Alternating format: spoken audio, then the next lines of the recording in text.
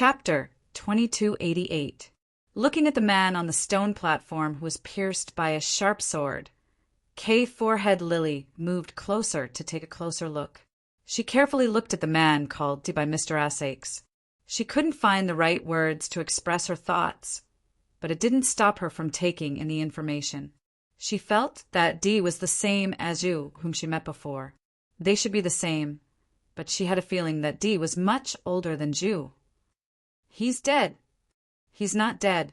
Mr. Asakes moved closer to Kay Forehead Lily, but it's not easy for him to wake up. He's a special existence here. He has a curse on him that allows him to use the abilities that only vampires have. But under normal circumstances, he's still considered a human. Kay Forehead Lily looked at him in confusion. I'm not sure. Mr. Asakes smiled bitterly. In fact, I didn't spend much time with you. We didn't even have time to talk. 15 years ago, when I came to the City of God's Blessing, a lot of things happened in just a few days. Who did it? Kay Forehead Lily pointed at the sword in Death's body. Mr. Asakes's eyes flashed with a strange light, and the dusty memory flashed in his mind. The headquarters of the Vatican was on fire, and blood and screams existed together. In his despair, he saw the man clutching his sword tightly with both hands. At that moment, the sword was already stabbed into Dia's chest. She saw him, but she didn't say anything. She clenched her teeth and ran away in the chaos. Now, it was unknown whether she had escaped to Laputa, the last pure land of humans. I don't know. When I came, it was already like this, Mr. Asakes said softly. Kalili subconsciously reached out her hand to touch the sword in front of her, but Mr. Arthasheth stopped her and demonstrated it himself. The moment his finger touched the blade, a flash of lightning flashed. When he turned around, one of Asakes's fingers had been blasted into a bloody mess. Boss, it's okay. It's just a small wound. Mr. Asakes shook his head. The bloody finger was recovering at a speed visible to the naked eye. He sighed and said, All these years, I've been trying to pull the sword out of D.S. body, but I couldn't find a way. They left the secret room in the library where D was kept. Kay Forehead Lily felt a little more relaxed, as if she was far away from the secret. But as long as Mr. Asakes was by her side, she would always be able to feel safe. It had nothing to do with whether or not Mr. Arthasheth had become a vampire, or whether or not he had great power. All these years, the instinct of being a vampire has been eroding me. Mr. Asakes sat down and looked at the hazy white light in the distant sky through the curtain. Now, just looking at the morning sun is a luxury. Kay Forehead Lily held his hand gently. Asakes closed his eyes gently. Maybe it's because of the existence of... Maybe it's because, even though he has become like this, there's still some kind of power in him. This kind of power can always remind me of who I am. I found a way. The girl couldn't help but clench her hand. Mr. Asakes smiled and said, It's not that easy. Maybe there's no solution at all. I've been waiting here for too long. Of course, you know me. I'm not the kind of person who'll give up easily. Kay Forehead Lily nodded silently. I'm sleepy. I'll sleep and wake up at night. Mr. Asakes said slowly, I've already given the order. The black-armored soldiers outside will listen to your orders. Those guys are not real vampires, so they can endure the sunlight. However, they will be weakened by half during the day. Kay Forehead Lily nodded again. Mr. Asakes continued, Be careful of the guy named Aaron. Wait until I wake up to remove the aftereffects of mind rewriting. No matter what he says to you, don't believe it. I know what he knows, and I'll definitely know more than him. I almost have all the knowledge in this world. I'm not leaving, the girl said softly. But Mr. Asakes had already fallen asleep on the table. At the last moment, a thick black cloth even fell on the window, completely blocking the dazzling light in the sky. The girl didn't choose to leave it this time. She just carefully took a lamp and lit it. Then she sat on the desk. There was paper and pen. Although she couldn't organize words, maybe she could try to use words. Even if it was equally difficult, she could still write something down completely. It was about the things that had happened to her when she was a pilot. In the wilderness, horses were galloping. A group of black-armored soldiers from the city of God Blessing and a muscular man, Hercules. Suddenly, Hercules reined in his horse and pointed to a mountain peak in front. It's in front. There's a cave there. At the end is the abandoned stronghold I mentioned. The leader of the black-armored soldiers looked at Hercules with a blank expression, then waved his hand and said, "Go in alone to investigate." In an instant, a black-armored soldier rushed out. The rest of the black-armored warriors rode their horses around Hercules at this time. "I've already surrendered to your count," Hercules said helplessly. "Buddy, you don't have to do this, right?" The black-armored soldiers didn't speak. They just wanted to carry out their mission. They didn't have any other thoughts. They had been instigated by Norsta and had committed a capital crime. Now, Rose Earl didn't pursue the matter and only punished Norsta. They were already grateful that they could survive. As for their bloodthirsty instincts, they didn't have the mood to think about it now. Hercules frowned and said, "In the end, I rebelled against you because Norsta went too far. Now that the Count is willing to appear, I've set things right. If the city of God Blessing can let people live, I won't have any bad intentions. I hope you remember what you said," the leader of the black-armored soldiers replied indifferently. This muscular man was really a F***king talkative guy. Along the way, Hercules didn't stop talking. He kept looking for opportunities to talk to the others. "Report." The soldier came back. "There's indeed an abandoned stronghold inside, but there aren't many things left. The Count said to take away even a piece of scrap paper." The leader of the black-armored soldiers said directly, "Hurry up. We must return before dark." "Yes." As he spoke, the black-armored warrior leader used an iron chain to tie Hercules to a large rock.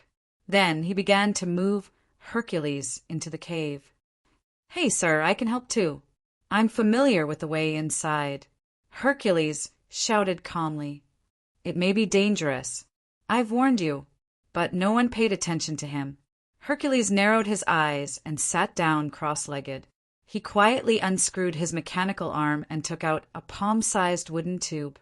When the tube was unscrewed, a small pigeon slowly poked its head out. "Chirp, chirp, little baby, quickly return to your master's side." Suddenly, a scream came from the depths of the cave. Hercules leaned against the big rock with his hands as a pillow. He was humming something. After a while, a group of people in black armor slowly walked out of the cave. They were no longer the same group of people. The treatment was undoubtedly the best. At the very least, it was the best treatment that could be provided in this environment.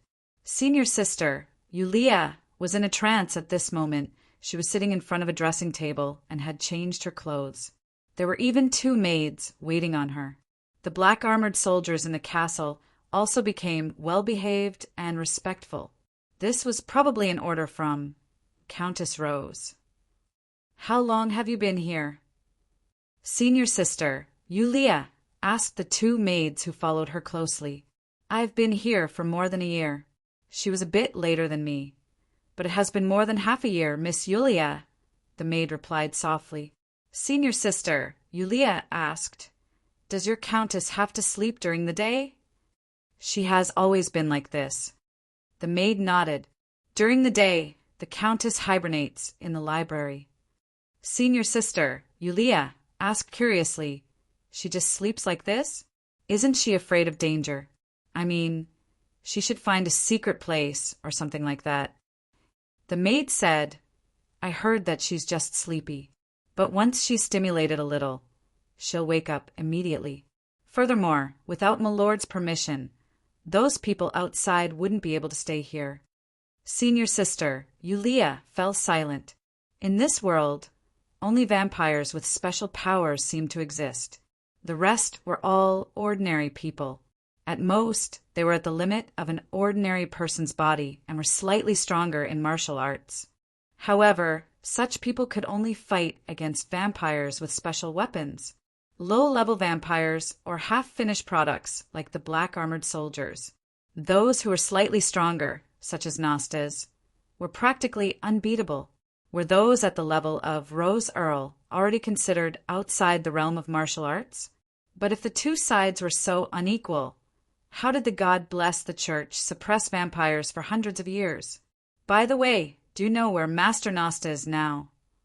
Senior sister, Yulia, suddenly asked. The two maids looked at her suspiciously. The senior sister smiled and said, I almost died in Nasta's hands, so I'm a little concerned about his fate. Master Nasta is locked in the deepest part of the dungeon, the maid said slowly. Also, the Countess has given the order to completely seal that place. No one is allowed to open it. Ms. Yulia, don't worry. I'm afraid that Master Nasta won't be able to come out. After all, he did those things that offended the Countess. That's good, that's good. Aha, I'm relieved. By the way, do you have anything to eat here? Senior sister, Yulia, blinked and said, I'm talking about food that's suitable for me. Don't worry. We're humans too. The two maids smiled and said, There's normal food here and there's a lot of it. Please wait a moment. Senior sister, Yulia, lightly nodded. It wasn't until the two maids left that she leaned against the door. After confirming that the footsteps were far away, she walked around the room carefully. Senior sister, Yulia, lowered her voice and called out. There was no response. Senior, I know you're here. Come out, don't hide. Senior sister, Yulia, called out again. There was still no response. I see you. Senior sister, Yulia sneered. You still don't want to come out? If you don't come out, I'll call for help. I'll call for help. Still, there was no response. She couldn't help but hug her arms and sit on the big soft bed. Her brain wasn't enough to process all this, so she started rubbing her head with her hands. Suddenly, she opened her eyes. Hercules! I remember now. Senior sister, Yulia, couldn't help but exclaim. Isn't this the person who completed the 12 trials and sculpted countless exposed little breasts? Is this the statue's exposure maniac? It can't be so coincidental. Senior sister bit her finger in surprise. It's probably just the same name. At this moment, the door of the room suddenly opened. The door was opened, but no one came in. Senior sister, Yulia, frowned and walked to the door suspiciously. Then, she opened the door completely. However, there was no one in the corridor outside the door. What happened? Senior sister, Yulia froze. Did they want me to sneak out? Then, I'll just sneak out. After all, Mr. Asakes seems to be an LSP. With the character, Yulia, it shouldn't be a problem. It was a combination of steam and machinery. It was a ship that could move in the sky. At this moment, it was landing in the wilderness. The monsters wandering on the ground were instantly attracted to it. However, as soon as they got close, rays of light shot out from the spaceship directly penetrated the monsters' bodies. Elimination complete. Landing. Landing complete. Entering stealth mode. Send out scouting knights. A series of orders came out from the pilot's cabin. At this time, the one who issued the orders was a handsome young knight wearing golden armor. Hell, how long has it been since you set foot on this land? A woman's low voice slowly sounded behind the young knight. He quickly turned around and looked at the woman who was really controlling the spaceship almost obsessively. 3 years ago, I had a mission to collect information, so I came here once. Really? The woman chuckled. I haven't landed for 15 years and 6 months. Hell, accompany me to get off the ship. Yes, Lady Isabel. End of this chapter. Chapter 2289. Ms. Yulia, the food you asked for. The maid's voice gradually trailed off. The curtains on the bed had been drawn down, and they could only vaguely see a covered figure. Since this was an important guest of the Count, they didn't dare to disturb her. Maybe she's too tired. Yet, after all, so many things have happened. It wasn't like that. In just one night, Mr. Norsta lost his power and was punished by the Count. He was sent to the dungeon. Now, in the castle, the black-armored warriors were still in a panic, let alone these lowly maids. Not daring to disturb her, the two maids slowly left the room. They could only wait outside the door for the guests to wake up. They were people who survived the vampires, although they had to contribute some blood from time to time. Their lives were much better than before. Not everyone was unwilling to be enslaved. Hey, that's just a pillow, right? Yes, some people's lives were just lives. They could only live on. She should have discovered it by now. Yulia quietly muttered to herself. At this time, she was following a certain mark. She felt that the mark she set up before leaving couldn't be hidden for long. However, this castle was too big, and she didn't have the ability to turn into mist and pass through walls, so her efficiency was greatly reduced. Moreover, she had to avoid the black-armored warriors patrolling the castle as much as possible. She didn't know who opened the door to her room. It was most likely the missing senior 11. However, after thinking about it carefully, Madanzo didn't seem to have the need to use such a method. Therefore, the purpose of opening the door to let her out was very obscure. Moreover, after leaving the room, the mark that guided her appeared. She didn't have to be too careful of the patrolling, black-armored warriors. The existence of the mark seemed to have planned a safe route for her until she arrived in front of an iron door. This seemed to be the way to the underground of the castle. The dungeon? The iron door was slightly ajar. Yulia gently pushed open the iron door and poked her head in. There were no guards inside. She opened the iron door completely, but she didn't enter. Instead, she stood in front of the door and looked around silently. 3 seconds later, senior sister, Yulia, chose to turn around and leave, at the speed of lifting her skirt and running away. Do you take me for a fool? I'm a witch who can push her curiosity to the ground. Defiled? In the depths of the dungeon, Lord Norsta, who was hung up with an extremely pale expression, couldn't help but become absent-minded. A black shadow was currently outside the cage, hidden in the shadows. How could it fail? I told you to lure her in. The Earl has regained control of the castle. You should know that I can't do much. This is already the limit. The shadow in the darkness said slowly, that woman walked all the way here, but left right outside the door. She's too careful. I don't care. You have to bring her to me. I'm sorry. I've already said that I'll only help you once. The shadow in the dark said indifferently, I've already seduced her according to your request. In the end, she wasn't tempted, but I've done what I promised you. Is this how you treat your master? Norsta's gaze was fierce. My master, I'm honored that you chose me among all the black armors and made me a true vampire, the shadow said indifferently. But this also keeps me in the darkness forever. I don't even dare to appear in front of the Earl. I'm afraid that he'll find out that my bloodline comes from you. You're already a sinner. As someone who has your bloodline, I'll never be able to see anyone. I really have to thank you for that. You think I'll be imprisoned here forever? Norsta sneered. You don't understand. Everyone doesn't understand my relationship with Asax. He won't really kill me. He'll let me leave this place sooner or later. Think about it. After all these years, why did I gain his trust? Why? A curious voice came from the darkness. Because I know a secret about him. Norsta chuckled. Because of this secret, he won't be willing to kill me. I'll regain control of everything sooner or later. Think about whether you want to continue being loyal to me or not. I want to know the secret, the shadow suddenly said. Norsta narrowed his eyes. If you continue to work for me, I'll tell you the secret sooner or later. But I don't want to be loyal to you. The voice in the darkness sounded again with a trace of coldness. Anyone.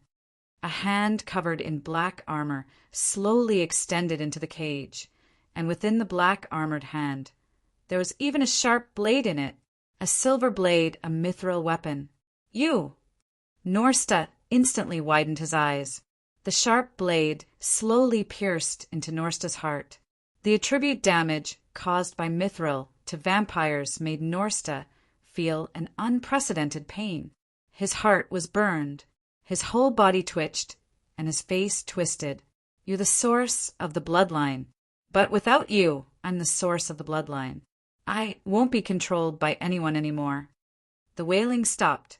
The door of the dungeon closed again. The way back, isn't this the right way? Senior sister, Yulia, frowned.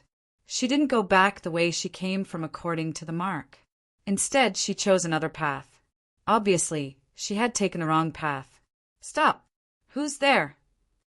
A voice suddenly appeared behind her. Yulia was startled, but she maintained a calm expression and slowly turned around. A warrior in black armor appeared behind her. He had a helmet in his hand. His skin was pale, his face was delicate, and his hair was short and white. He was a man, but he had an appearance that women would be jealous of. He was too feminine. This was Yulia's first thought. She said in a low voice, I want to return to my room, but I seem to have taken the wrong path. The structure of the east and west wings of the castle is the same. It's completely symmetrical, the warrior said indifferently. Ms. Yulia, your room is in the west wing. This is the east wing. You are? You know me? I'm Griffith, one of the captains of the Black Armor Warrior Squad. The white-haired man smiled and bowed. Of course we know you. You're the honorable guest of the Earl. The Count has already given the order to treat you with absolute respect. Yulia blinked her eyes and said cautiously that, Mr. Griffith, can you take me back? Of course, it's my honor, the captain of the Black Armor Warrior Squad said very politely. She tried her best to get some useful information out of Griffith. Mr. Griffith, do you know when the Earl usually wakes up? Sorry, I rarely enter the castle. The Earl has always been taken care of by Mr. Norsta, so I'm not very clear. Mr. Griffith, how long have you been here? It should be a long time. After all, you're already a captain. You're really amazing. I've been here for a long time, but there are many excellent warriors in the castle, and many of them are stronger than me. I'm just an ordinary one. By the way, Mr. Griffith, I have a friend who also participated in this selection. He's not old, about 11 or 12 years old. But too many things happened last night, so we got separated. Have you seen him? A child of 11 or 12 years old. Griffith frowned. I wasn't in charge of the corpse last night. I'll help you find out later. Thank you so much, Mr. Griffith. We're here. This is your room, Ms. Yulia. The feminine and even handsome man pointed to the room in front of them. In front of the door, two maids were looking at them in surprise. Ms. Yulia, how did you? The two maids hurriedly came forward. They didn't find him. Yulia opened her mouth in surprise, and then she casually made up an excuse. At this time, Griffith also said goodbye. He didn't stay, but before he left, he said that he would pay attention to the missing child. Before Yulia entered the room, she quietly glanced at a corner of the corridor. The mark was gone. In the library, Rose Countess sat with an awkward expression. The situation was like this. The girl who was engrossed in writing something suddenly thought of something and walked over. She directly pulled his ear and pulled him up. Kate or Lily, listen to me. The girl slammed a piece of paper with a message on it onto the table with great force.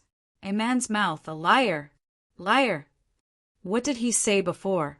In order to prevent herself from being eroded by her bloodthirsty nature and to maintain her fragile sanity, she didn't dare to close her eyes to sleep for more than 10 years. She was afraid that she would no longer be herself when she woke up. Kay, or Lily, was so heartbroken at that time. She wished that she was the one who suffered.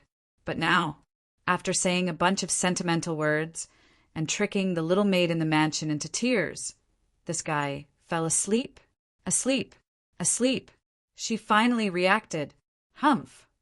The little maid crossed her arms, sat on the chair, and turned her face to the side. I can really explain, but it's not clear. But look at the dark circles under my eyes. It's definitely not a lie. I really haven't had a good night's sleep in the past decade or so. Arthaces smiled bitterly and said, But look at my dark circles. The little maid still didn't turn her face. The sunlight will weaken me. Mr. Asakes shook his head and even opened the curtain. It was already noon, and the sunlight was fierce. The sunlight shone on him, and his skin instantly emitted a lot of smoke, accompanied by a sizzling sound. Lily's face changed slightly, and she blurted out worriedly, Don't! Mr. Asakes instantly closed the curtain. Lily looked at him with grievance. Mr. Arthaces coughed awkwardly, and the burned skin on his body gradually recovered. He looked at the manuscript on the table and asked, What's written on it? Lily frowned, but still said after thinking for a while, Experience. Your previous experience? Mr. Asakes quickly picked up the paper and said in surprise, Oh, right, there's such a thing. The little maid of Rose Mansion suddenly rolled her eyes, helplessly looking at this guy who was either smart or an idiot. She suddenly realized. Suddenly, she felt as if she had returned to the days when there were only her and Mr. Asakes in Rose Mansion. He was always so unreliable, living a carefree life. Nothing changed. A smile quietly appeared on the girl's face. Mr. Asakes read the experience in his hand, and his face gradually became serious. He looked at Lily several times, and then read it again. There are other worlds. How is this possible? No, if this is the case, no wonder. That day there were so many people who were swallowed by the black mud, but in these 10 years I only met a few. So, suddenly Mr. Asakes's face slightly changed and his whole body froze. He looked at Lily in shock and hesitated. Lily, is the thing about Ludic true? The girl nodded silently. Mr. Arthaces sat down weakly. Is that so? That guy turned into a monster and disappeared? He rushed out. Where did he go? Outside the crack? What is this? Boss. The girl walked to his side and patted him on the shoulder. Mr. Asakes took a deep breath and shook his head. That guy is a scourge. I don't believe he will die like this. Don't worry, I'm fine. I can handle it. The girl nodded with an encouraging look. Wow. Unexpectedly, Mr. Asakes suddenly hugged the little maid in front of him, buried his face in her chest, and cried while crazily washing his face, I can't handle it. Ludic, you died so miserably. So miserable. I can't handle it. Dash. Cough. Nothing happened to Rose Countess's face. This body's recovery ability was strong. How could there be a bright red palm print left on it? At this time, the girl had already hidden under the bookshelf in the distance and looked at him with vigilance. Mr. Asakes awkwardly coughed twice, and when he was about to say something, there was a light knock on the door outside. It was the voice of the maid outside. Master, Mr. Hercules has come back, and he brought back a lot of things. Also, Mr. Allen is ready. He asked when we can start. Mr. Asakes glanced at Forehead Lily under the bookshelf and said indifferently, Let Allen come first. Also, send the things Hercules brought back to the library and then arrange a room for him. Let him wait. I will see him only when I want to see him. Okay. Mr. Asakes stood up at this time and waved at Forehead Lily, but the girl didn't care and walked to the door by herself to wait. Mr. Asakes couldn't help but smile bitterly. He lowered his head and looked at the information Forehead Lily had written on the table. Ludic, you can't really die. Muttering in his heart, he slowly exhaled. If he walked out of this room, he would be Rose Countess. Dimensional crevice. Deep space forbidden zone. Countless corpses of the primordial void demons floated in the air. 2 figures were currently sitting on a floating boulder. Wang Xiaohu had set up a fire and was roasting a dozen unknown meat skewers skillfully. Original demon meat skewers. Original demon meat skewers. Big meat skewers from the deep space forbidden zone. Fresh, big meat skewers. Boss, do you want cumin noodles? That was a very strange pronunciation. Wang Xiaolong, who was wearing a white windbreaker, couldn't help but frown. Naturally, he didn't know what cumin noodles were. However, after the yuan demon meat was roasted, it no longer had its original effect. He looked at Wang Xiaohu expressionlessly and casually picked up a raw bone, broke it, and directly sucked the bone marrow inside. What a waste! Wang Xiaohu sighed. I roasted this bone marrow last. As he spoke, Wang Xiaohu hit Wang Xiaolong on the head with an iron fist. Wang Xiaolong's neck was instantly twisted. He straightened his hands, and after touching a smear of bone marrow grease on his lips into his mouth, he didn't speak anymore and sat there in a daze. At this moment, Wang Xiaohu suddenly narrowed his eyes and directly flung out the meat skewer in his hand, the meat skewer that had been polished from a stone. In the deep space, a ray of light shot out like a shooting star and directly broke through the void original demon corpses floating around. End of chapter. Chapter 2290. Deep Space Forbidden Zone. Two powerful beings were currently hiding in the carcass of a dead void original demon. They were from an organization that specialized in selling all kinds of information, the secret society which had recorders in the large quantum world. What they needed to monitor were two special targets. The source of the information was an anonymous lone traveler. The monitoring this time was mainly to determine the value of the target so that they could reward this anonymous lone traveler. This could be considered a very easy job, especially since they were very good at concealment techniques. What's that? Light, no meteor?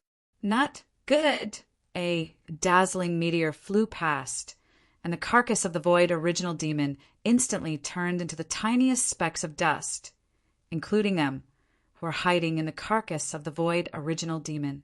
They didn't even have time to send out any information. In the distance, still on that floating boulder, Wang Xiaohu pursed its lips. I hit too hard, side too weak. It then dug out another boulder, polished it into the shape of a skewer, and then skewered a piece of raw meat.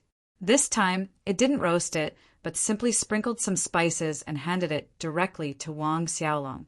If there's a chance, I'll let you try my handmade fish eggs. Wang Xiaohu suddenly laughed proudly. Where are we going next? Wang Xiaolong was silent for a long time before he threw out a question. During this time, Wang Xiaolong's questions had gradually increased. This was a good thing, because it meant that Wang Xiaolong's growth speed was gratifying. For Wang Xiaohu, this was naturally a good thing. It was rare for it to meet someone who seemed to be its own kind in the deep space forbidden zone. Not going anywhere, just strolling around. Wang Xiaohu said casually, these guys will keep entering the deep space forbidden zone, so we'll run into a few just by walking around. Right now, there's enough for us to eat. Why are they here? Wang Xiaolong continued to ponder.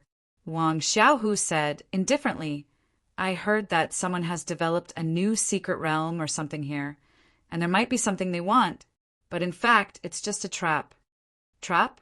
Wang Xiaolong pondered deeply. Wang Xiaohu thought for a moment and said, I went in and took a look. It seems to be a trap set up by a little girl with a terrible character and an old man. As for what they want to do, I didn't ask.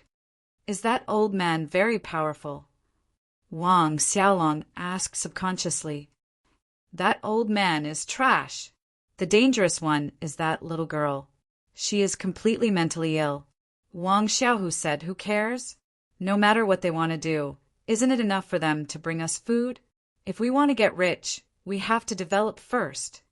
Wang Xiaolong nodded. I just remembered a place that has something we need. Where? Wang Xiaohu's interest was piqued. Holy Light Kingdom. Wang Xiaolong said slowly. Where? Wang Xiaohu's eyes lit up. I can't remember. Wang Xiaolong shook his head. My stupid Odudu. Wang Xiaolong felt that it was time to show his authority as a big brother. After eating the skewers in his hand, he hung Wang Xiaolong up and gave him a good beating. This was the daily life of the Longhu brothers in Deep Space Street, God bless city. Kate, or Lily, was lying flat on a metal bed in a special, deconstructed room. It was a bit like a research lab. Mr. Assakes said that this was the place where the internal researchers of God Bless Church used to do research. Inside the room, there was a pile of strange-looking instruments that were driven by some unknown power. They were piled up in a corner, leaving only a usable metal bed and operating table. The owner of the dungeon, Alan, was carefully removing the last steel needle from Kay or Lily. Mr. Arthashes stood beside him and watched the entire process without batting an eyelid. Where did you get the mind-rewriting technology? 15 years ago, the Holy See was ruined, and the headquarters of the Holy See was like an unguarded treasure house. Alan's hands were very steady. Even though he was being monitored the whole process, he didn't panic at all. How many things were lost at that time? Can you count them? Mr. Assakes said. Do you have a lot of God Bless Church, heritage in your hands? I collected some. The owner of the dungeon chuckled. If the Earl is interested, I'll send someone to deliver it later. The process of removing the steel needle was very smooth. The owner of the dungeon didn't play any tricks on the way. Mr. Assakes looked at Kay or Lily, who hadn't woken up yet, and frowned. What do you want? Life. The owner of the dungeon, Alan, said slowly, I need to survive. As he said, he stretched out his arm and rolled up his sleeves. The arm under the sleeves showed the appearance of a rotten corpse. Your body? I was eroded by some substance. The owner of the dungeon rolled up his sleeves. It kept eroding my body, allowing me to foresee my own death. I've tried all the treatment methods that I can think of except for one. You want the bloodline that I give you? The owner of the dungeon said indifferently, I want to see you. I've tried all kinds of methods in the past few years, but Norsta became my biggest obstacle. Last night's chaos was my last gamble. I shouldn't be able to last until next month. If I don't agree, what can you do? Mr. Assakes sneered. Are you going to use Kay or Lily's life to threaten me? I don't have a choice, do I? The owner of the dungeon said unhurriedly. Mr. Assakes said indifferently, the metal collar that you put on Kay or Lily's neck is just an ordinary metal. I've seen it. Not to mention now, even when God Bless the Church was still around, they didn't have this kind of remote control technology. The owner of the dungeon remained calm and even chuckled. If you don't care about Miss Kay or Lily, you can give it a try. Mr. Assakes said, I'll give it a try. Without any hesitation, he stretched out his hands and pinched the metal collar on Kay or Lily's neck, crushing it instantly. This was out of his expectation.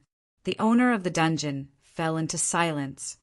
I've told Kay or Lily that I know everything that you know, even more than you, because my place here, Arthas tapped his head lightly and said calmly, can hold an entire civilization.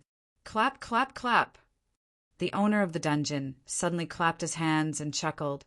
Have you ever thought about what if it really explodes? Of course. Mr. Assakes raised his hands indifferently. I've covered this place with a special power. Kay or Lily's body also has my power. Even if it explodes, it won't touch her. This is what you want, power. You didn't expect it, did you? You're stupid. I have a cheat. The owner of the dungeon slowly sighed. He took 2 steps back and then slowly knelt down on one knee.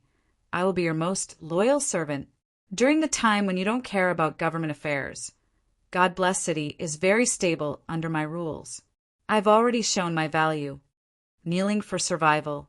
This should be a proud guy. From his performance, there was no doubt about it. But now that he knelt down, it seemed to be enough to prove that he had reached a dead end. Everything seemed to be very reasonable. The air was quiet.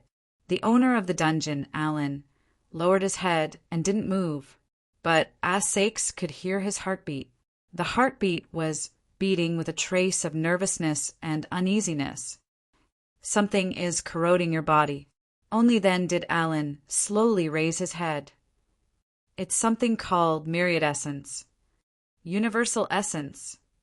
Mr. Asakes frowned slightly and said calmly, "How did you get it? Tell me the whole story." The owner of the dungeon said, "I've been collecting the heritage of the Holy See. A few years ago, I received a strange box from a homeless man. From the homeless man, I knew that it contained a substance called universal essence. It was one of the results of the research of God Bless Church for many years. That homeless man, I'm afraid that he was a clergyman left after the Holy See was defeated and fled. He might even be from the Research Institute. He had been protecting this box, but unfortunately his body was probably contaminated. It was most likely contaminated by the universal essence in the box. When he died, his body directly rotted, just like me." The owner of the dungeon shook his head. "I was greedy and opened the box. As a result, I became like this." "Is the box still there?" Mr. Asakes asked calmly. The owner of the dungeon said, "The box is still there, but the universal essence has disappeared. One day, it suddenly vaporized." Mr. Asakes was muttering to himself. Time passed again. After a long time, he said slowly, "You can stay in the castle for now." The eyes of the owner of the dungeon lit up with hope as he stared at Arthaces. "But I won't give you the embrace right away," Mr. Asakes said calmly, "because I'm afraid. I'm afraid that the strange poison in your body will corrode me. I'm even more afraid that you'd rather use yourself as bait in order to kill a vampire." The owner of the dungeon took a deep breath and said in a deep voice, "I have no reason to do so." "Others might not." Mr. Arthaces smiled and said, "But you might not be." The owner of the dungeon seemed to be a little bewildered. Mr. Asakes suddenly patted Alan's shoulder. "Anyway, you can stay here first. When I've studied the thing in your body, and there's no problem, I'll give you what you want. Universal essence." After leaving the research room, Mr. Asakes was thinking about this thing in his mind. He knew universal essence far more than what Alan said. He had collected almost all the documents of the God Bless Church that could be collected on the ground.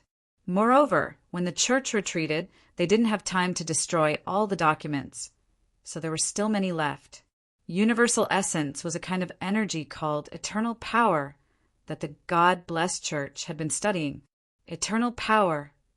Perpetual motion machine. The free city where Asakes came from also had a basic law. Perpetual motion machines didn't exist at all, and even he, a slacker in the capital of Freedom Academy, knew about it. It was impossible to create such a thing.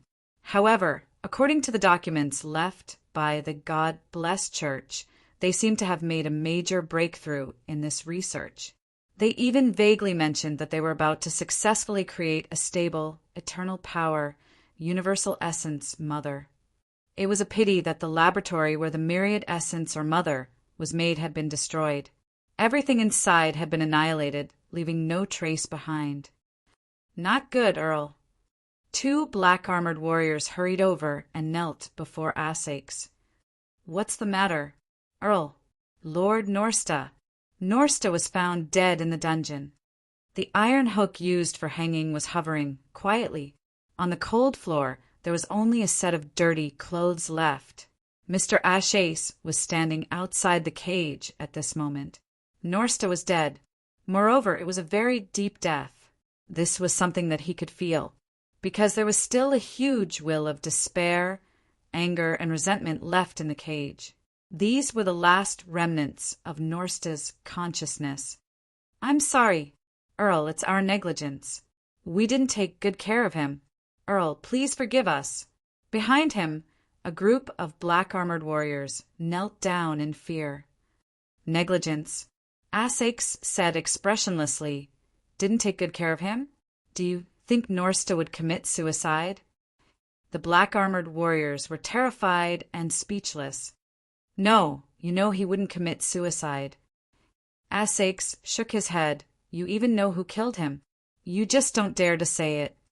The black-armored warriors couldn't help trembling. Gather all the black-armored warriors. Asakes waved his hand and ordered, all of them, kill anyone who doesn't come. The black-armored warriors stood up slowly. Asakes said calmly, don't worry. No one here is the murderer. But if you can't gather all the black-armored warriors, you'll be judged as the murderer. They didn't dare to hesitate. They gathered all the black-armored warriors in the entire God-blessed city as fast as they could. In the dark cell, Mr. Asakes suddenly sighed. Is he going to die just like that? Well, it's a relief. Norsta, after you die, will your soul return to the free city? Will you be free? Somehow, it seemed to be pushed to this place by a pair of unimaginable hands, in front of a broken high tower in the headquarters of the God-blessed church. This area was destroyed after the war 15 years ago. It wasn't repaired after the war. It was just left there, being eroded by the wind and rain. The moss was mottled. Madanzo couldn't help but frown. It slipped away during the chaos last night and then hid there. As if it was summoned, it was already here when it came back to its senses. What would happen? Madanzo didn't know that the deeper it went into the tower, the stronger the feeling became. This tower seemed to be used for living, but it didn't know who lived there. Madanzo went up the spiral stairs. It passed by rooms and looked at the names engraved on the door. They were probably the names of the owners of the rooms. It was about to reach the top of the tower. At this moment, Madanzo stopped and looked at one of the last few rooms. It looked at the name engraved on the door, silently. How could it be this name? Madanzo's face was filled with disbelief as if it was struck by lightning. Finally, it read the name engraved on the door, Elohim. How did you appear in the Book of Gaia? It suddenly pushed open the door. Chapter 2291. She had never been so eager to find an answer. When the door of the room was pushed open, she held her breath. She stared. In the empty room, there was nothing else except for a few necessary and dusty furniture. It was extremely simple. This seemed to mean that the former owner of the room had long given up on the pursuit of comfort. Madanzo slowly walked into the room with a trace of anxiety. This was simply an empty room that had been abandoned for a long time, and there were no useful clues left behind. That made sense.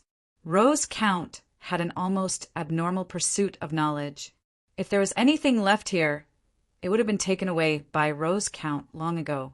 In fact, all the rooms that Madanzo had opened on their way to the tower were almost completely emptied. What, nothing left behind? No. She was not a person who gave up easily, so she began to carefully explore this empty room. She did not believe that the invisible force was just to let her find this empty room. Elohim was one of his names. As expected, Madanzo took a deep breath and moved the wooden bed in the room. On the wall that was covered by the wooden bed, Madanzo found a cross symbol. However, there was a dark red snake wrapped around the cross symbol. Madanzo seemed to be able to see the snake wriggling on the cross symbol. She could even see every scale on the snake. The snake raised its head and looked straight ahead, as if it was looking straight at Madanzo herself. She quietly broke out in a cold sweat, as if the snake would come out of the wall at any time and directly swallow her. Pah! Madanzo suddenly shivered and immediately pushed the wooden bed back, completely covering the graffiti on the wall. The strange feeling that came from the bottom of her heart gradually disappeared. At this time her face was not pale, but she was slightly panting. She might know what the cross symbol represented. Perhaps it also knew what the big snake wrapped around the cross symbol meant. What are you thinking? Madanzo silently sat on the wooden bed and let itself enter a deep meditative state. It wanted to use this method to try its best to feel the original mood of the person who painted on the wall. Was it effective? Madanzo did not know whether it was effective or not. It was just a subconscious action. However, what Madanzo did not expect was that this meditation took up a day and a night. In the main hall of the castle, Almost all of the black armored warriors had arrived, and there were even a few humans working in the castle. Rose Earl sat on the highest throne. No one admitted to killing Nosta, and there were no useful traces left at the scene. Therefore, it would not be easy to find out who the murderer was. The murderer probably didn't expect to be infected with a special mark after killing Norsta. It was a strange power called the Mark of Vengeance. It contained all the hatred and unwillingness of a vampire before death. Is everyone here? Rose Earl's voice echoed in the hall. He did not notice the black-armored warriors with the Mark of Vengeance. As for the black-armored warriors who already knew about Lord Nosta's death, they all lowered their heads. They wanted to maintain their silence. This was the best way, under the premise that they did not know who the murderer was. Griffith doesn't seem to be here. A black-armored warrior slowly walked out at this moment, with a trace of uncertainty in his voice. Lord Count, perhaps he wasn't notified properly, or perhaps he's carrying out a mission. Perhaps we can wait a little longer. However, the Earl's gaze suddenly fell on one spot. There were a dozen or so black-armored warriors kneeling in the last row. Rose Earl noticed them because they were still wearing their helmets. Soon, someone noticed the black-armored warriors in the back row. Whose subordinates are you? Don't you know that you are not allowed to hide in front of the Earl? In the silent hall, the black-armored warrior who coldly shouted walked to the last row. He stretched out his hand as if he was thinking about how to remove the helmets of the black-armored warriors. They are humans. At this moment, Rose Earl said with a clear mind. In an instant, the black-armored warriors were split into two groups. Their gazes were focused on the dozen or so black-armored warriors who were wearing helmets to cover their faces. Humans. Humans actually sneaked in. One group of black-armored warriors was shocked. It was not that they had never seen humans before. It was just that they had brazenly appeared here. They had to admit that their courage was commendable. Tell me, is it you? A powerful warrior in black armor walked out at this moment and lifted one of the helmeted men up with one hand. Another black-armored warrior walked out and took off the helmet of the black-armored warrior, who was lifted up. They are indeed impostors. The black-armored warrior who took off the helmet took a deep breath and said angrily in a deep voice, "Tell me, who are you? Why did you sneak into the castle?" The black-armored warriors in the hall spread out and surrounded the impostors. "My lord, the black armor on these dozen fellows seems to belong to the team that escorted Hercules. Now that they're wearing black armor, it's very likely that the warriors of that team have already dash." Not long after, the impostor who had been lifted up actually let out a maniacal laugh. "Filthy thing, take your hand away. You are arrogant? Humph. You are seeking death. Vampire, go to hell." Bam! With a huge sound, blood and flesh flew everywhere. The instant his identity was exposed, the black-armored man actually chose to protect himself. He did not even hesitate in the slightest. Rose Countess frowned. After the impostor self-detonated, his flesh and blood flew everywhere, and a faint smell of blood lingered in the air. This smell of blood stimulated the black-armored warrior's thirst for blood. "Catch them!" The black-armored warrior who was holding the impostor had one of his arms blown off. In his fury, this black-armored warrior forgot that he was still in the hall and that the real owner of the City of God Blessing was sitting on the throne behind him. Hearing this shrill scream, the black-armored warriors all took out their weapons and pointed them at the impostors. The operation failed. Retreat! Among the dozen or so impostors, a shout rang out in an instant. In the city, the impostors scattered and tried to break through the black-armored warriors' encirclement. Damn it! These guys have mithril weapons. Everyone be careful. After the incident with Norsta last night, many of the black-armored warriors had experienced the horrifying damage that mithril weapons could inflict on them.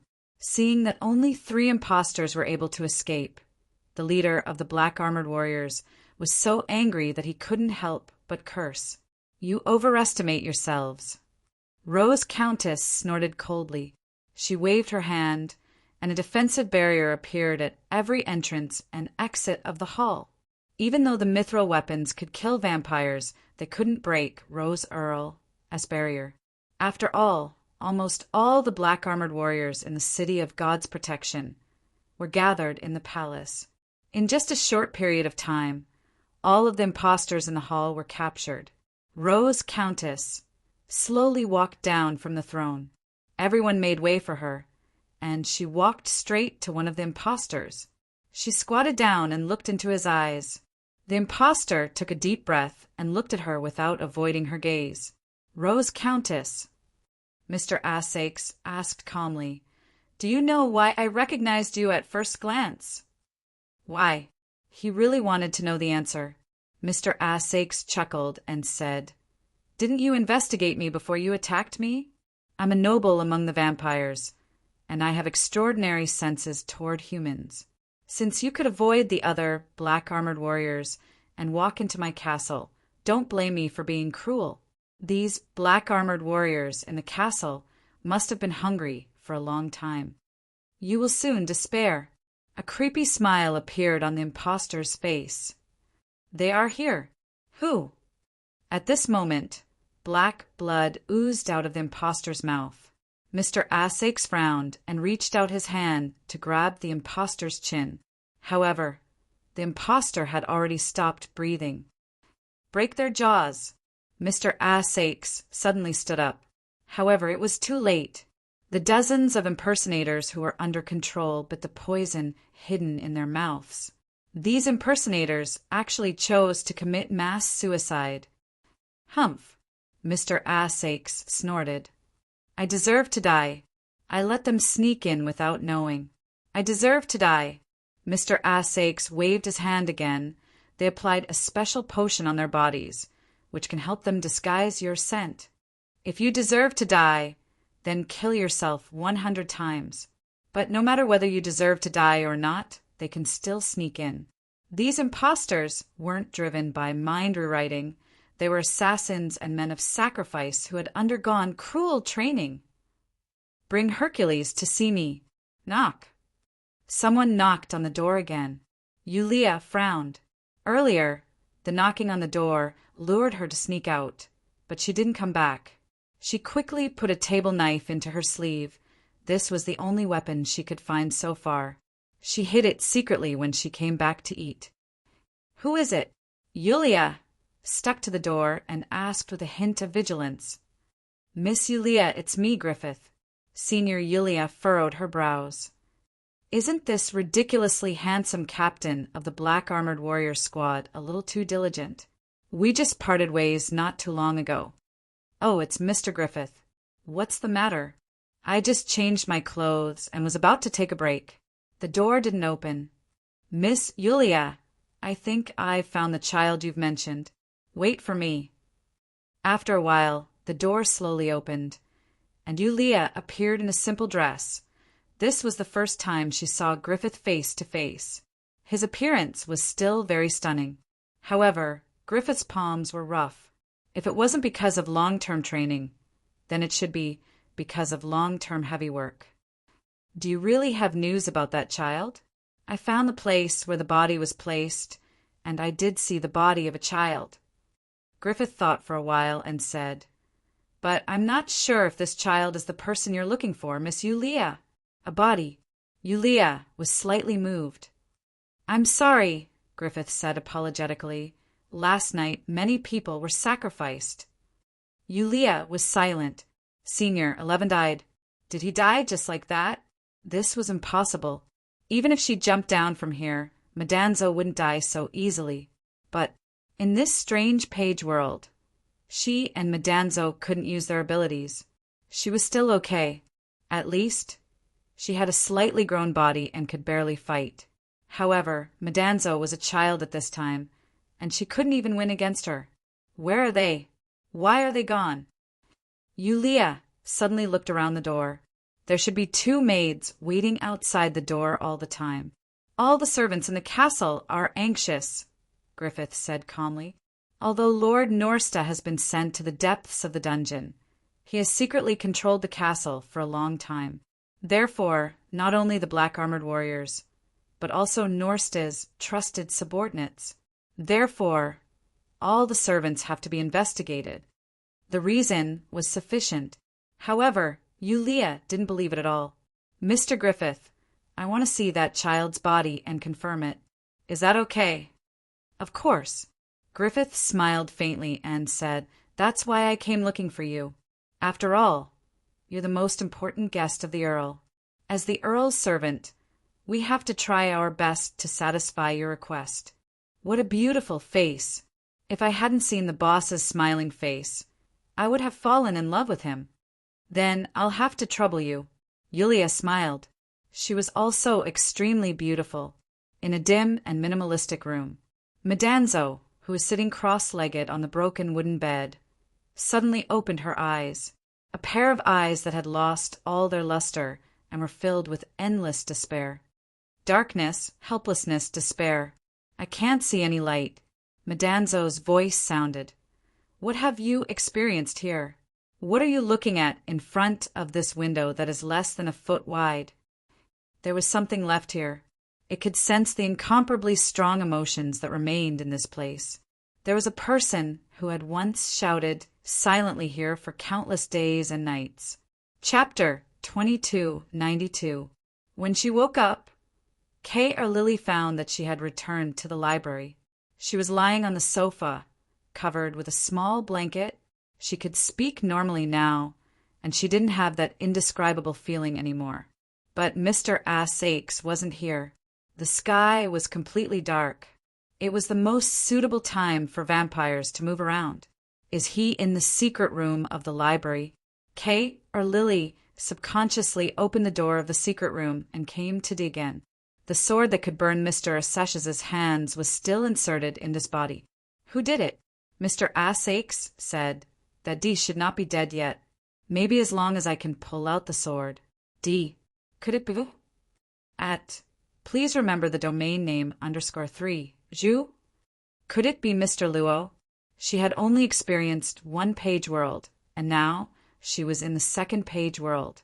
There were many things that this little maid of the Rose Mansion could not make sense of. It seemed right, but was actually wrong. Even in the last page world, she was more under the control of Calvin in order to complete the ultimate behemoth. In her half-awake state, she vaguely learned some information from Calvin. The harvest in these strange page worlds seemed to be able to be brought back to the original world. Because of this, Grand Scholar Calvin was so eager to complete the terrible ultimate behemoth. What he became here was likely to be what he would become when he returned. In other words, a terrible idea took shape in Kay or Lily's heart. If he could return to the City of Freedom, wouldn't Mr. Ass-Aches be a vampire? Mr. Ass-Aches is already a person who can't pray. If he goes back as a vampire, his final fate will be to be exiled to the land of evil. Even in the City of Freedom, one of the 7 cities that advocated freedom, vampires were heretics that couldn't be accepted. They originally only existed in literature. Exile was Kay or Lily's most optimistic, almost delusional idea. In fact, the most likely outcome was probably to be burned at the stake. How could the people of the City of Freedom accept a descendant of a saint family who became a terrible heretic vampire? I can't let Mr. Ass-Aches go back, at least, before he recovers. However, she didn't know if there was a way to recover Mr. Ass-Aches in this world. She didn't know about vampires, and the Holy Light Kingdom wouldn't popularize it. Where did vampires come from? It was a kingdom of the devout. A sudden thought made Kay or Lily reach out and grab the sword in front of her. However, a huge force instantly bounced Kay or Lily away. Her entire body slammed into the wall behind her in vain. After a long time, Kay or Lily finally calmed down. She left the secret room with a defeated expression. When she opened the door of the library, there was only one maid left outside. It was a maid that she had never seen before. The maid lowered her head in the most respectful manner in front of Kay or Lily. Madam Kay or Lily. Madam or something, mister. Asakes seemed to have said before that she had the same status as him in the castle. Kay or Lily felt as if she was being held in the palm of his hand. After a slight daze, she asked tentatively, "Where did Mr. Asakes go?" "Master is in the main hall." He gathered everyone in the castle. The maid quickly said, "It seems that Mr. Norsta died in the dungeon, so the murderer might still be hiding in the castle." "You?" "Master was worried that Madam Kay or Lily would look for him after you woke up, so he left me here to answer your questions." The maid quickly said, "Madam Kay or Lily, please come with me. I'll take you to the main hall." "Is this Mr. Sash's idea?" "Yes." Kay or Lily was silent for a moment, looking at the maid's pale skin that was almost the same as the black-armored soldiers. She couldn't help but ask curiously, "You seem to be a little different from the other maids." The maid smiled and said, "Because I'm the direct descendant of Master and a real vampire." "DD descendant." The little maid of Rose Mansion instantly widened her eyes and was absent-minded. "Wronged?" "It means that you've become Master's descendant through the embrace." The maid blinked at this moment. "It's not what Madam Kay or Lily thinks. Also, I heard that vampires have a hard time giving birth. Madam Kay or Lily, you have to work harder." Her face turned red. The little maid of the Rose Mansion hurriedly walked forward. "The main hall. Where is the main hall?" "This way." "You're walking in the opposite direction, Madam Kay or Lily." "You. When did you do that?" "I'm talking about the embrace. 15 years ago, when the God-blessed church was defeated. 15 years ago, Mr. Asakes, that old scumbag." Kay or Lily couldn't help but be shocked and said in shock, 15 years ago? Aren't you earlier than Nasta?" "Madam Nasta came here 3 years after I became a vampire," the maid said calmly. Kay or Lily frowned subconsciously and looked at the maid suspiciously. She wasn't sure how much of what the maid said was true, but the maid had no reason to lie because as long as she saw Mr. Asakes, her lie would be exposed. "You came earlier than Nasta. But why?" "Madam Kay or Lily, what do you mean? Why could Nasta secretly control the castle for so long? Don't tell me you're also helping Norton." Lily subconsciously distanced herself from him. "Secretly control?" The maid smiled and said, "Madam Kay or Lily, I'm afraid you've misunderstood something. Master is the ruler of the God-blessed city. Without his permission, there wouldn't be any secret control." "You mean?" Kay or Lily frowned and said, "It's all because of Mr. Asakes. I don't really understand the relationship between Master and Madam Nasta." The maid shook her head and said, "There should be a special connection between them. This might be the reason why Master has always allowed Madam Nasta to do whatever she wants. Of course, Madam Nasta's ability to satisfy Master's need for knowledge is also one of the reasons. In my opinion, Madam Nasta should be a very useful tool for Master." Something like that. Kay or Lily said coldly, "But Madam Nasta was punished in the end." "Because he lost his value," the maid said calmly. "No matter if it's Master's permission or Madam Nasta's control, it's just a weak balance. Once the balance is broken, I think it's not that Master didn't want to punish Madam Nasta. Perhaps he just lacked a reason to convince himself." "Why are you telling me this?" Kay or Lily asked expressionlessly.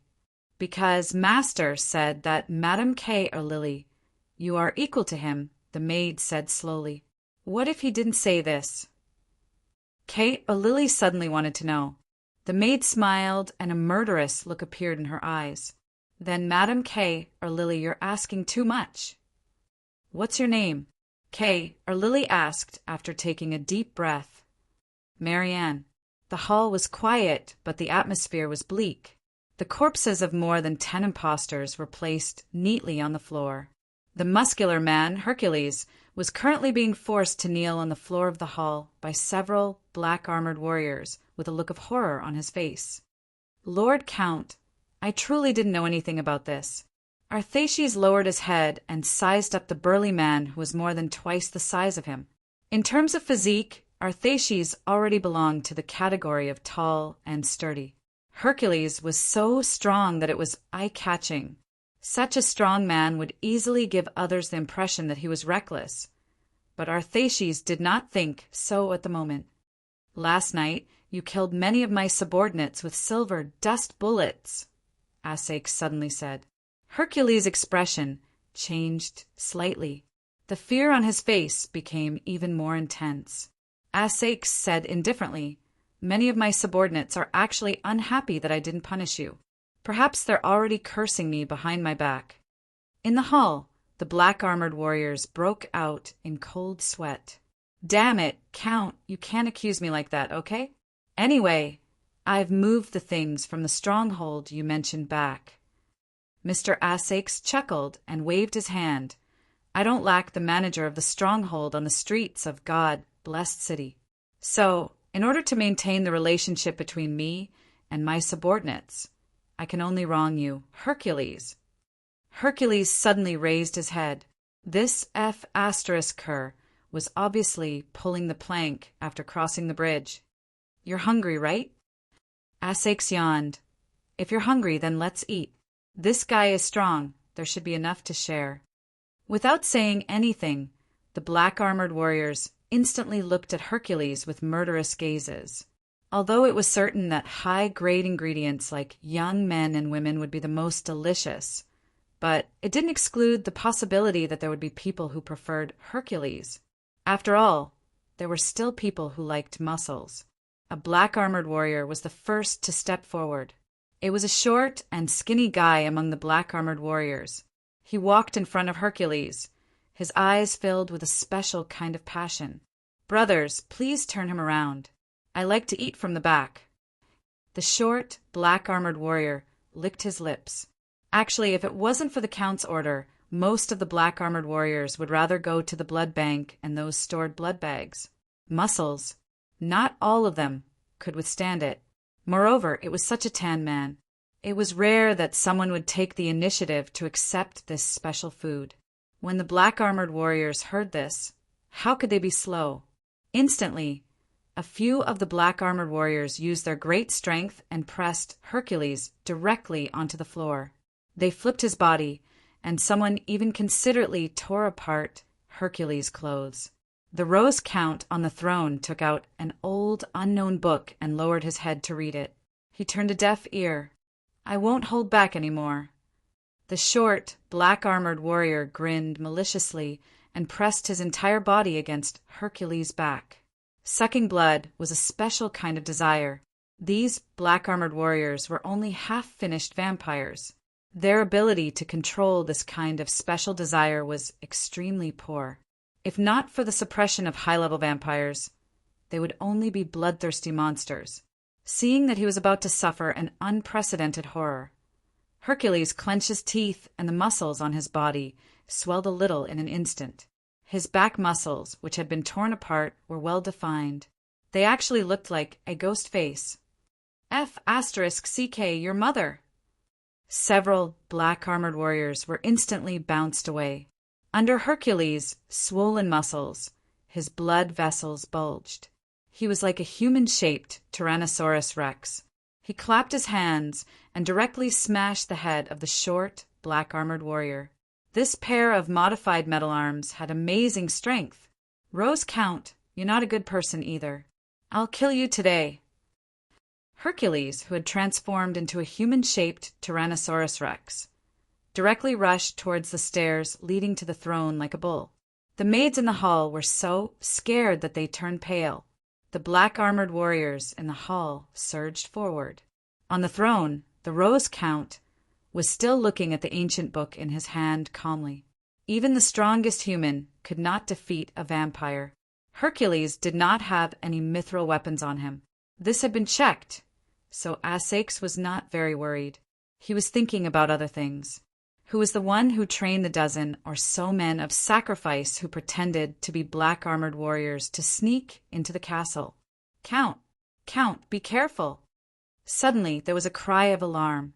Mr. Arthaces subconsciously frowned. Raising his eyes, he saw that the black-armored warriors had been thrown into disarray by Hercules' charge at this moment. The black-armored warriors were actually unable to resist Hercules' reckless barbarian. In fact, Hercules had already rushed up the stairs. He was holding a black-armored warrior in his hand as if he was holding a chicken. He was using him as a weapon. His strength is so great. No, it's not that Hercules' strength is too great. It's that the black-armored warrior's ability has declined. Mr. Ass could not help but frown. At this time, the black-armored warrior seemed to be faking. Not only was his attack weak, but even his legs seemed to be weak when he walked. Mr. Ass subconsciously stood up. However, a wave of dizziness forced him to sit down again. At this time, Hercules had already ascended to the throne. You didn't expect it, right? Hercules directly threw down the black-armored warrior in his hand as a weapon. In front of Mr. Ass, he pinched the metal palm with his fingers. Mr. Ass was silent for a while. When? Guess. Hercules chuckled and directly grabbed Mr. Assash's collar and lifted him up. If you guess correctly, I won't hit you. Those corpses. Mr. Assash's expression changed slightly. They were smeared with two kinds of potions. That's right. One is used to cover up the smell of humans. As for the other, Hercules smiled and said, it was specially developed to numb the nerves of vampires. You are from the Vatican. Demon Hunter, Hercules. That's me. Chapter 2293. One punch. Mr. Arthas's body flew out in an instant and crashed into the throne. Even with the body of a vampire, one could see the obvious dent on his chest at this moment. No wonder he was called Hercules. Hercules's pair of modified metal arms were like terrifying weapons of mass destruction. He once again walked in front of Mr. Arthashes and reached out to grab Mr. Arthashes's head. An upper-level vampire noble is nothing more than this. The man with the ghost-like back muscles punched Mr. Ass again and again. There's still a long time before dawn. You have to hold on. Below the throne, a group of powerless black-armored soldiers looked at this scene in horror. They didn't even have the ability to get up. The colorless and odorless poisonous gas in the air had almost deprived them of the physical strength they were proud of. As ordinary servants, they weren't affected at all. But these ordinary servants didn't dare to make a move in this situation. Their loyalty was only based on the terrifying power of vampires. Perhaps there was a touch of satisfaction in the eyes of the servants at this moment. Finally, Hercules stopped swinging his fists. Mr. Arthasheth collapsed under the throne like a pile of mud, but Hercules didn't seem to be satisfied. At this moment, the door of the hall opened. A handsome young man in golden armor slowly walked in. Beside the young knight, two teams of fully armed soldiers rushed into the hall at the same time. Seeing this, Hercules let go of his hand and threw Mr. Ass, who had just been lifted up, down the stairs. The ruler of the city of God now rolled down awkwardly until he stopped. You're early. Hercules on the throne sneered and walked down step by step. An upper-level vampire noble is nothing more than this. The young knight sized up Rose Earl, who was lying on the ground, and then looked at Hercules. He didn't say anything, but instead he moved aside. Behind him, a lady slowly walked over. The lady was wearing a light armor and looked valiant. Miss Isabel. Hercules shouted proudly. He was proud of himself. As the last batch of demon hunters in the pure land of humans, La Puta, he broke into the city of God, which was full of dangers, and finally defeated Rose Earl's vampire group. He had become a legend. As for the means of the winner were naturally the best. The lady looked at Hercules expressionlessly and nodded. Then she pointed at Rose Earl, who was lying on the ground. Hercules understood and grinned hideously as he dragged Rose Earl until he was in front of the woman.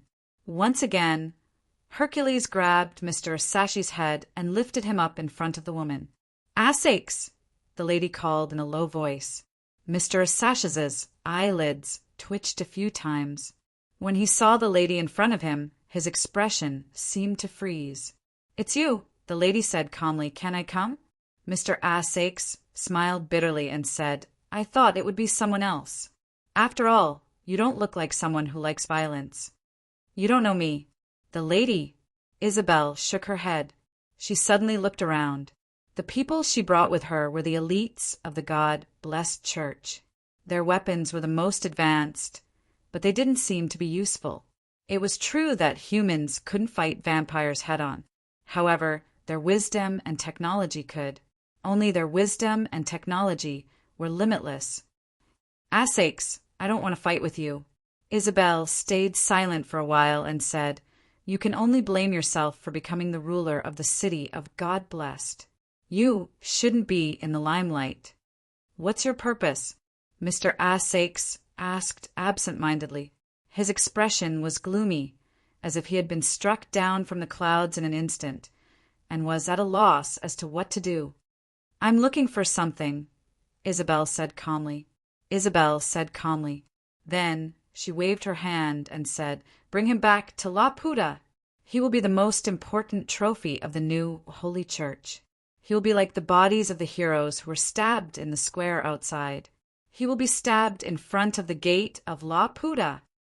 Everyone cheered and raised their arms. This was the first battle the humans fought back against the vampires. It was a perfect victory. The morale was high.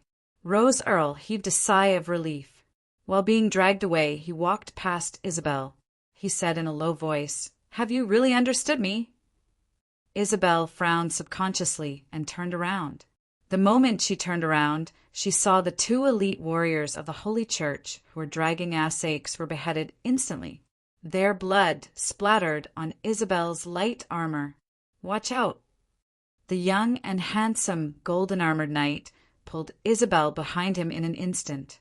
Everyone was terrified. Blood spurted out from the wounds of the two elite warriors of the Holy Church. Assakes raised his head and bathed in the rain of blood. However, the blood couldn't stain his body. "You're not poisoned." Hercules was shocked. "You people of the Holy Church are not the only ones who know how to write the word progress."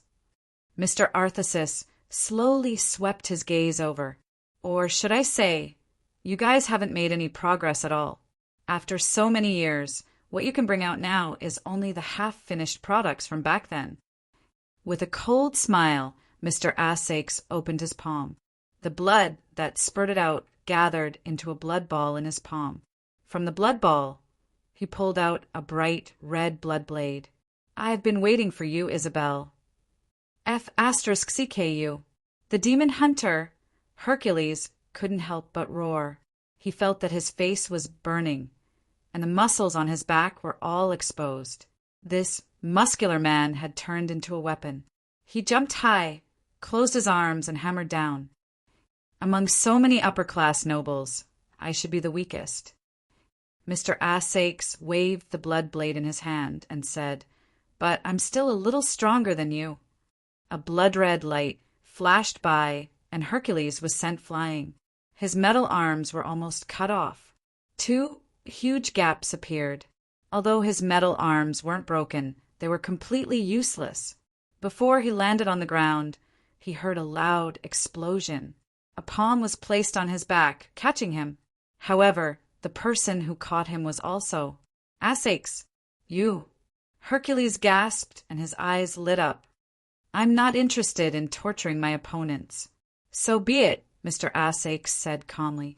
With the strength of his palm, Hercules' spine was broken. Hercules' eyes turned white and he lost consciousness. He fell down like a pile of mud. At the same time, the sound of a sword being drawn was heard. "For glory!" The young knight in golden armor raised the mithril weapon in his hand high. A group of elites from God-blessed church shielded Isabel behind them. They had seen the power of the upper-class vampire nobles. Even a powerful demon hunter like Hercules was defeated so easily. Seeing the elite warriors of the church raise the special weapons in their hands one after another, Arthas furrowed his brows slightly. Close combat mithril weapons were not of much use to him, but shooting-type weapons were a little troublesome. Although the vampires were powerful, they weren't as powerful as the ancestors. They couldn't do whatever they wanted. Dash! A blood-curdling scream rang out all of a sudden. Then a strange scene appeared.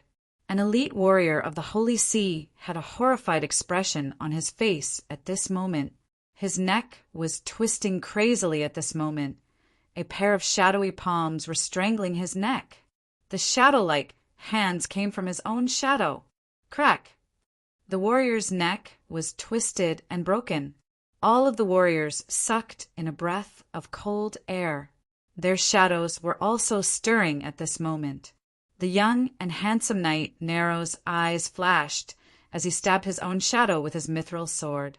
However, most of the soldiers who failed to react in time lost their lives in the hands of the restless shadows. The young knight Nero gritted his teeth. Silver dust bullet! A silver light flashed, and countless silver stars fell. A black shadow quickly moved stealthily on the floor, stopping only when it reached Arthas's side. The black shadow on the floor floated up slowly. It was a beautiful woman in a maid costume. Master. Mr. Asakes glanced at her casually and nodded. Morian, this surprise soldier, had a pretty good battle record. She had eliminated nearly a third of the enemy's combat strength in an instant. She's your descendant. Isabel, who was protected at the back, had an incredulous look on her face. You gave her the embrace? You seem surprised. Asakes looked at Isabel in confusion. She shouldn't be so surprised. She didn't believe that he would give her the embrace. Or did she mean something else? Asakes pondered. He had a bad relationship with Isabel, so it was hard for him to kill her. Both of their families were saint families in the Free City. One was the saint's mother's family, and the other was the saint's father's family. Although Asash's family had declined and he was the only one left, the relationship between the two families was still there. It seems that you've accepted your current identity. Isabel looked at Asakes deeply. Since that's the case, then I don't have to. There's nothing to say. Mr. Asakes immediately interrupted her. Today, you won't be able to leave the city of God Blessing. You have to give me an answer to what happened 15 years ago. Isabel's face turned cold. She said coldly, Nero, purify this demon. The young Nero was filled with murderous intent. He suddenly sped up. Marion saw this and sneered. Maybe she was disdainful. How could a human compete with a vampire in terms of speed? Master, I'll be back soon. After that, Marianne's figure flashed out. In a secret place in the hall, Lily held her breath and stared at the situation in the hall. When Marianne suddenly attacked, Lily couldn't help but feel a sense of familiarity. Marianne seemed to be a Miss Maid. She gave off a very reliable feeling. Lily couldn't help but think of another Miss Maid she met. Missy. She was the most perfect woman she had ever met. Omnipotent. It was the same for Jasmine. While she was lost in thought, she heard a painful groan. It seemed that there was a result. Lily couldn't help but widen her eyes. The one who retreated with injuries was actually Marianne. Well, not every Miss Maid was the same. Marianne was really injured. On her shoulder, there was a deep wound that exposed her bone. It was being corroded by some kind of power, the power of mithril. She retreated to Asash's side. Facing the young knight Nero who injured her so easily, she couldn't help but feel shocked. It was even more painful than the wound. How can a human have such speed? The young knight Nero had a calm expression, but his eyes shone with a demonic, blood-red light. Mr. Sashes was shocked by Nero's gaze. Mixed blood. Asakes frowned as he looked at Isabel. His voice deepened. Isabel, is he? Haven't you guessed it already? Isabel said calmly, in this world, Dee isn't the only one who can master this power. He's much weaker than D. Asakes snorted lightly. The young knight Narrow charged at Marianne at this moment. His speed was so fast that Marianne couldn't even react. The light of his mithril sword flashed.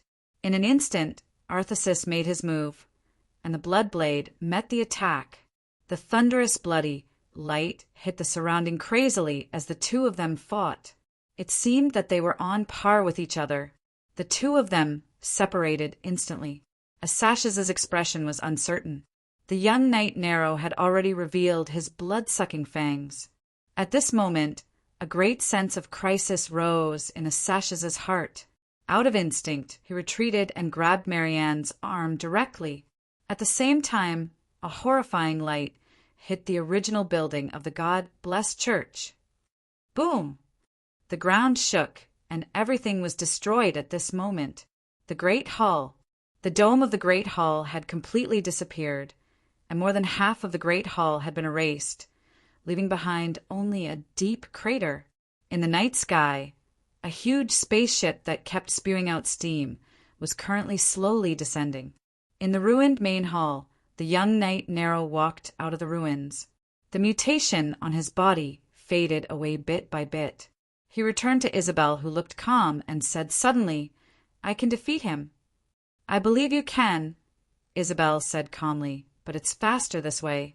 "But Narrow, there's more than one Rose Earl in this world. Without you, I can't fight against the other vampires and the true ancestor." Narrow didn't say anything and returned to Isabel silently. "I hope I can find that thing." Isabel heaved a sigh of relief. She looked at the huge spaceship in the sky and murmured, "Otherwise, the loss of this cannon can't be recovered." Of course, the cost of such a powerful weapon was enormous. With La Puta's current resources, it could not support too many shots. Even when the God-blessed Vatican was at its peak, they still had to use this kind of cannon carefully. Otherwise, 15 years ago, the God-blessed church wouldn't have been defeated by the true ancestor of the vampires and had to retreat from La Puta. The vibration caused by the huge cannon spread to the depths of the castle.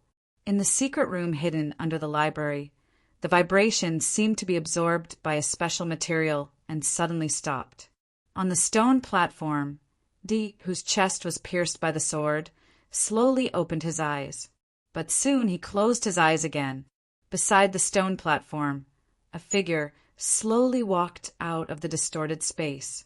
He looked at D on the stone platform and seemed to be lost in thought. He seemed to be murmuring, "It seems that I'm not in a good situation here." He reached out his hand, and the page that represented this page world slowly condensed in his palm. He lowered his head and began to read. It's about the War of Universal. Chapter 2294. Water flowed down from the cracked rock stratum. The ground was soaked. Kalili didn't know where she was at the moment. She just followed behind Mr. Arthas, subconsciously. Things were a little bad. The sudden cannon had sent them into this place where they couldn't see the light of day. The maid Marianne was seriously injured. The beautiful maid's back was almost completely blown up, and her flesh was badly mutilated.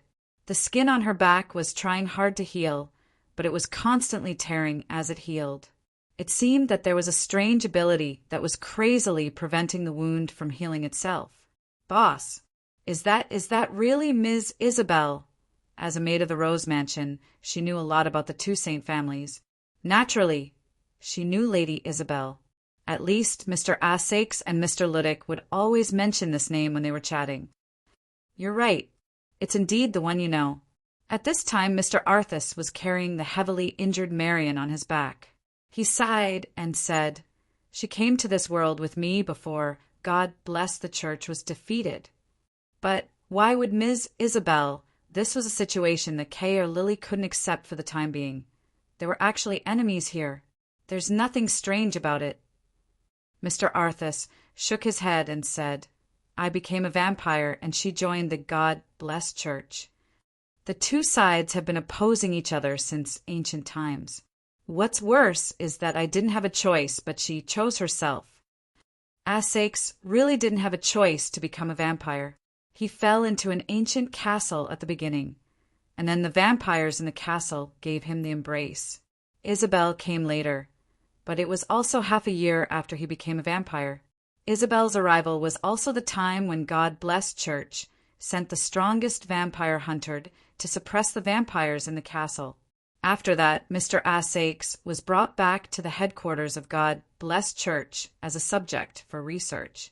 But within a few days, God Bless Church was attacked by the vampire's true ancestor.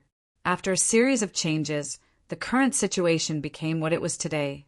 He briefly told Kay or Lily what happened, but he didn't mention that he saw Isabel holding the sword that pierced S body, because he wasn't sure if it was Isabel who pierced S body, or she was just trying to pull out the sword, and it was someone else who pierced S body.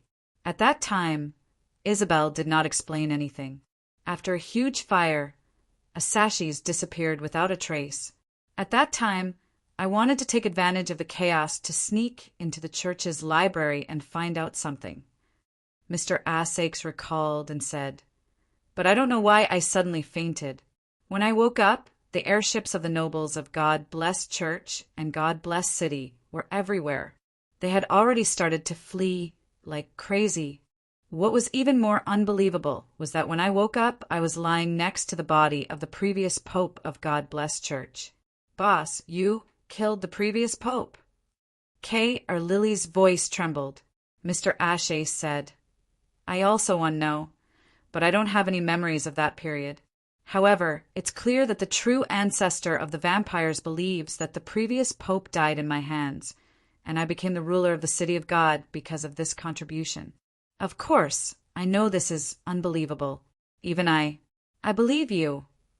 The girl's voice was firm and powerful. Mr. Assakes froze for a moment. After being absent-minded for a moment, he slowly exhaled and turned to look at the surroundings. This is still deep underground where the church's headquarters used to be. I didn't expect such a secret place to be hidden in the church's headquarters.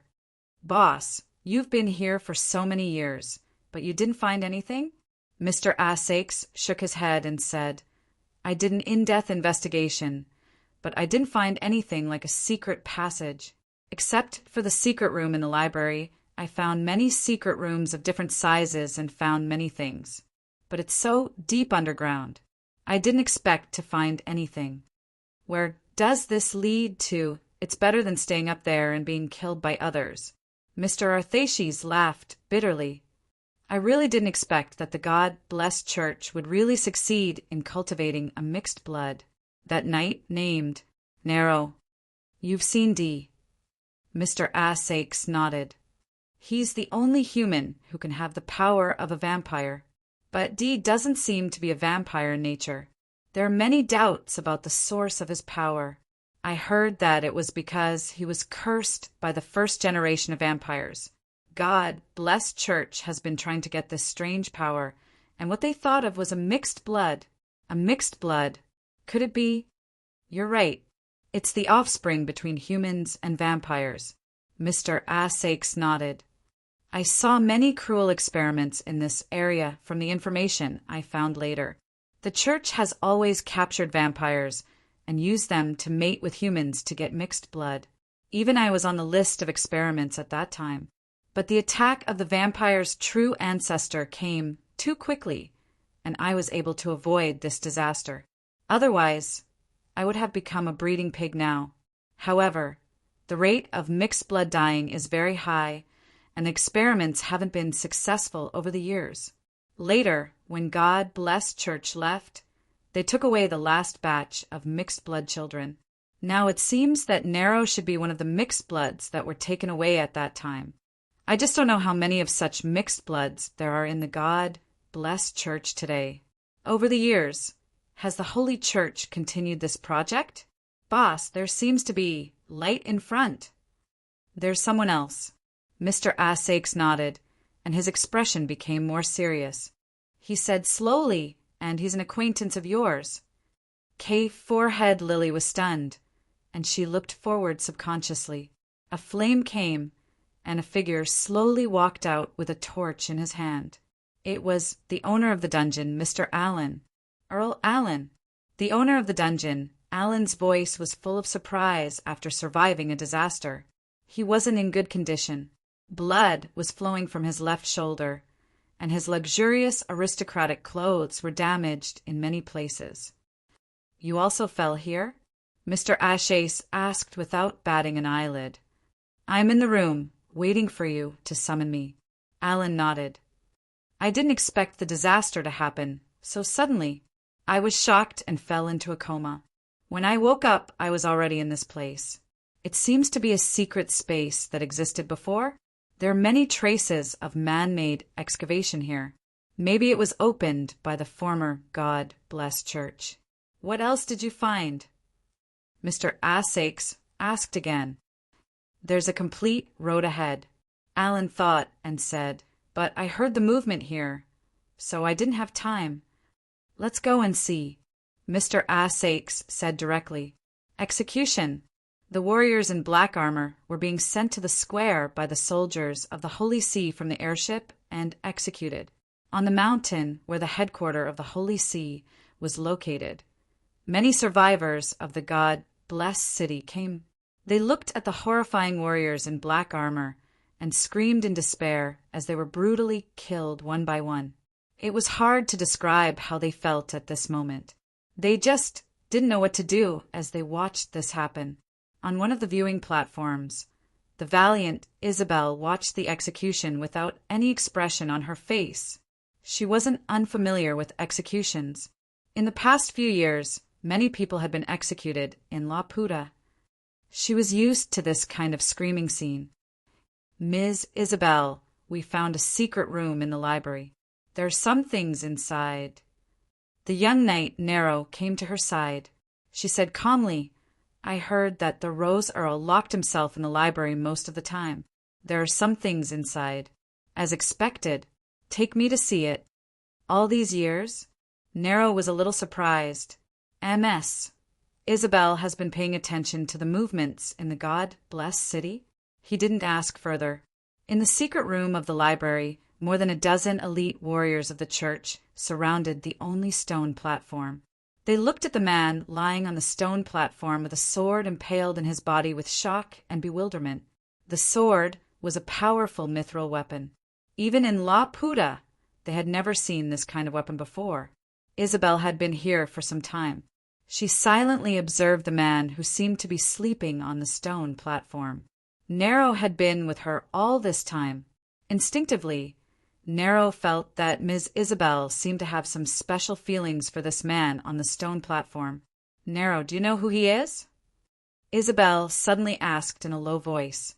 Nero shook his head and thought for a while before saying, but since the Rose Earl kept him here, he should be a very important person, right?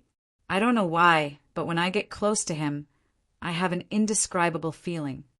It's intimacy, Isabel said coldly. Nero was a little surprised. He thought of a possibility and said subconsciously, could it be that this man is also a mixed blood? He's not a mixed blood, Isabel said calmly, but you were born because of him. Nero took a deep breath and said in a deep voice, he is the most powerful vampire hunter in the legends. That's right. He is D. Nero said in disbelief. How can he? He didn't answer directly. At this moment, Isabel reached out her hand and touched the sword on De's body. She didn't hold it firmly. She just held it lightly and said slowly, this is the special weapon.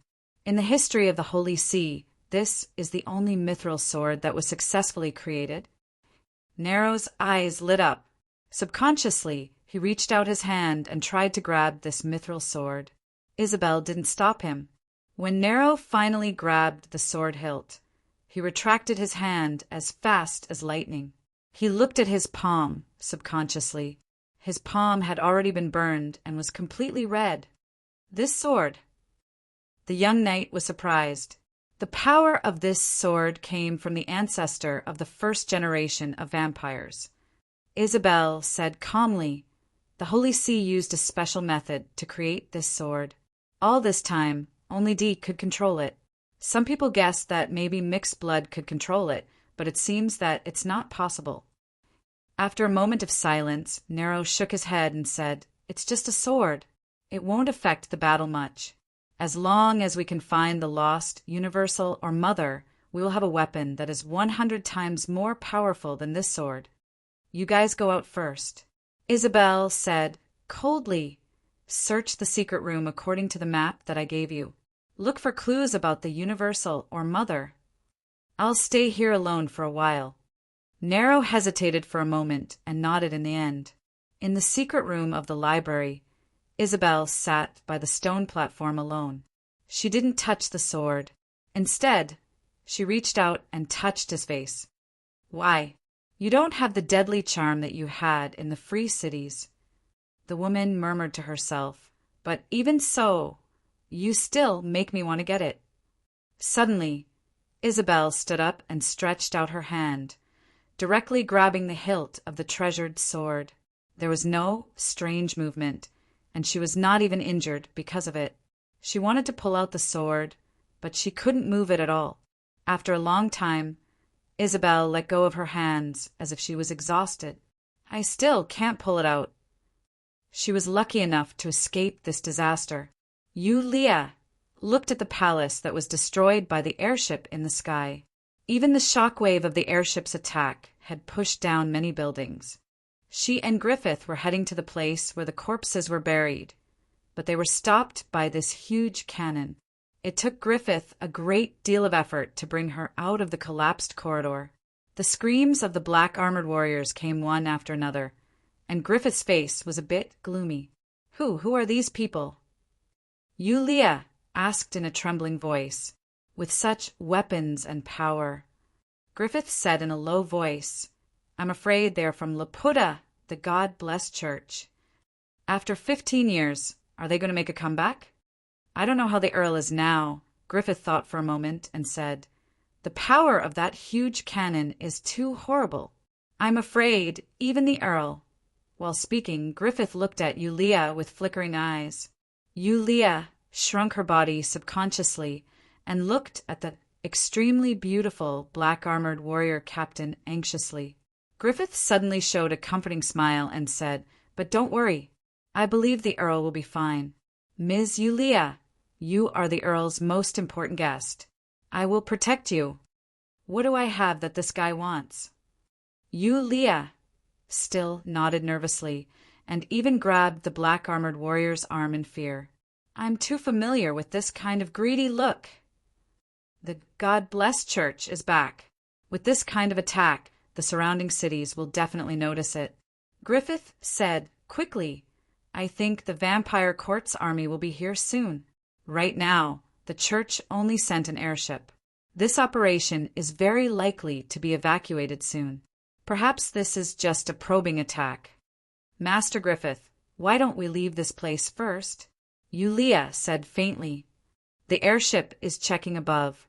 At this time, no matter where we leave, we will be in danger of being discovered." Griffith shook his head and said, "Instead, it is safer here.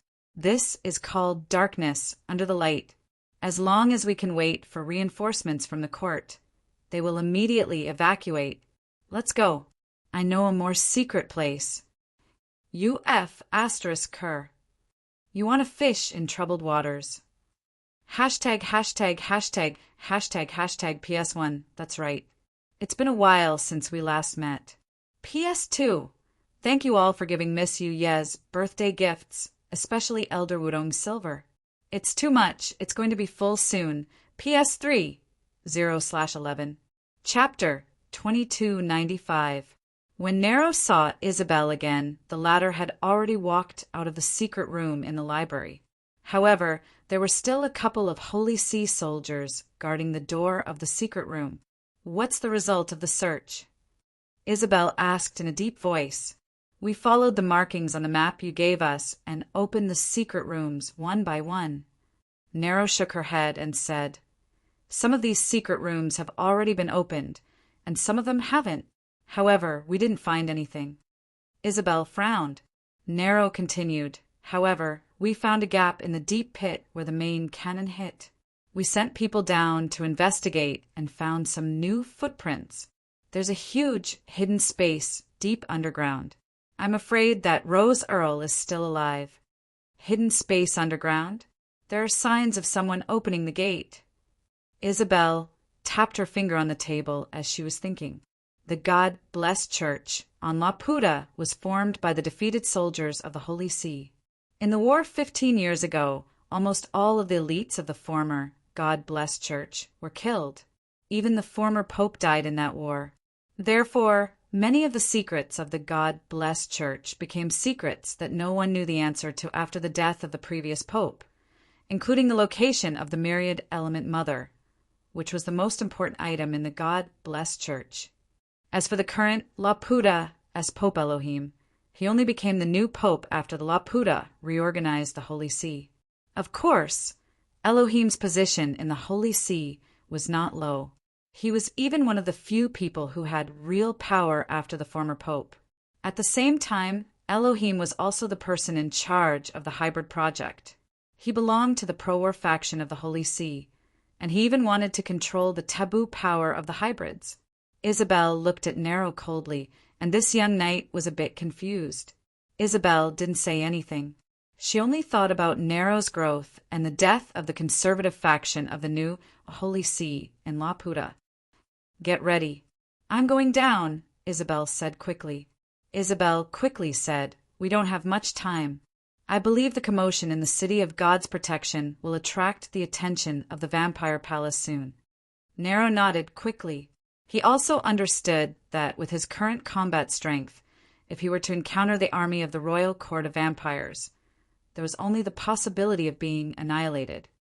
Vampires could see easily even in the dark. At this time, Arthashis could easily see everything in front of him. The further they went, the more obvious the traces of manual opening became. In the end, they even stepped on the flat floor. It was a passageway with no end in sight. "If it's safe to leave this place, I'll give you what you want, Alan." In the quiet atmosphere, Asash's voice suddenly rang out. This caused Mr. Allen, who had been silent most of the time, to have some obvious ups and downs in his emotions. At the very least, Mr. Asakes could hear the guy's heartbeat speeding up a little. "If this passageway can lead to the outside, I am confident that I can help you escape the Holy See's pursuit, Count." Mr. Allen seemed to have become excited. "I've been operating in the city of God Bless for so many years. It's not in vain." "I don't doubt it." Mr. Asakes chuckled softly. He was more concerned about when Isabel's men would appear. "There seem to be some symbols here." Kate Air Lily held a torch and stood in front of the wall of the passageway. "Look at this mark. I seem to have seen this mark somewhere." Mr. Asakes looked at it and said, "In the information of the Holy See, many documents are classified as top secret.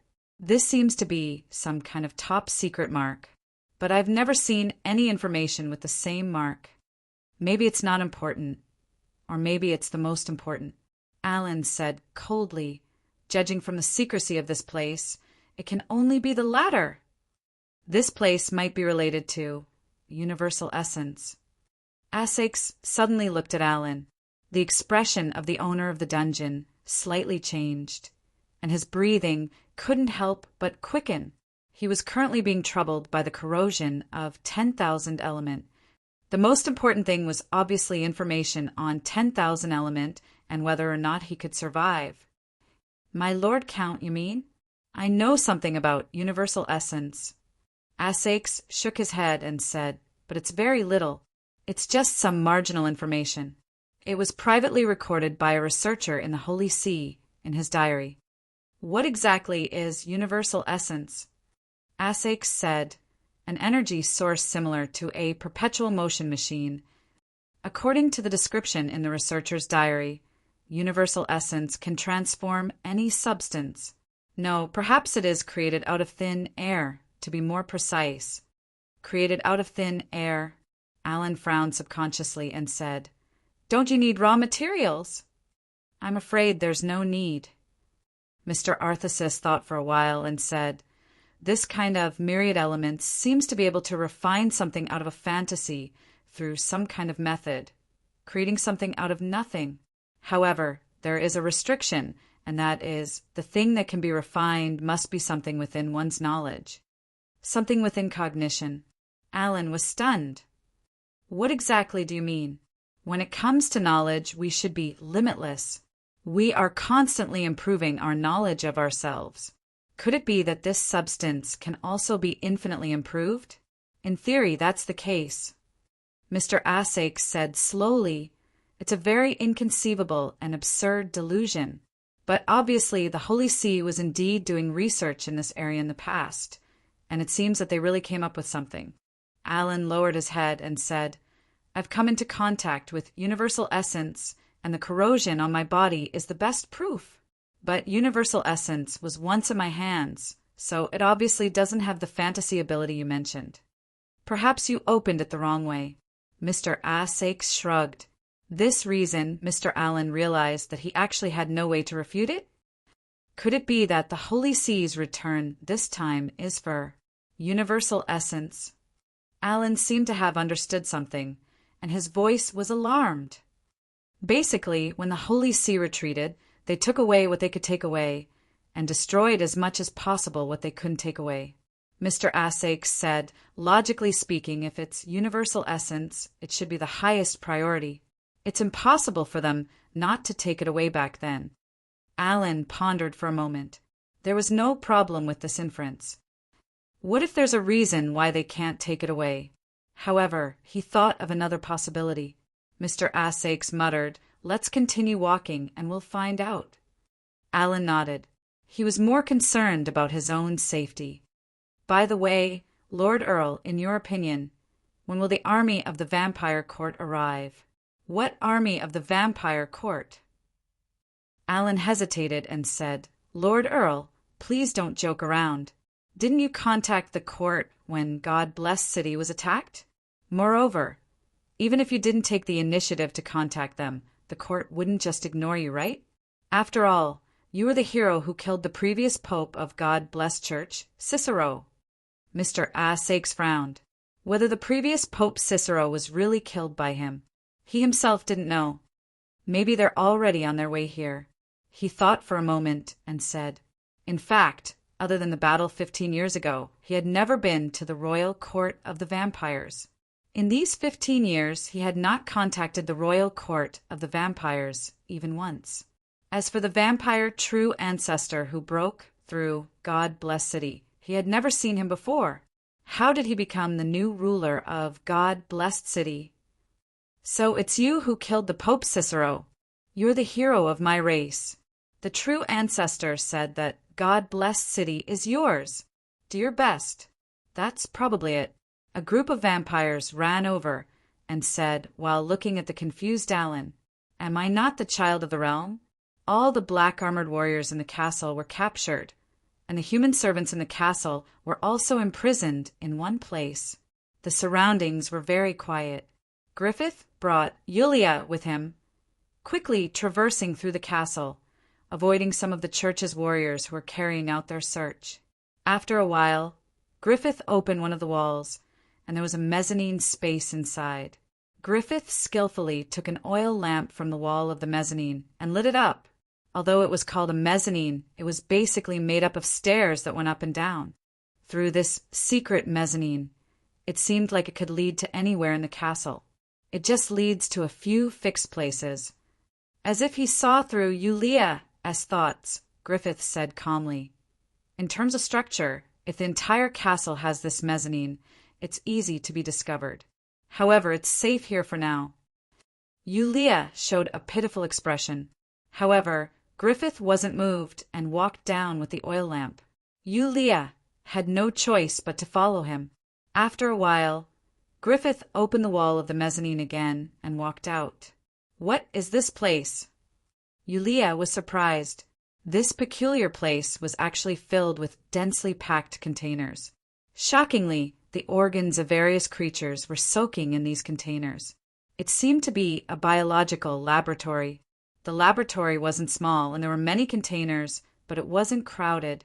In the center of the laboratory, there were some rusty instruments and a bed made of metal, the kind that was welded with shackles and shackles.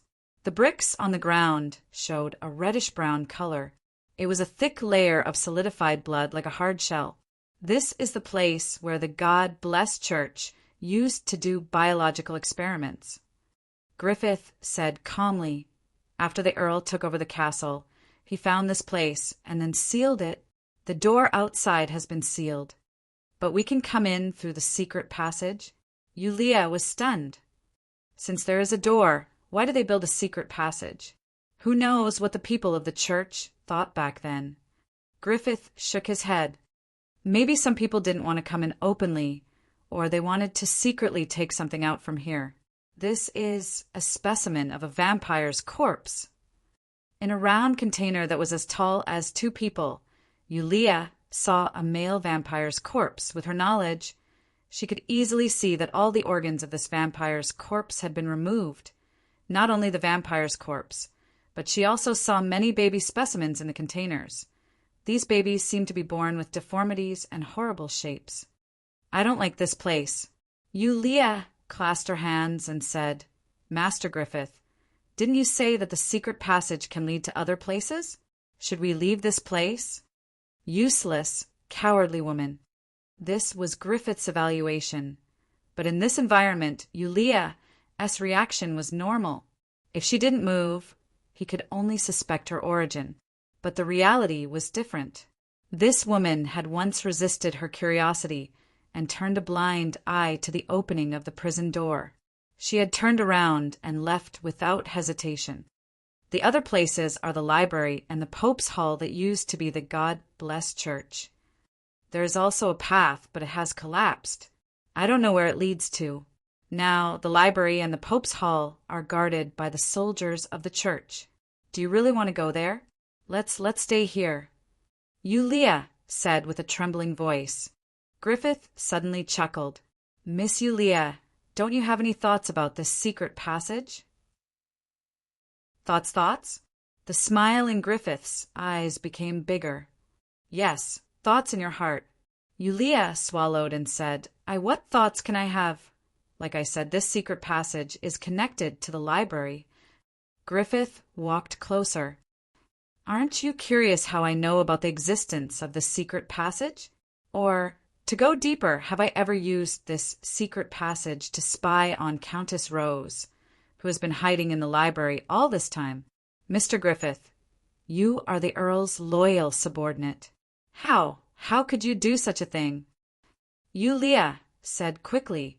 The Earl must have told you about this secret passage, right? What secrets do you have? Griffith said with a playful expression. Mr. Griffith, what are you talking about? Yulia stepped back subconsciously. Griffith chuckled and said, During the selection competition, Nord pointed out that you were the winner and took you away. Before Nord died, he wanted me to bring you to him. At the same time, you became Earl Rose's VIP guest. Without a doubt, you are just an ordinary person. Although you are pretty, it isn't enough to make you special. Those marks, were you the one who left them? Yulia couldn't help but frown. Her expression changed instantly. Norsta, why are you here? Griffith subconsciously looked away. By the time he reacted, Yulia had already rushed to the entrance of the secret passage. Griffith narrowed his eyes. As a vampire, his speed was much faster than that of a normal human. He had already blocked Yulia's path. Yulia kicked out without saying anything. However, Griffith easily grabbed her ankle and threw her against the wall. Your strength is not bad, but it's a pity that your foundation is too low. Griffith walked up to the injured Yulia and looked at her coldly. He was about to say something when Yulia suddenly stopped in front of him. Unexpectedly, Yulia said, I'll tell you their secret. Please let me go. Really, I can tell you now. Griffith opened his mouth slightly. He thought that it would take some effort. He didn't expect the other party to give in so quickly. Moreover, his intuition told him that this woman was the type that was afraid of death. Oh, Griffith smiled playfully again. Tell me about it.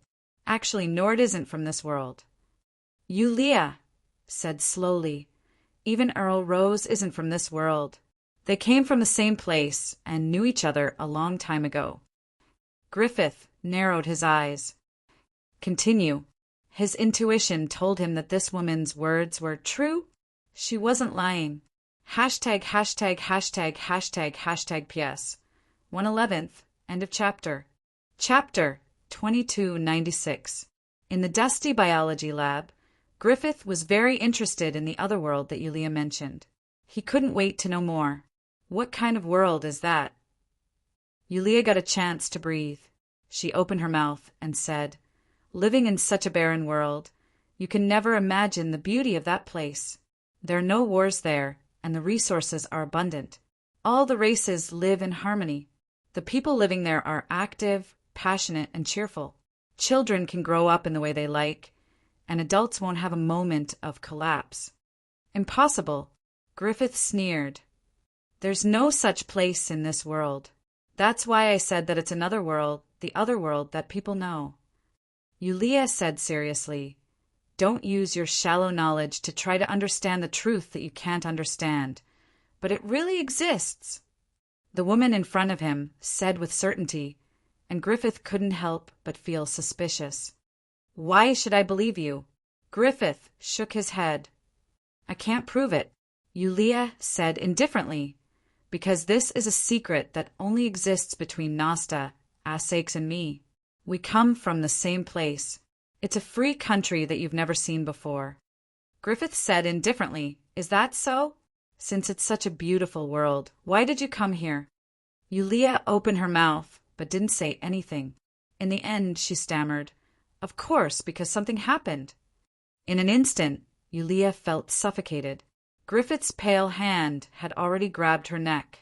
She could even feel that the fragile bones in her neck would break at any time. Yulia struggled in pain and frantically slapped Griffith's chest. However, this kind of struggle was nothing more than a tickle to Griffith, who had a strong body. Griffith slowly raised Yulia.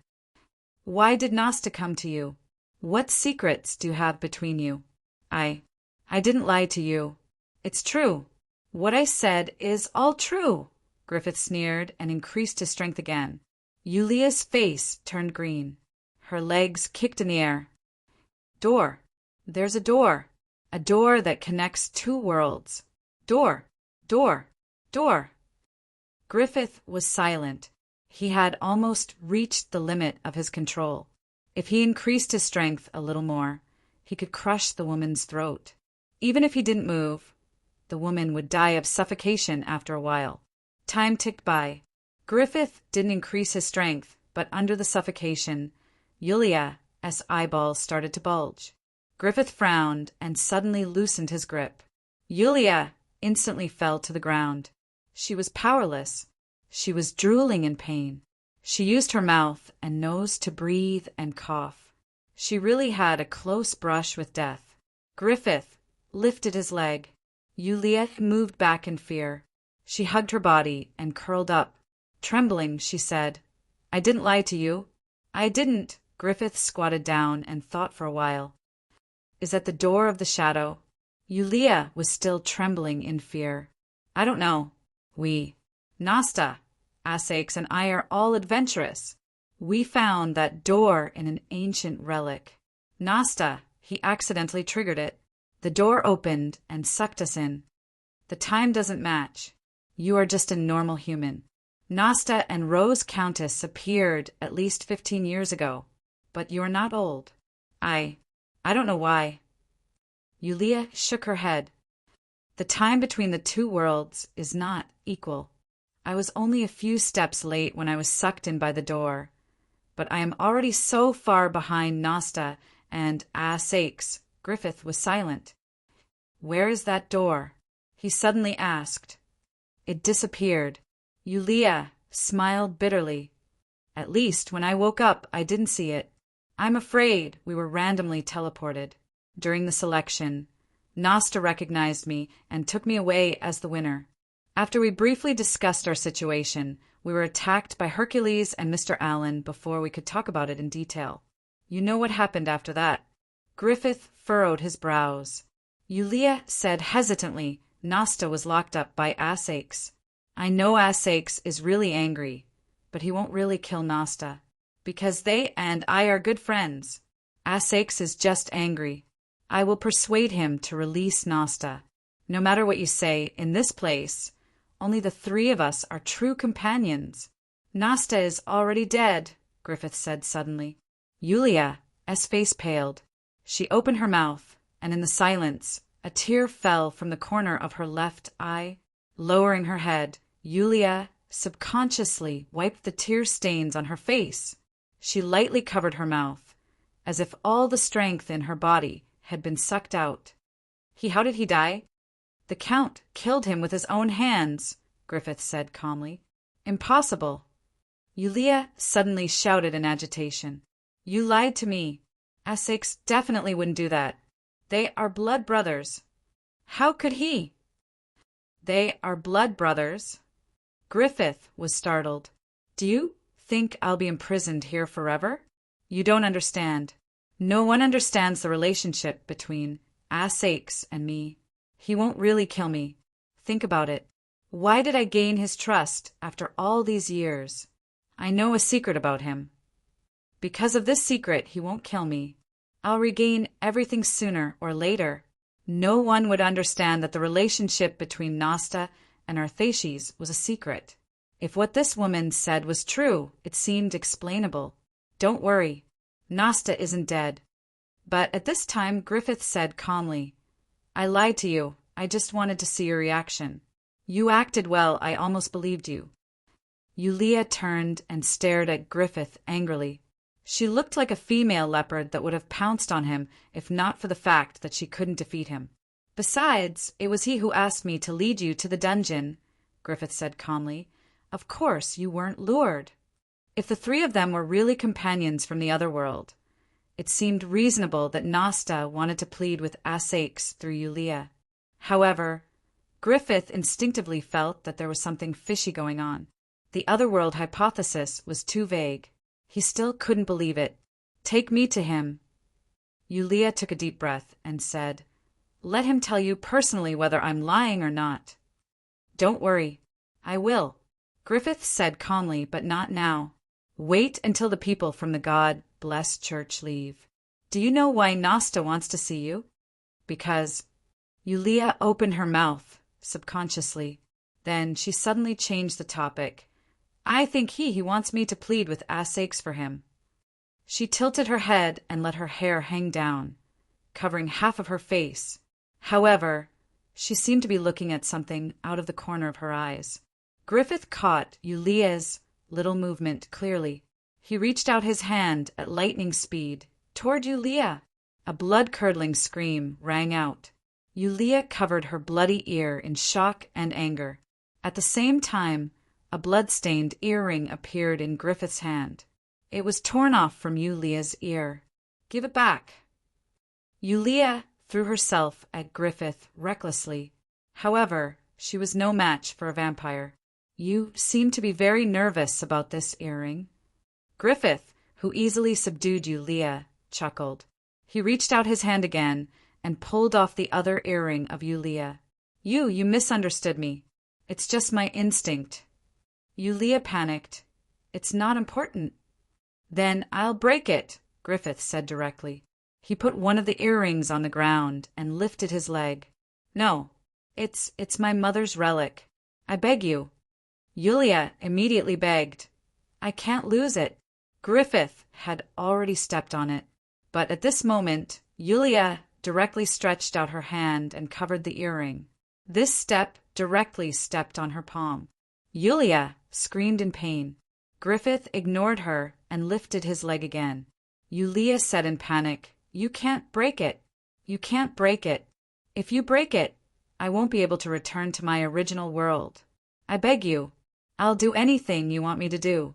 I beg you. You can suck my blood. I'll be your slave. Really, this is my only hope. What exactly is this? Griffith was still stepping on Yulia's palm. We found this in the historical remains when we were exploring. Yulia said with a pained expression, I took one, Norsta also took one, and Asakes had one. There are grooves for these gems on the door. This is the key to open the door. Norsta is looking for you because of your key? No, he wants me to steal Asashiz's key from him. Yulia said faintly, I don't know what happened to the two brothers in the past 10 years. I have a feeling that Norsta wanted to abandon Asax and leave alone. However, he had no choice but to continue staying by Asashiz's side. Why? Because of the door. Yulia smiled bitterly and said, Norsta isn't a research genius, but Asax is very good at it. Norsta told me that Asax seemed to have found traces of the door after 10 years of research. Also, this door that can connect the two worlds seems to have been built from this world. Norsta still needs to rely on Asax to find the location of the door, so he has to continue staying by his side. No wonder Rose Countess had been collecting ancient documents from all over the world all these years. It turns out, Griffith was moved. He thought to himself the door was built here. Rose Countess's behavior had always been very strange. How could she trust Norsta? Norsta wasn't her embraced target. Norsta wasn't afraid at all. Norsta and Rose Countess both treated Yulia very differently. Could it be that there really was a door that could lead to another world? Moreover, it was a dream world where there was no war, and people didn't have to fight for resources. A real dream world. Miss Yulia, I won't easily believe you, Griffith said calmly. Griffith said indifferently, unless I see it with my own eyes otherwise. I will temporarily keep this pair of earrings for you. At this time, Griffith violently pried open Yulia's fingers that were grabbing onto the earrings. In the end, under her resentful gaze, he directly swallowed the pair of earrings into his mouth. Yulia's face instantly turned ashen. You don't have to despair. Griffith glanced at her and said calmly, If what you said is true, I will naturally return the earrings to you. Besides, if there really is such a dream world, I am also very interested. Yulia seemed to have thought of something terrifying. Her voice trembled as she said, You want to what? Am I not welcome? Griffith smiled faintly. Yulia seemed to have gone crazy. No, I won't allow it. I won't let you go to my hometown. You are a vampire. Once you go there, it will be a disaster. An unprecedented disaster. Even if I die, I won't. Norsta and Rose Countess, aren't they vampires? Griffith sneered. Yulia was instantly rendered speechless. It was as if her soul had been sucked out of her body. She muttered to herself, The free and fair goddess of dawn. What have I done? Goddess of dawn? A religion from another world. Griffith's heart skipped a beat. He secretly remembered the name of this goddess. What's your relationship with Norsta? Griffith suddenly asked. Yulia said faintly, He is my adoptive father. Griffith nodded his head, casually. Wait here. I will go out and check the situation. After saying that, Griffith left through the secret passageway in the mezzanine. He opened the door to the secret passageway and then closed it again. However, he did not leave immediately. Instead, he stood outside the wall and listened. A faint sobbing sound slowly entered Griffith's ears. Father, can we still go back to our hometown? Father, where are you? I am scared. I'm really scared. I want to go back. Hometown. Our home. The sobbing sound gradually calmed down. However, Griffith's heart was not calm. An alternate world like Utopia. Huh. He slowly sighed and instantly disappeared into the darkness of the secret passageway. Hashtag PS1. Same as before. PS2. The number of chapters in the previous chapter is wrong. How can I have 100 chapters? Sad face, end of chapter. Chapter 2297. There was nothing wrong with Yulia's heartbeat. Griffith listened attentively to Yulia's heartbeat during the conversation. The other world that Yulia mentioned might exist, but Griffith's rationality still made him want to deny it. However, a utopian country, a country without vampires, where only normal humans like Yulia lived, an unrealistic desire seemed to be ignited without him noticing. Griffith was still very calm. It's a pity that the embrace consumes a lot of vitality, or else, if it weren't for the fact that the God bless the church had occupied the castle and was in danger, it would be much easier to verify the authenticity of the information. Did Lady Isabel go down the deep pit? Yes, I heard that the traces of Rose Earle were found down there. Perhaps we can find that thing as well. What is Lady Isabel trying to find? I heard that it's the most important thing to the Holy See. It's related to whether we can win this war, the soldiers of the Holy See who passed by were talking about something. After they left, Griffith's figure slowly floated up. This was the special ability he got after becoming a vampire. He could distort light to deceive people's sight. He wasn't really invisible. She was curled up in the corner of the biological laboratory. She seemed to be physically and mentally exhausted. She seemed to be dreaming of something and was making soft, sleep-talking noises. "Father, where are you?" "Lady Nan, this is the first time I've heard you mention your father." Oh. Yulia suddenly opened her eyes and rubbed them hard. In the next second, she rushed over with tears and snot. "Boss!" She missed him. She didn't care. She sized up the black-haired young man in front of her. Her boss, the owner of the shop, the omnipotent boss. Boss. She really wanted to be like her boss. Really, especially at this time. She almost thought that she was dreaming, but her boss did appear in the page world of the Holy Land. "Boss, are you here to save me?" An expectant voice sounded. "Lady Nan." Luaccio did not answer the question directly. He only said softly, "Please give me your hand." "Yulia." Nan Xiaonan reached out her hands without hesitation. Boss Luo also reached out his hand and covered her palm. The palm that had been trampled into a bloody mess by Griffith was instantly healed. But soon, another bloody mess appeared on the palm. "You won't be able to explain yourself if your hand suddenly recovers," Luaccio said slowly. "Thank you, boss." Lady Nan immediately narrowed her eyes. "Boss, you see, it's quite inconvenient for me to be here. How about—" Lady Nan is really an outstanding employee. Boss Luo smiled and said, "It's really an eye-opener for me to get through the crisis when you don't have the ability." "No, I was just trying my best." Hearing such praises directly from the boss's mouth, this witch from the other world's academic faction suddenly felt a little embarrassed. "I believe that with Lady Nan's wisdom, even if you don't use your abilities, you'll be able to overcome all difficulties," Boss Luo said expectantly. "I'm looking forward to Lady Nan's next performance." "Boss, just give me the ability to turn into mist. If it doesn't work, I'll give it to some of my friends from Star Creation. Let's follow the rules here." Boss Luo smiled and said, "I believe in your ability." F*CKU. F*CK. Young Mistress Nan's mental state exploded. If she didn't scare Griffith just now, her boss would have already taken action? F*CK. She was somewhat emotional and said angrily, "Boss, it's so hard for me." "Didn't you already get a lot of materials in the last world?" Boss Luo said calmly. Lady Nan was dazed.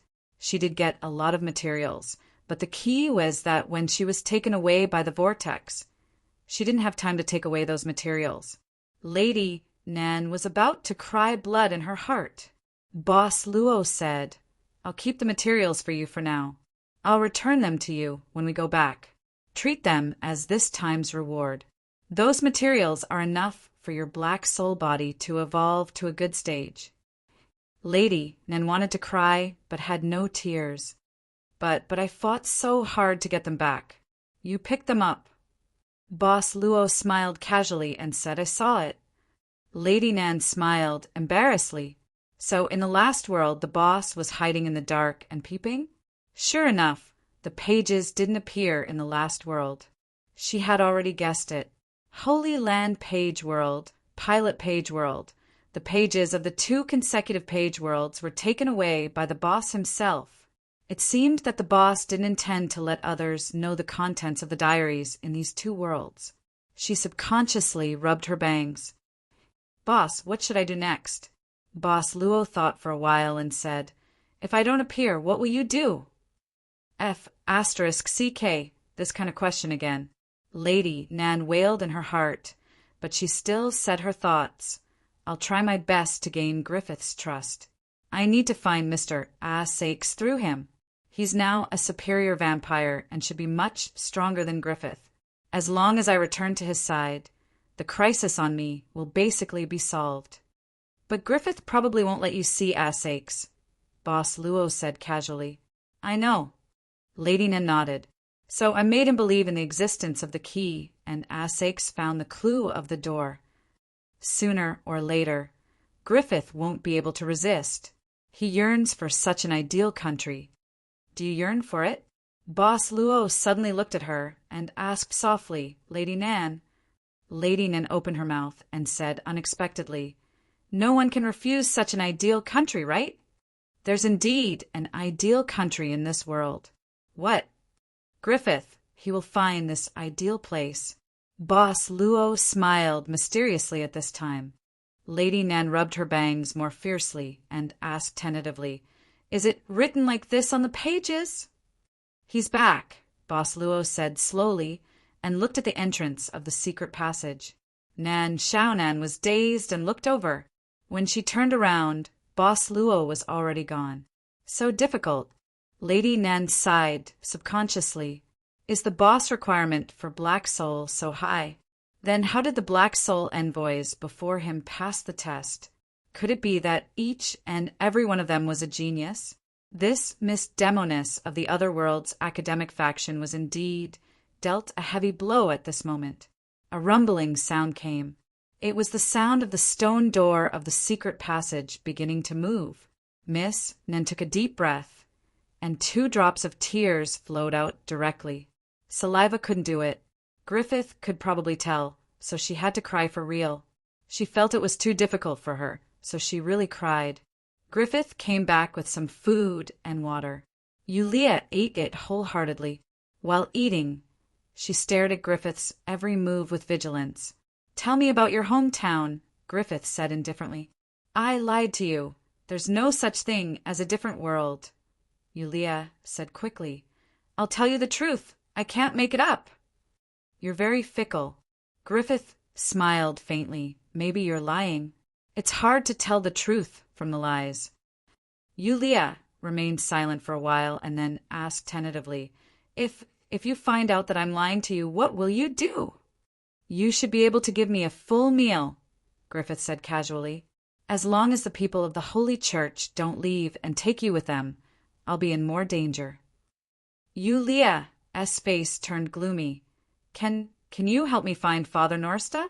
I didn't know it was him who asked you to lead me to the dungeon. If I knew this, I would have gone in, since you can help him lead me to the dungeon. Your relationship with him should be. Let's talk about it later." Griffith said expressionlessly, "There are people of the Holy Church outside. If you act rashly, you'll only bring danger to yourself. That's the only way." Yulia sighed. At this moment, Griffith moved again and went out to inquire about the situation. Yulia could use this time to escape from the biology lab. She realized that Griffith didn't lock the secret tunnel this time. However, since her boss gave her a hint, her boss seemed to be implying that she could stay beside Griffith. I should run away. He didn't lock the secret tunnel on purpose so that she could escape. I'm now Yulia from another world. She got into character within a second. The airship above the City of God's protection suddenly released a small transport ship. It slowly landed on the lawn where God Bless Church used to be. At the same time, a group of warriors from the Holy Church rushed over. The hatch of the transport ship opened, and a group of warriors wearing black armor and helmets slowly walked out. Their black armor was different from the black armor of the vampires. Their black armor was bigger, and the carvings were more ferocious. They looked like evil spirits. Which unit are you from? How come I've never seen you before? The leader of the small group of warriors looked at the warriors in black armor in confusion. He didn't receive any reports about this unit. They walked out of the airship. Just as all the warriors in black armor walked out, an old man in a wheelchair appeared at the entrance of the cabin. The leader of the small group of warriors was shocked when he saw the old man's face. He knelt down without thinking and said, "Why did you?" The old man in the wheelchair didn't say anything, and a warrior in black armor pushed him forward. The leader of the small group of warriors and the rest of the warriors from the Holy Church were gasping for breath. When the warrior in black armor who pushed the old man passed by them, he said calmly, "Continue with your original mission." "Yes, yes, sir." The leader of the small group of warriors didn't dare to hesitate. This old man on the wheelchair was... Only after the old man and the group of warriors in black armor had all entered the castle did the members of this small group of warriors dare to stand up. They looked at the leader of their own small group. The leader of the small group of warriors could only smile bitterly and say, "Don't look at me. You heard what I said just now. Just mind your own business. We don't know anything else." I didn't expect the Pope to come in person. A member of the small group couldn't help but say in fear, "I wonder if Lady Isabel knows about this." If Lady Isabel didn't know about what happened to the Pope in the airship, then this matter was far beyond what they could bear. "Master, I can walk on my own." "Marianne, you're finally awake."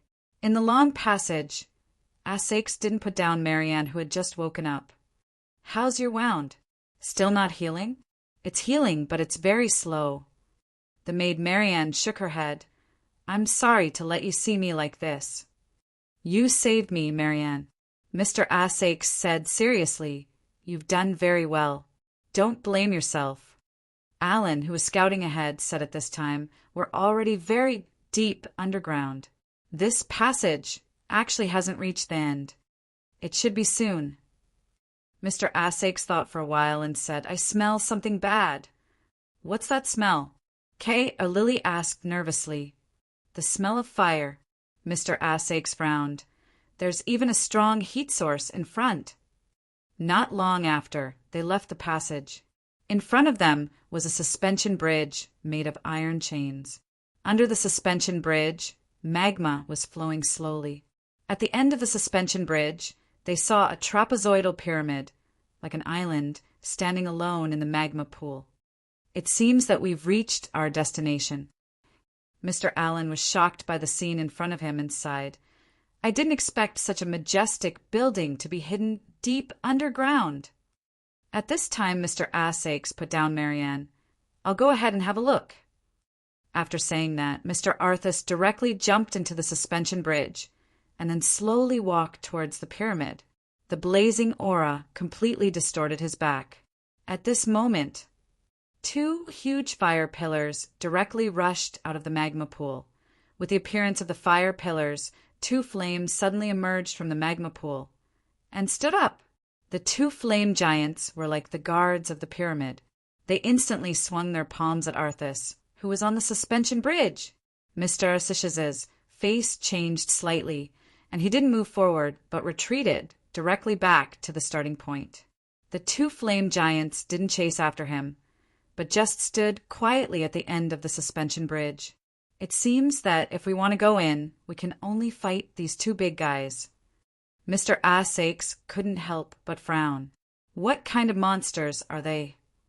Alan was scared and nervous at this time. "I've never heard of them." At present, there are a total of 796 kinds of monsters on the ground. Mr. Asakes quickly said at this time, "But these two flame giants are not among the 796 kinds of monsters. And so far, no monsters that can survive in the magma have been found. When these two flame giants attacked me just now, I could feel that they are not living creatures." "Not living creatures? Then what is it?" "It's like a special power," Mr. Asakes muttered. "Flame giants are more like the creatures in the illusion. Maybe they're actually created by all essence." "Are you sure?" Mr. Allen asked eagerly, even forgetting to use honorifics. Mr. Asakes pointed to the top of the pyramid. "See, the mark on the pyramid, the mark of the top secret file of the God-blessed church." Mr. Allen was silent for a long time, and then suddenly said, "In fact, there was such a mark on the box I got from the dying tramp. So, Sir Count, your guess may be right. Here, if there is no all essence, there must be a close relationship with all essence." Suddenly, Mr. Assakes grabbed the back of Allen's collar and lifted him directly. "What are you doing?" Allen was shocked. "Don't be nervous. It's just an experiment." Mr. Assakes chuckled and said, "You have the residual power of all essence. If these two flames are also created by all essence, that is to say, the power between you is of the same origin, they may not attack you." "This is unfounded." Allen suddenly exclaimed, "You can't do this." However, he had already been thrown out by Arthaces, and that was not all. Arthaces jumped up and stood on top of Allen, who was thrown out, and rushed over with his imperial kinesis skill. Hashtag, hashtag, hashtag, hashtag, hashtag PS. 2/11. Chapter 2298. The Imperial Sword. No, the Imperial Person technique was successfully activated. Mr. Assaches's speed +3, directly colliding with the two flame giants. Allen was so desperate that he forgot to scream. He helplessly watched the two flame giants grow bigger and bigger in front of his eyes. He was about to crash into one of the flame giants. However, at this time, the result that Mr. Assakes had guessed did not appear. The two flame giants twisted their bodies again, waved their palms, and lined up Mr. Assakes and Allen, who were as small as flies. At this moment, Mr. Assakes suddenly exerted force and directly stepped on Allen, while his body was forcibly raised again in a way that even the coffin lid of gravity could not hold down. Allen fell onto the metal suspension bridge in an instant, but because of inertia, he continued to slide forward. Assakes passed through the hands of the two flame giants, and then landed on the sliding Allen again. Mr. Allen let out a miserable cry at this time. They had stopped in the middle of the suspension bridge. Of course, it was not caused by some kind of gland breaking in front.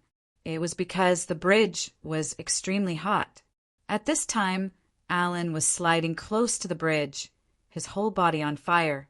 He rolled on the bridge crazily in order to extinguish the red flames on his clothes. However, Mr. Assakes suddenly jumped up again at this time. He actually took advantage of this gap and jumped to the back of one of the flame giant's neck. Mr. Assakes punched the back of the flame giant's neck. His entire arm was covered with a demonic red light, and it actually sank into the back of the flame giant's neck. With a deep shout, Mr. Assakes struggled to pull his arm out of the back of the flame giant's neck. At the same time, the flame giant's body actually dissolved in an instant, directly melting into the magma pool below, causing the magma pool to set off billowing waves. When there was only one flame giant left, Mr. Assakes did the same again and easily dissolved the second flame giant. He fell onto the suspension bridge. At this time, Allen had already extinguished the flames on his body. He was dirty and looked at the cold and ruthless Rose Countess in front of him in shock and anger. "Have you seen these things before?" Mr. Assakes directly opened his palm. In the center of his palm, there were two irregular crystals, shining brightly. "No, I haven't." Allen shook his head. "It seems that this is the so-called 10,000 element." Assakes said indifferently, "It is the thing that erodes your body." Mr. Allen couldn't help but be terrified. He immediately put away his dissatisfied thoughts and muttered, "How do you know that their weakness is at the back of their neck?" Observe, perceive, and guess. However, this Rose Countess gave an extremely mysterious answer. Mr. Allen frowned and said nothing. Perception. Could it be that Rose Countess, as a vampire, had an especially powerful perception ability? According to him, unlike the half-finished black armored warriors in the castle, real vampires had all kinds of strange abilities, also known as talents. Unexpectedly, the flames did not appear again. The two of them waited on the bridge for a moment before Arthaces signaled for Kalili and Marion, who were at the bridgehead, to come over. After some time, They finally succeeded in crossing the suspension bridge. However, at this time, Essex threw one of the two crystals in his hand into the magma pool. "Boss, you are—" Kay or Lily looked at him in astonishment. "Doing an experiment." Essex chuckled and said, "In addition, maybe I can leave some gifts for the people who come later." He silently observed the changes after the crystal was thrown into the magma pool. He saw that after the crystal was thrown into the magma pool, a huge whirlpool quickly appeared in the magma pool. And in this whirlpool of magma, a giant arm instantly stretched out. "Come, let's go in." Mr. Essex seemed to have seen what he wanted to see. He reached out his hand to protect Kay or Lily and retreated. It was a pyramid standing in the middle of the magma pool. Griffith said that the secret passage in this mezzanine only led to a few fixed places. One of the places was blocked, and the only way left was to the library and the Pope's Hall. She decided to go to the library. Maybe she could find something in the library. Well, she did not know which path led to the library. She just took a random path. Even if she was exposed and met the warriors of the Holy See, she was at least a human. Wouldn't it be safer to fall into the hands of the warriors of the Holy See than to fall into the hands of Griffith? At this time, she had already arrived in front of a wall with a mechanism. According to the method that she secretly memorized Griffith's method of opening the mechanism, Yulia successfully made the wall move. Her whole body tensed up, ready to face any situation that could happen at any time. However, no danger appeared until the wall turned 90 degrees. Yulia leaned out. In front of her there was no library. It was clearly an empty secret room, and at the stone platform in the middle of the secret room, there was a figure sitting there, looking straight at her. "Say, Senior." "Hi, newcomer." In the secret room, they confirmed that it was the right person. Yulia shuddered. She quickly closed the mechanism on the wall and walked to Madanzo's side. She saw that Madanzo's expression was not as relaxed as when she greeted her. Seeing that it was really Yulia, Madanzo slowly opened her mouth and said, "I'm here because—" At this time, Yulia blinked her eyes and hinted at something. Then she directly said, "Why are you here? Didn't I ask you to hide? What if you are discovered?" Madanzo could not help but open her mouth. "What is this girl doing?" "That thing, did you get it?" Yulia quickly asked again. Madanzo could not help but blink. Under Yulia's nervous gaze, she slowly said, "I haven't found the thing yet. I've been hiding quietly. When I found this place, I didn't expect there to be nothing here. It seems like that guy is more secretive than we thought." Seeing Yulia's expression relax, Madanzo knew that she had succeeded in answering this question. That bastard Arthaces has always been extremely cunning. Yulia nodded. "It's impossible for us to find the key in his hand so easily." Although he knew that Yulia might be worried about something and was weaving something, Eleven was still a bit confused. Yulia quickly said, "I was exposed. I was caught by a guy called Griffith. He already knows my identity. But don't worry, I won't tell anyone that you are with us.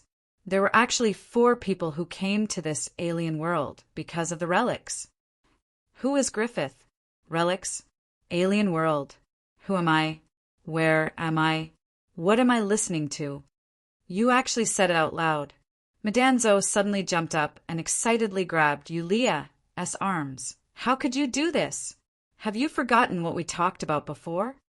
Yulia continued blinking and hinting crazily, as if to say, You've passed. I had no choice. That guy was too careful." Yulia sighed. "If I didn't tell you the secret, I'm afraid that I would be a corpse now." "Then you escaped." Madanzo thought for a moment and said, Yulia quickly nodded. "Yes. Let's talk while walking. Is it safe here?" Madanzo said, "This is a secret room in the library, but it has been discovered by the people of the Holy Church. Later, a group of guys wearing black armor and an old man in a wheelchair came here. They seemed to be transporting something out of here. I was afraid that I would be exposed, so I didn't take a good look. After the old man left, he also called the people who were guarding here away, so there shouldn't be anyone outside. Really? Yulia nodded. Let's go. We need to think of a plan. My key was stolen by Griffith, so we must think of a way to get it back from him. Come with me, Madanzo replied. The two of them quickly left the secret room. Not long after, the wall slowly moved and a black figure slowly emerged from the darkness. He walked into the secret room with a serious expression and looked in the direction that Madanzo and Yulia left. The otherworldly incident. It's actually true. That thing. Could it be the key in Rose Countess' hand? Yulia didn't tell the truth completely. There's a fourth otherworld. Could it be that it wasn't Norsta's intention to steal the key from Rose Countess? This Yulia wanted to steal the key herself? Not only Rose Countess, maybe. She also wanted to steal Norsta's key secretly. She probably didn't want them who had become vampires to return to their homeland. Everything can be explained. There was indeed no one in the library, but there was still a warrior of the Holy See standing guard outside the library. Madanzo secretly tore a piece of paper from the desk and quickly wrote a few words, stuffing it into Yulia's hand. It was only a short line. The male lead was taken away by the old man. Madanzo said with a serious expression, I heard that Rose Countess isn't dead yet. In the depths of the hall, a deep pit was exposed due to the attack of the giant cannon. There are also traces of man-made excavation. Yulia said, the key is very important. Asakes wants to go home even in his dreams. Otherwise, he wouldn't have spent so much effort investigating all these years. 15 years. Look at this room, full of information. He probably wouldn't hide the key. He would always carry such an important thing with him. Madanzo thought for a moment and smiled bitterly. Unfortunately, there's nothing we can do. Vampires are too dangerous for us. As for those soldiers from the Vatican, they're fully armed. This is hell level. Let's not talk about the distant ones. There's also a person guarding outside. Even getting out is a problem. Maybe we can make use of Griffith, Yulia thought for a moment and said. He doesn't know about your existence. In my opinion, he probably wants to get his hands on the key. I can pretend to obey him and gain his trust. This method is too dangerous. Madanzo shook her head. Yulia grabbed her hair and swept the things on the table to the ground in frustration. Then tell me, what else can we do? If my key wasn't taken away by him, we still have a chance. But now, tell me. Calm down. Madanzo hugged her quickly. Calm down. You have to stay calm at this time. How can I calm down? Yulia burst into tears and fell to the ground. She covered her face and said, I just want to go home. I don't want to stay in this damned place anymore. Why did we come out to take risks? Why did we enter the ruins? Why? Are you feeling better? Metatro patted her shoulder lightly. How long have you escaped? Could it be that the person who captured you has discovered that you escaped? He went to find out the situation. Yulia sobbed and said, he shouldn't be back so soon. Wait, we should destroy the mechanism in the secret tunnel first. Let's go. Madanzo nodded. At this moment, the light seemed to distort, and a slender figure slowly appeared in front of the two of them. It was an incomparably handsome face. The newcomer chuckled and said, Don't bother. Gee, Griffith. Yulia's face instantly turned pale as she widened her eyes in disbelief. Her eyes were filled with fear and despair. How did you? Madanzo suddenly picked up a pen and stabbed it toward Griffith. But Griffith waved his hand and sent Metatro flying. Metatro crashed into a bookshelf, and the bookshelf fell to the ground. Who's there, Dash? At the same time, the soldier of the Holy Church, who was guarding the door, heard the noise and broke into the room. A murderous spirit flashed in Griffith's eyes. He dropped the sword at his waist and pierced the throat of the guard nailing him to the door. Life extinguisher. Now no one is guarding here. Griffith walked up to Yulia with a faint smile on his face and squatted down in front of her. So, he reached out and lifted the chin of Yulia, who was in a panic. Squinting his eyes, he said, "Ms. Yulia, what are you going to do with me?" Yulia opened her mouth subconsciously as if she was scared silly. "Ms. Isabel, we found a lava pool in the front, and a huge tower-shaped building can be seen in the center. At the end of the tunnel, waves of heat surged."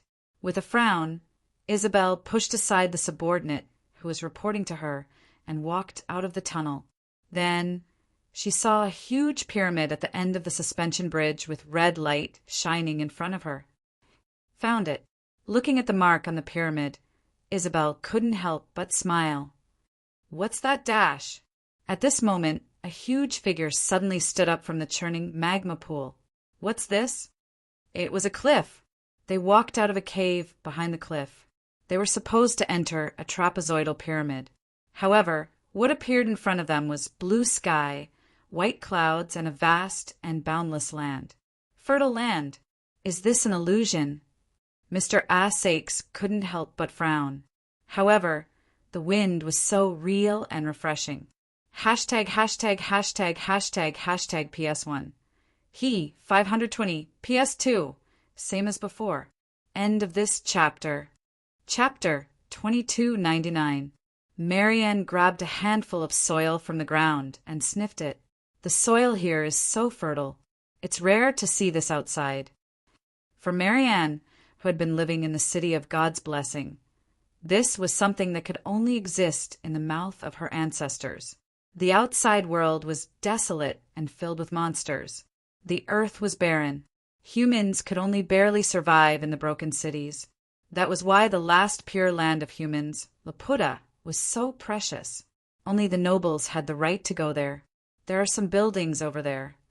Alan pointed at a forest in the distance. There seemed to be something hidden in the shadows of the trees.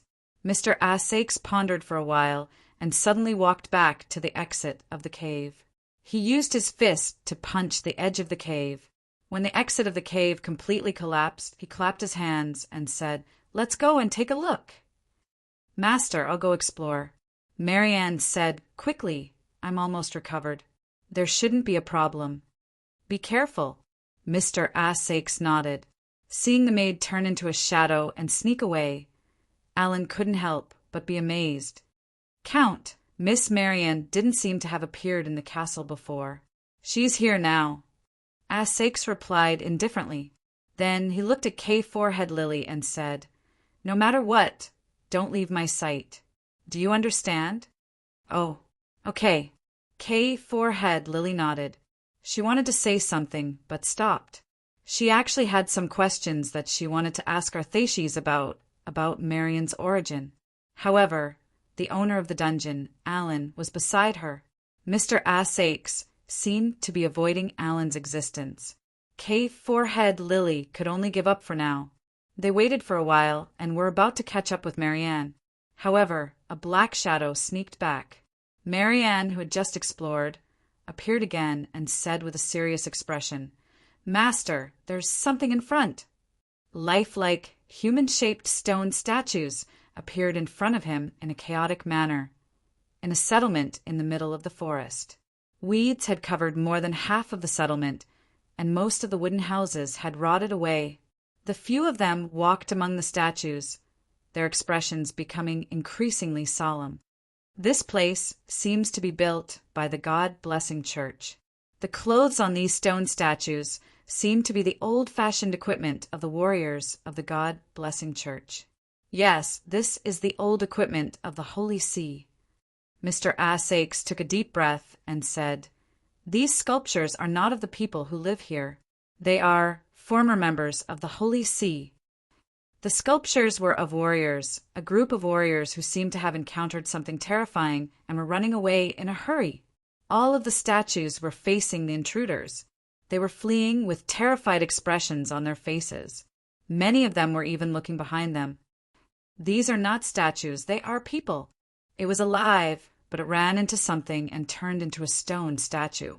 Arthashes's sudden conclusion stunned everyone. A bone-chilling feeling crept up their spines. It was as if there was something terrifying in this bountiful land, instantly destroying the beauty of this moment. Silence. It was too quiet. There was no sound at all. In such a rich land, there was not even a small animal or insect. The settlement that they found was more like a sentry post that was set up by the God-blessed church. As they went deeper, they found more than 10 similar settlements. In the settlement, they found similar statues. Then it was still quiet. This gathering place seems a little different. It was almost the end of the forest, but the settlement they found here was much bigger than the previous ones.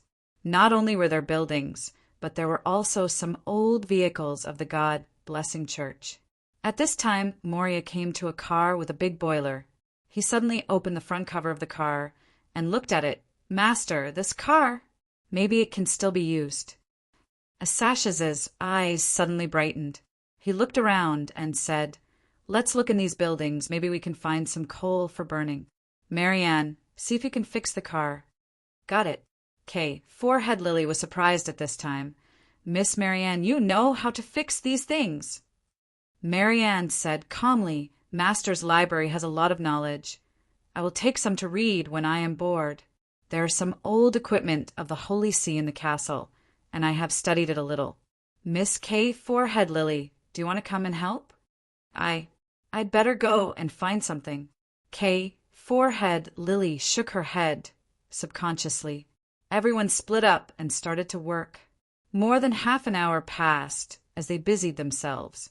When Mr. Asakes came back, Alan and Forehead Lily had come back first. It seemed that they had found something. Marianne was working hard to repair the car. "What did you find?" Mr. Allen asked directly.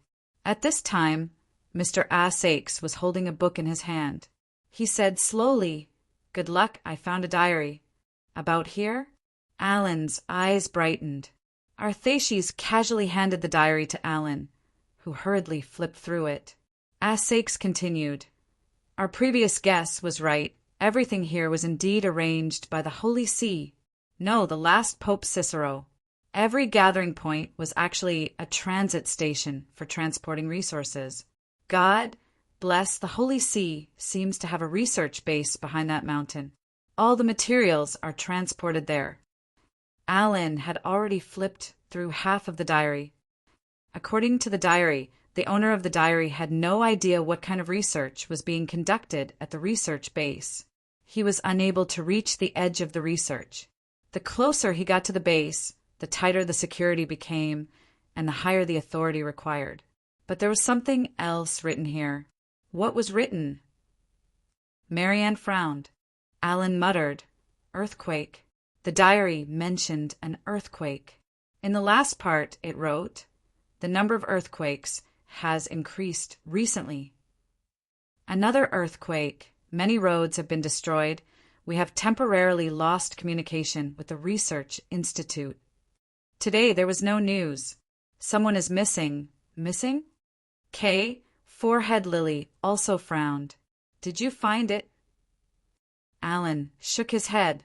"It didn't write after that. Or rather, it didn't have time to write it." He flipped to the last page of the diary and held it up in front of everyone. There was only one unwritten word on the paper, and it stopped abruptly. Something happened to the owner of the diary. Marianne said in a low voice, "Maybe it has something to do with this disaster." She looked at the stone statues around her who were in a hurry to escape. Her meaning was clear. Mr. Asakes also said, "Outside the house where this diary was found, there was a statue on the ground. Maybe it was the owner of this diary."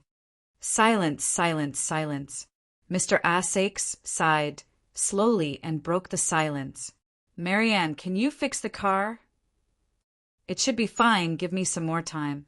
I'll look around and see if there are any other clues. You two rest here for now," Mr. Asakes said seriously. "Marianne, when I'm not here, protect Forehead Lily." Bang dash! The stone exploded. and the sealed exit of the cave was opened instantly. Several soldiers of the Holy Church rushed out with weapons in their hands. They guarded the exit of the cave while looking around. The target is safe. At this time, Isabel walked out of the cave. She looked a little tired, and there were some burn marks on her light armor. The young knight, Nero, checked the entrance of the cave and said, "Ms. Isabel, these stones should be newly dropped." "Don't think about it. Only that guy would play these pranks." Isabel shook her head. "Asakes always likes to play tricks on others. Humph, he never changes." "Always?" Nero heard the complicated meaning in the woman's words, but he didn't ask further. Instead, he looked at the brand new world in front of him with shock on his face. "Ms. Isabel, this place? The land of origin." Isabel pointed to the front. "The real treasure of the God-blessed church is there. Let's go, we'll see it soon. Attention, everyone. Check all your equipment and move out immediately." Nero instantly ordered everyone, "Stop dash!" A soldier in black armor suddenly raised his hand. Several soldiers in black armor walked out of the tunnel and returned. "Sir, there are traces of a fierce battle ahead and 6 burned bodies and a suspension bridge, but it's broken." The leading soldier in black armor looked at the old man in the wheelchair. The old man slowly opened his eyes. It should be the fire element. They didn't find Isabel's body, which means they entered successfully. "Kane, repair the suspension bridge. The fire element should be defeated. Nero has the ability to do it." The leader of the soldiers in black armor, the man named Kane, nodded silently. The old man in the wheelchair looked at the huge coffin behind him. There were the things he took out from the secret room in the library. "Finally, we're back to this place. Are we really going down?" At the edge of the deep pit in the palace, Madanzo stopped looking around and looked hesitant. There were more than a dozen bodies of the God-blessed church's soldiers. Griffith only took a few breaths to kill them. However, there were still many soldiers of the church in the castle, and she believed that what happened here would be exposed soon. Obviously, Griffith didn't plan to fight the church's army head-on. Since Countess Rose is down there, the mastermind of the church's operation should be down there too. Griffith said calmly, "If Countess Rose is killed or captured by the church, I'm afraid you'll never find the key again." At this moment, Yulia and Madanzo looked at each other. "Madanzo, my goodness, did you trick this guy?" "Yulia, I'm working very hard, okay?" "Madanzo, are we really going down there?" "Yulia, what else can we do?" Even the male lead was taken down there. Griffith suddenly joined the group chat. "What are you guys talking about?" Madanzo and Yulia were shocked. Yulia said calmly, "I think it's better to take Norsta's key than a Sasha's key." "Griffith, why don't you bring me to my adoptive father, Norsta?" "No need." Griffith shook his head and picked up Yulia and Metatro, one in each hand, as if he was picking up chicks. Then he jumped into the deep pit. Norsta was dead. He killed him. In the campsite, Kay or Lily sat beside the car repair station, quietly. Marian didn't even look at her. At this moment, Mr. Allen walked over with 2 water bottles in his hands. "There's a water source behind the campsite. The water should be fine." Allen placed a water bottle in front of Kay or Lily. "As for food, we haven't found it yet." Cool Lily, on the other hand, felt thirsty. She silently took the flask, but did not drink it immediately. Mr. Allen sat down. "Don't worry. It's not poisonous. If I hurt you in this environment, I'll be asking for trouble. The Count values you a lot, doesn't he?" Kay or Lily looked at Allen expressionlessly. Mr. Allen said, "It's fine if you hate me. After all, I did use you before. But I just want to live. If I didn't find a way to alarm Count Rose, we would have died at Norsta's hands." Kay or Lily was silent. However, at this moment, Marian suddenly appeared in front of the 2 of them. "What's wrong?" Kay or Lily asked. "Sure." At this time, Marian said in a low voice, "Something is approaching." "The Count is back?" Allen asked hesitantly. "Something else. Marianne said quickly. Mr. Allen hurriedly got up and pulled out an exquisite dagger from his waist. At this moment, Marianne's gaze moved around the camp. In the forest, there was a black shadow that was moving quickly. The three of them focused their eyes and quickly leaned against each other. In the silence, the sound of flying in the forest became more and more obvious. At this moment, Marianne pushed Kay or Lily away. At the same time, a black shadow flew out. Bang! The campsite was instantly smashed into a pit.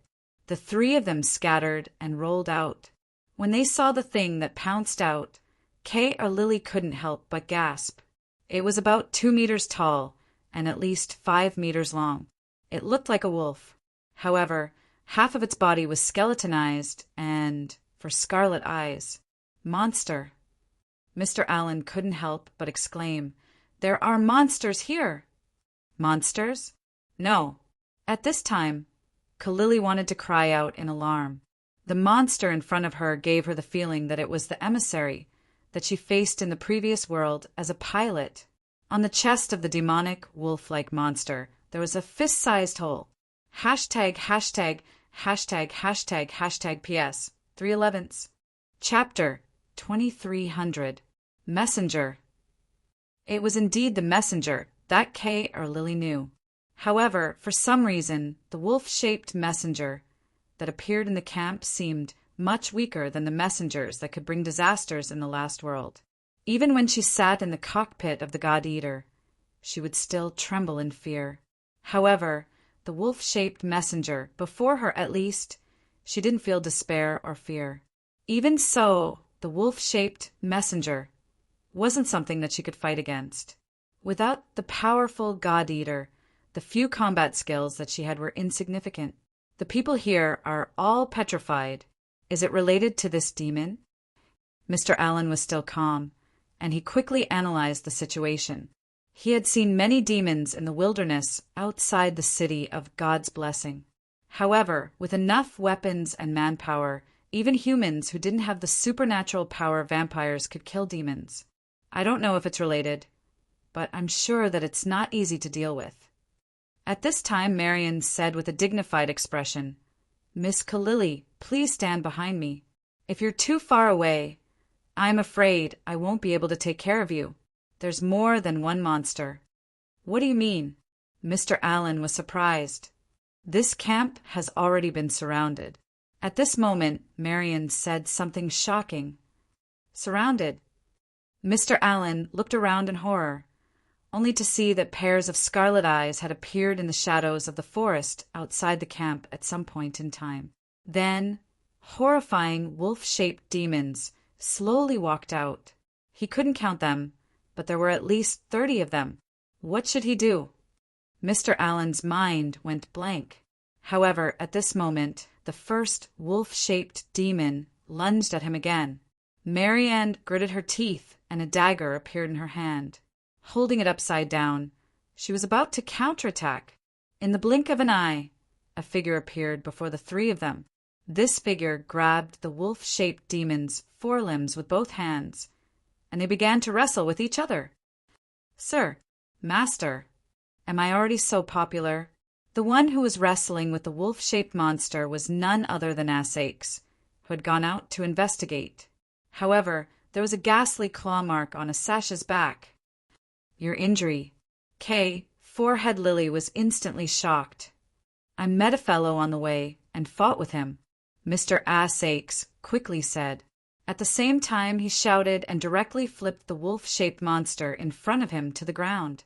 At this time, his eyes were crimson red, and his blood-sucking fangs were exposed. A crazy, bloodthirsty aura surged and seemed to have shocked the wolf-like demons around the camp. However, the wolf-shaped monster roared as if it was ready to attack at any moment. "The car isn't fixed yet. Almost there. Almost there," Marianne said quickly. Asaix said directly, "I'll try my best. Move faster." Marianne nodded. With a leap, she jumped onto the car. Seeing this, Asaix suddenly screamed and attracted the attention of all the wolf-shaped monsters. At this time, he directly jumped into the pack of wolves, Come on, let's see if your claws are sharper or my fangs are sharper. A bloody battle. These wolf-shaped monsters were not inferior to Asakes in speed, and their hair was as hard as steel. In just a moment, Asash's body was covered with wounds. As for his record, he had only taken down 4 wolf-type demons. The main reason was that there were too many of them. Marianne, how much longer? In an instant, the sound of the engine roared, and Marianne shouted, "Master, it's fixed!" "Go!" Asakes instantly shouted and took the opportunity to grab the tail of a wolf-shaped monster. He directly swung it up to create an opportunity for everyone and forcibly swept out a path. The car, driven by the steam power, directly rushed out at this time. Asakes brought up the rear and took out the crystal dug out from the neck of the flame giant. He held the crystal high, and then a fierce magma flow instantly appeared out of thin air and directly flooded the entire petrified camp. The fire soared into the sky, and the wolf-shaped monsters were trapped in the magma-filled camp at this time, making miserable howls. Mr. Athanasius finally caught up with the speeding car and gasped for breath. "How did you do it?" At this time, Aaron stared at Asakes in disbelief. He saw that Asakes took out the crystal. Asakes directly took back the crystal in his hand and said indifferently, "Haven't you already guessed it?" "All essence." "It's really all essence. Something out of nothing." "My God, this is actually true. It's not as magical as you think." Asakes shook his head. "This thing seems to only be able to summon magma. I just discovered it not long ago. Other than that, it won't change anything else. And even if it can change magma, it will be quite brain-intensive." "Brain-intensive?" "I'm talking about spirit." Asakes shook his head. "I'm dizzy now, and I don't feel good. This thing is not free. It can devour people's spirit." "Spirit? Spirit power?" Aaron pondered and said, "But people's spirit can be recovered. If the balance between the two sides is maintained, isn't it equal to having unlimited resources? Can your spirit be recovered, or is it permanently gone?" "It's recovering, and I feel better now." Asakes thought for a while and said, "But this thing is too evil. Before I understand its nature, I will try not to use it again. Marianne, we should be driving to the base on the other side of the mountain now, right?" "It should be this route." Marianne quickly said, "We can see the outline of another camp in front." "Master, do you need to stop and rest in front?" "No need. Just keep driving like this as far as we can go." Asakes thought for a while and said, "I don't know if we will encounter such ferocious big guys again. Pay attention to the formation. Pay attention to the formation. Don't attack randomly. Cooperate with Lord Narrow." The elite warriors of the church were currently dealing with the situation in a fluster. A group of terrifying fellows had suddenly appeared in front of them and instantly took away the lives of several warriors. Isabel was now completely protected. However, her expression did not look too good, obviously not expecting to encounter such danger. If such terrifying creatures appeared along the way, there would be more twists and turns. "What kind of demon is this? I've never seen it before. Its skin is harder than steel." There were too many of them, all around them.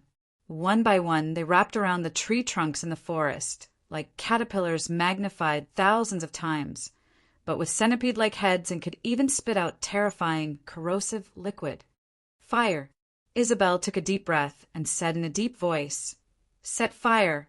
Burn this forest!" She saw that the forest in front of them was already on fire. She expected that only Asakes, who was walking in front, could do such a thing. "Fire! Use fire!" The warriors of the Holy See immediately started the fire. A humanoid monster with long black hair slowly fell at the feet of a black-armored warrior. At this moment, the weapon in the black-armored warrior's hand pierced into a strange round hole behind the head of the long-haired monster. This was a fatal blow. The black-armored warrior named Cain pushed the old man and slowly came to the side of the long-haired monster. The old man gestured for someone to turn the monster's body over, and after a few glances he said slowly, Their weak points are all in this round hole. As long as you find their weak points, it's not hard to kill them. With your abilities, the things here are no match for you." "What exactly is this thing?" Kane asked calmly. "It doesn't look like a demon." "They were once humans," the old man said slowly, "but they lost their hearts." "Hearts? Dreams, ideals, beliefs, everything is precious in the hearts of people." The old man's face became more and more pale, and he even coughed a few times, as if he would die at any moment. It was not until Kane took out a syringe and injected something into the old man's body that the old man finally recovered. There's no time. The old man's breath was weak, but he raised his trembling hand and pointed forward. "It seems that someone has already arrived here." Griffith looked around with a solemn expression. This place was rich and fertile, unprecedentedly rich and fertile. It was like an undeveloped virgin land, a brand new world that had not been destroyed. However, that was not the case. There seemed to be some kind of danger hidden here. Griffith could not say, it was just a feeling. However, the strange human bodies and stone statues that he saw along the way seemed to be proving his feeling. He even had the thought of retreating. At this moment, Yulia and Madanzo were squatting beside the body of a monster covered in long black hair, seemingly studying something. "You too recognize this thing?" Griffith asked with a frown. Yulia shook her head. "No, but I'm curious. More research. You won't lose out. You must have the spirit of research, understand? Why is your world so backward? It's because you people don't know how to use your brains, develop productivity, and solve problems with your fists." Griffith said calmly, "There's nothing wrong with relying on your fists. It's the most convenient and easiest way to achieve your goals." "What kind of goals can you have?" Yulia could not help but ask curiously. She had already figured out this guy's character. As long as Griffith still wanted to enter the other world, he would not make things difficult for her. "It's none of your business," Griffith said expressionlessly. "If you can't figure it out, then let's go. Don't waste time on the road." Yulia and Madanzo exchanged glances. Madanzo wiped her hands that were stained with the blood of the long-haired monster and said calmly, "That's enough. Unless we have more specimens, there is no research value." The car quickly drove into a huge canyon. The front was swallowed by darkness. However, this was the only road that the car could pass through. Along the way, they did not encounter any terrifying creatures. Asash's spirit seemed to have almost recovered. At the same time, as they went deeper into the canyon, the number of petrified human bodies they encountered gradually increased. Finally, they arrived at the depths of the canyon. The ground and the rock walls here were full of cracks. This place was no longer dark, but a faint blue light was emitted from the cracks. Moreover, the more they went forward, the more intense this light seemed to be. Alan subconsciously reached out to touch the cracks on the rock wall. The moment his palm approached, he saw ripples flowing through the cracks. "I have never seen this kind of landform before. Unbelievable. There is a very powerful force flowing through these cracks." Asash's face was incomparably solemn. He could not even describe how powerful this force was. They were calm, as if they had fallen into a deep sleep. They were also terrifying. Once they erupted, the consequences would be unimaginable. Moreover, the ripples flowing through the cracks were all flowing in the same direction, as if they were transporting something. They were like cables that were transmitting an endless stream of energy to something. "Master, look." They had reached the end of the canyon. A towering rock wall blocked their way. However, the road was clear because, at the bottom of the rock wall, there was a huge stone door that had been opened. The car slowly drove into the stone gate. Inside the stone gate, countless light blue fluorescent lights floated in the air. Suddenly, strange images appeared in front of everyone's eyes. The sea stretched as far as the eye could see. In the sea, the first life was born. In the sea, the species of creatures began to increase gradually, and they were evolving, finally, a small thing walked on land for the first time. The fire of civilization was quietly ignited here. Countless illusions surged, and they who were on the car were instantly submerged in the aura of this ancient civilization. Their spirits and souls seemed to have experienced an incredible journey through time and space. They seemed to have seen a white tiger with wings roaring at the sky. Then they seemed to see a huge golden figure hovering in the sky, shaking the heavens and earth. On the ground, a blue giant raised his arms and shouted. Suddenly, a huge black ball appeared in the sky, bringing with it a long black robe. However, a long sword suddenly pierced through the darkness and rushed to the edge of the sky. Suddenly, there was a shock and our bodies fell forward due to inertia. All the illusions burst like bubbles. The car had crashed into a metal door at this time. "Boss, are you crying?" Kay or Lily's voice rang out. She subconsciously touched her face, and there were also traces of tears. Mr. Assakes murmured at this time, "Do you see the origin of life?" Hashtag, hashtag, hashtag, hashtag, hashtag PS as usual. This chapter ends. Chapter 2301. They didn't dare to open the metal door in front of them directly. Instead, they stopped in front of the door as if there was a taboo force that covered their curiosity. Although the illusion of civilization had disappeared, the mark of civilization seemed to have been branded and couldn't be erased. It was as if the whispers of civilization were still lingering in Arthasius' ears. That was a way of the birth of civilization that was beyond his understanding. How were the people of the Holy Light Kingdom born? The people of the Holy Light Kingdom were born from faith. They came from his will, and they would definitely return to his arms. However, the passage of the illusion of civilization completely broke some of Asash's existing concepts. However, his understanding had actually long since been shattered by the bizarre things that had happened to him one after another. It had been shattered into pieces. "I can't explain my feelings at this time." Assakes took a deep breath and looked at the three people in front of him. "I believe that you have the same feelings as me." They didn't speak, and the shock in their hearts hadn't calmed down yet. "Behind this door, there may be something that is beyond your understanding." Assakes said slowly, "I don't know if I should open it or not.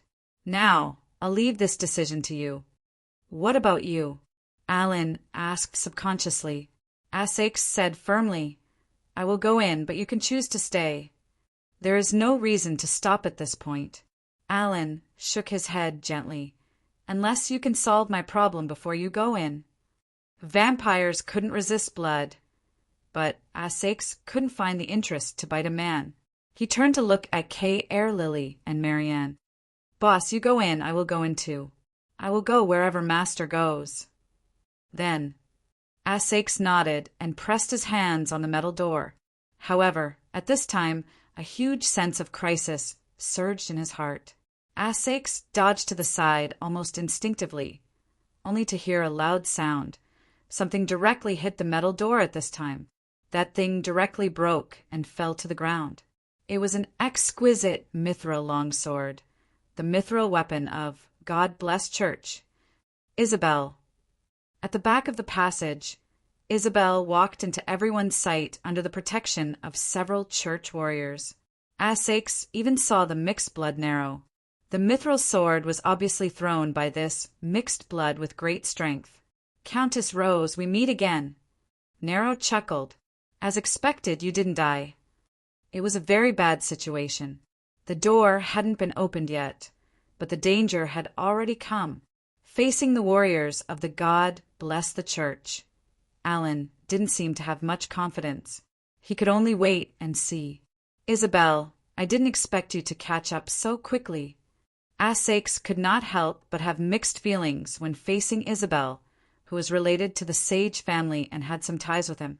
"In order to catch up to you, I lost a lot of men." Isabel sighed. "I remember. Ever since we were young, you were always so hard to find when we played hide and seek." How many people did she bring with her? Now, there were only 5 warriors left to guard her. This included Narrow, the most powerful warrior she had at her disposal. I forgot about what happened when I was young. Asakes shook his head. Isabel didn't care and said calmly, "Surrender, Asakes. As long as I'm here, even if you're a vampire, I can guarantee that the church won't do anything to you. As long as you listen to me, I can satisfy you." Asakes sneered. "Isabel, you're openly supporting your enemy. Aren't you afraid that you'll disappoint your subordinates?" "Narrow," Isabel suddenly shouted. The handsome young knight's figure flashed instantly. However, he didn't attack Asakes. Instead, he flashed behind a warrior of the church. His palm directly pierced through the warrior's back. "Narrow, Narrow, you. The remaining warriors were shocked. However, Narrow was like the Grim Reaper. He didn't give these warriors any time to react, and his figure flashed continuously. In the blink of an eye, the remaining warriors were all pierced through by Narrow and fell to the ground. After killing them, Narrow returned to Isabel's side. Loyalty. On this mixed blood's face, Arthashes saw absolute loyalty and obedience. "Isabel, what tricks are you playing now? Now, you don't have to be afraid of what my subordinates will say, right?" Isabel laughed softly.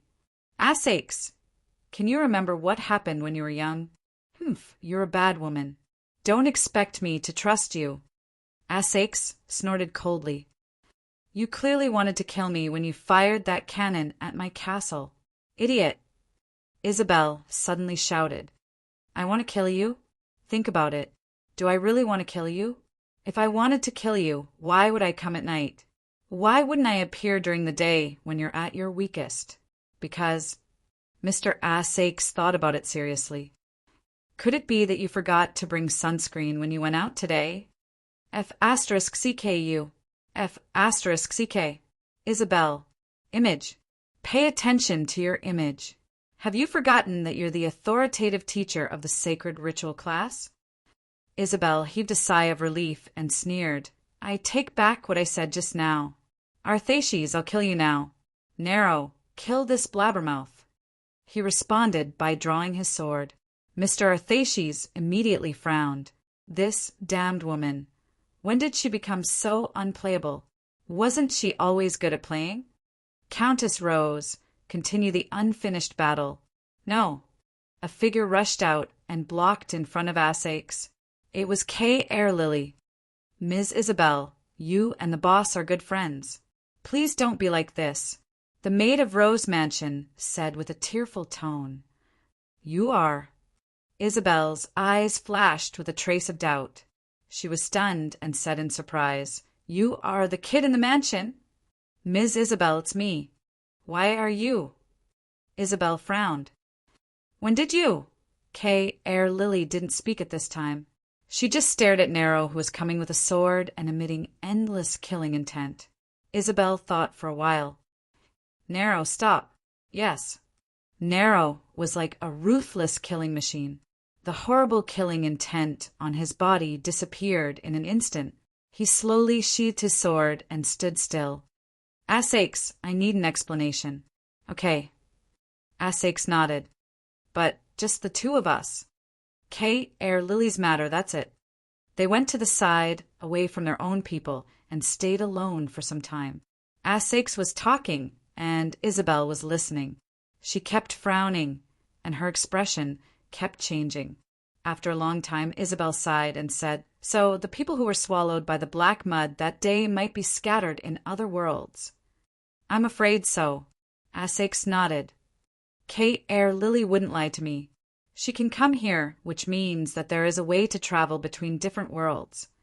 Isabel said in a low voice, "Since she can travel between worlds, then she can also leave." "Isabel, do you still want to go back?" Asakes stared at her eyes. "Free City." She didn't answer this question. Instead, she asked in a low voice, "You said that there was someone with Kay Airlily, and Yulia, where is she?" "How would I know?" Asakes said with an innocent face. "I was blasted into the ground. I arranged for Yulia to rest in the castle. Who knows if she died under your attack? Isabel, that child was one of your proudest students back in school. Do you feel sad for your impulsive actions? I did not give the order to fire the main cannon. Isabel shook her head. It wasn't you. Let's not talk about this anymore. Isabel waved her hand. Whatever happens between you and me, that will happen after we leave this place. Right now, what I need to do is to get the item here. Sakes, I'll ask you one last time. Do you want to stand on my side? Then answer a question of mine first, Arthaces asked slowly. Dee was indeed killed by me. She gave him the answer. Why? Isabel said indifferently. No reason. You should know my character. Since it's something that I can't get, I don't want others to get it, even if I have to destroy it. Sakes, I've been patient enough with you. You only have this mixed blood with you, right? Sakes chuckled. I'm a noble among the vampires. When I was granted this city of God blessing, I also got a drop of blood from the ancestor. Your knight may not be able to kill me. Then what if I join? Isabel's eyes suddenly turned into a demonic blood-red color. What are you? Arthaces was shocked. At this moment, Isabel was releasing a violent and chaotic aura. He had only felt this aura from one person before, Dee, the strongest vampire hunter. Answer me. Isabel's beautiful hair even began to move without wind. Sakes frowned and relaxed. Finally he sighed and said, If I can't defeat you, I can only join. Anyway, that's all. Boss. Master. Sir Earl. Sakes waved at the three and shook his head. From now on, we'll listen to that woman. Don't worry. I'm still useful. She'll treat me well. Kay or Lily was skeptical. All this while, she had heard the most about this Miss Isabel. It was all about how Arthaces and Ludic were complaining about how they had been swindled by Miss Isabel at this moment. Nero walked directly to the metal door and put her hand on it. She glanced at Sakes, and Sakes also put his hand on the other side of the door. The two exerted their strength at the same time, and the dusty door was instantly pushed open. Isabel was now standing in the middle of the door, silently waiting for the door to open. It opened. A world of light instantly flooded their line of sight. When their vision adjusted, what appeared in front of them was a glowing forest. Many coral-like trees stood tall, and the entire forest was filled with an unbelievable aura of life. In this place, one could instantly clear away all the fatigue in one's body with just one breath.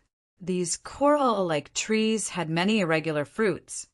Sakes subconsciously took out the crystal that he had dug out from the flame giant's body. It was almost the same. The fruits on these trees are essence. Sakes was surprised. You also know about essence? Isabel looked at him suspiciously. Sakes shrugged. 15 years ago, your holy church was defeated, and you didn't take everything away. There must be some leftovers, but I don't know much. Every time we come here, there are so many essence fruits. No wonder your holy church was willing to come down from Laputa this time. How many essence fruits were there in this place? This wasn't a number that could be calculated in a short time. However, Isabel walked directly into the depths of the coral forest, as if she didn't see the essence fruits on the coral-like trees. There's something more important in here. Sakes hurriedly walked to Isabel's side. He thought he already knew enough, but this bad woman seemed to know more than him. Essence, or mother. At this time, Isabel said indifferently, with it we can create countless essence fruits. In comparison, are the fruits in this forest still important? Can the Holy Church really create this kind of thing? Sakes couldn't help but doubt. With the technology of this world, wasn't this bullshit? Who told you that it was created by the Holy Church? Didn't the Holy Church build this research institute here? Isabel sneered. Build? No, you're wrong. They just found this place. Sakes, do you know the essence of essence? She stopped and stood under the biggest coral tree. The ground around here was cracked, and a large number of cracks were filled with blue light. The flow of energy was constantly flowing through these cracks and into the biggest coral tree. What is it? The foundation of this world. Isabel took a deep breath and said, the so-called essence or mother is formed by swallowing the origin of a world. It's like a transformation machine that can materialize people's imagination into reality. World transformation. Essex was shocked. He felt the terrifying energy flowing from the ground to the huge coral tree, and he seemed to have thought of something. You're not wrong. This world is about to be sucked dry. Isabel said calmly, 15 years ago the Holy Church was defeated, and they didn't take away the essence or mother in the end, not because they couldn't take it away, but because it hasn't fully matured. It needs to absorb the last bit of nutrients here. Now it's almost time. Hashtag, hashtag, hashtag, hashtag, hashtag PS. For Levance, this chapter ends. Chapter 2302. It was as if they were under the illumination of the light of civilization. Hearing what Isabel said, everyone was shocked. Will it really suck the world dry? Essex looked at the huge coral tree in front of him in disbelief. There was no essence fruit on it, but it was the tallest and biggest one. It was different from the rest. At this moment, Marianne, who was silent, sneered. Don't be alarmist. All the land we passed was rich and full of life. Isabel looked at the little female vampire coldly and said, when a lake starts to dry up, it always starts from the edge. Isn't the outside barren enough? What do you mean? Marianne couldn't help but frown. Isabel ignored her. Instead, she looked at Arthaces and asked, where do you think this is? Essex was stunned. He thought for a while and said, we came here through the pyramid, deep underground. This should be another space. This is the world in the core of the earth. Isabel said, it is also the place where life really originated. Both humans and vampires were born here. It was only because of some accident that they came to the surface together. That's how the history of the Church of God came to be. That's impossible. Marianne's understanding was completely shaken. However, after experiencing the illusion of the origin of civilization, she instinctively felt that Isabel was not lying, because she could not accept something in such a civilization. The origin of life was natural. However, in the illusion of civilization, she clearly felt that there was a pair of hands that wantonly played with the progress of civilization. Just like the Creator, not only did it advance civilization, it even created more species. Where did you learn all this from? Arthaces took a deep breath. Of course, from the documents of the Church. Isabel said calmly, why? Do you think only you can go back and collect all the knowledge? Essex frowned and said, I have collected all the documents I can find, but there is no clue about the origin of civilization. Even if I assume that the Church deliberately destroyed the records when they were defeated 15 years ago, it is impossible that there is nothing left. Isabel said, of course you can't find it. This is the truth behind civilization that only a few people know. Even the Church can only pass it down orally. Essex was stunned. Such a secret. Even if it is passed down orally, I'm afraid only the Pope can pass it down. Have you reached this point? You don't have to worry about that. Isabel shook her head. With that said, Isabel suddenly plucked a myriad element, fruit from another coral tree, and held it in her palm. They did not know what she wanted to do. But at this moment, a dining table appeared in front of Isabel out of thin air. There was even a sumptuous meal on the table. At this time, under everyone's surprised gaze, Isabel sat down, took a bottle of red wine, and poured herself a glass. The universal mother of ore is here. It should take some time before it settles to the bottom and ripens. Take whatever you want to eat. Everyone did not move, even if the food contained fresh blood that vampires needed. Isabel, on the other hand, enjoyed the delicious food on her own. How did you do it? Essex frowned. I also have an essence fruit here, but it can only create magma. Isabel cut the steak and said calmly, you dug it out from the fire elemental. Speaking of which, I really have to thank you. Asakes smiled awkwardly. Isabel said, "The essence fruit in your hand has already been endowed with attribute, so it can only be transformed into the same thing in a fixed manner. These fruits here belong to no attribute, or it can be said that they have a blank attribute. The usage is very simple. Hold it and think about what you want. If you don't believe me, it doesn't matter if you try it yourself." Everyone exclaimed in disbelief. Asakes thought for a while. He was the first to pluck a brand new essence fruit and held it in his palm. Soon, a human-shaped pillow appeared in front of him. Forehead lily human-shaped pillow. "Boss, you." The little maid's face instantly darkened. Accident. Arthashis immediately hid the pillow behind his back.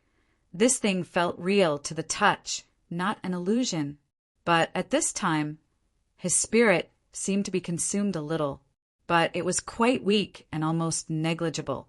Seeing this, everyone also tentatively plucked a all-essence fruit each. With a thought, some small objects instantly appeared in front of them. Forehead Lily looked at the broom in her hand in surprise.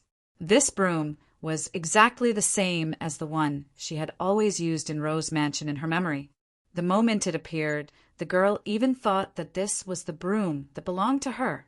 At this time, a thin and sharp sword appeared in Marianne's hand. She was looking at the weapon in her hand excitedly and casually played with it a few times. At this time, Mr. Allen was holding a pair of scissors that looked like a tailor's and was silent. As for Nero, she was holding an ordinary marionette. Suddenly, something seemed to fall from above. Everyone looked up and saw a large number of objects falling down like a waterfall. In the blink of an eye, they had piled up more than 10 meters high. Models, sofas, hairdryers, comics, bicycles, baseball bats. They were all different and dazzling. This speed. Asakes sighed in amazement at this time. Obviously, such a large number of things were created by him. But at the same time, the feeling of weakness when using the essence fruit to create a large amount of magma also came at the same time. He lightly shook his head and said with a bitter smile, "This thing is simply like the devil's temptation. I can feel that a part of the spirit it devours should disappear permanently. But even so, you still can't help but use it, because it's really too convenient. This is just the essence fruit," Isabel said coldly at this time. "The fruit can create matter, and the Or-Mother can create countless fruits. Then, isn't having the Or-Mother equal to?" Forehead Lily couldn't help but be shocked. "Equal to having the whole world."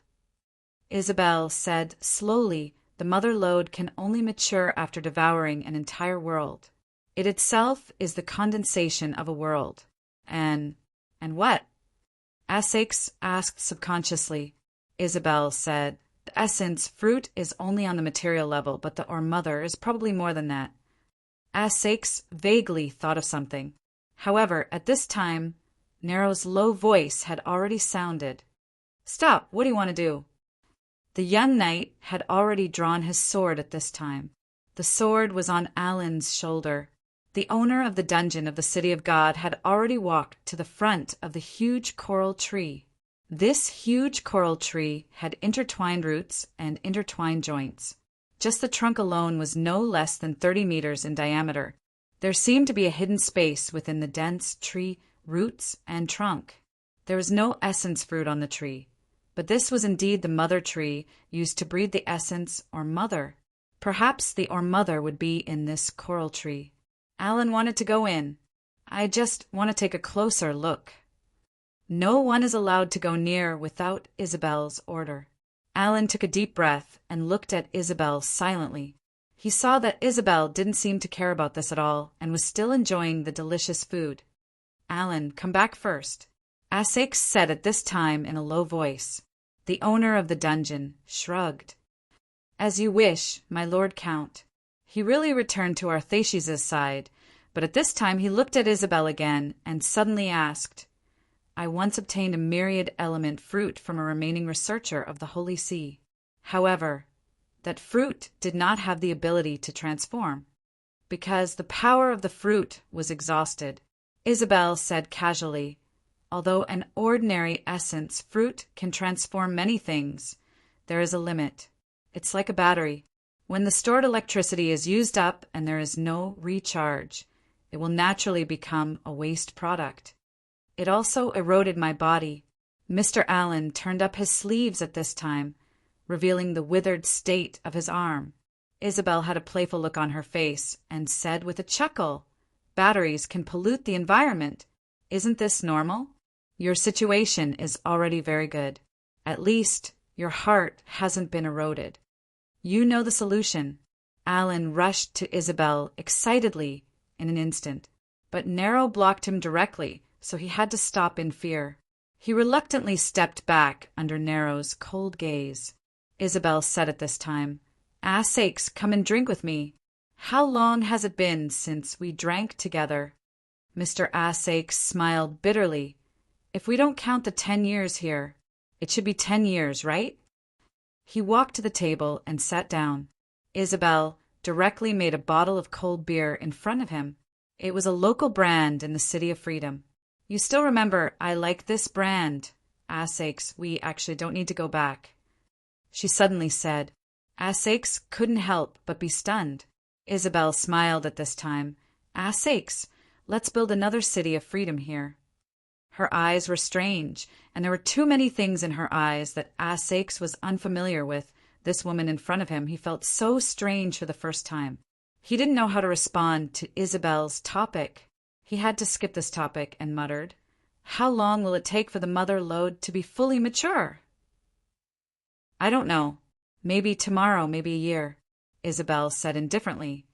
"But it doesn't matter. There are many myriad element fruits here. Just guard it." With that, Isabel once again clenched the myriad element fruit. Suddenly, a shock came, and at the edge of the coral forest, a closed barrier suddenly rose at this time, directly covering the entire coral forest. She actually closed this place. "What are you? Why are you leaving?" Isabel said slowly, "I said the main cannon that attacked the palace was not fired by my order." At the same time, there was a loud noise. The barrier that covered the coral forest trembled slightly. It seemed that something had just attacked the barrier. "Finally, it's here." Isabel chuckled, stood up, and walked to the edge of the coral forest. The gauntlet on the fist of a black-armored warrior was completely broken, exposing a gray-skinned palm. Just a moment ago, this warrior had used all of his strength to strike the barrier that had suddenly appeared. No, the warrior shook his head. The old man in the wheelchair, who was protected by a group of black-armored warriors, slowly opened his eyes. "She discovered me in the end." "Who?" Kane, who was pushing the wheelchair, frowned and asked. "She." The old man slowly raised his hand and pointed forward.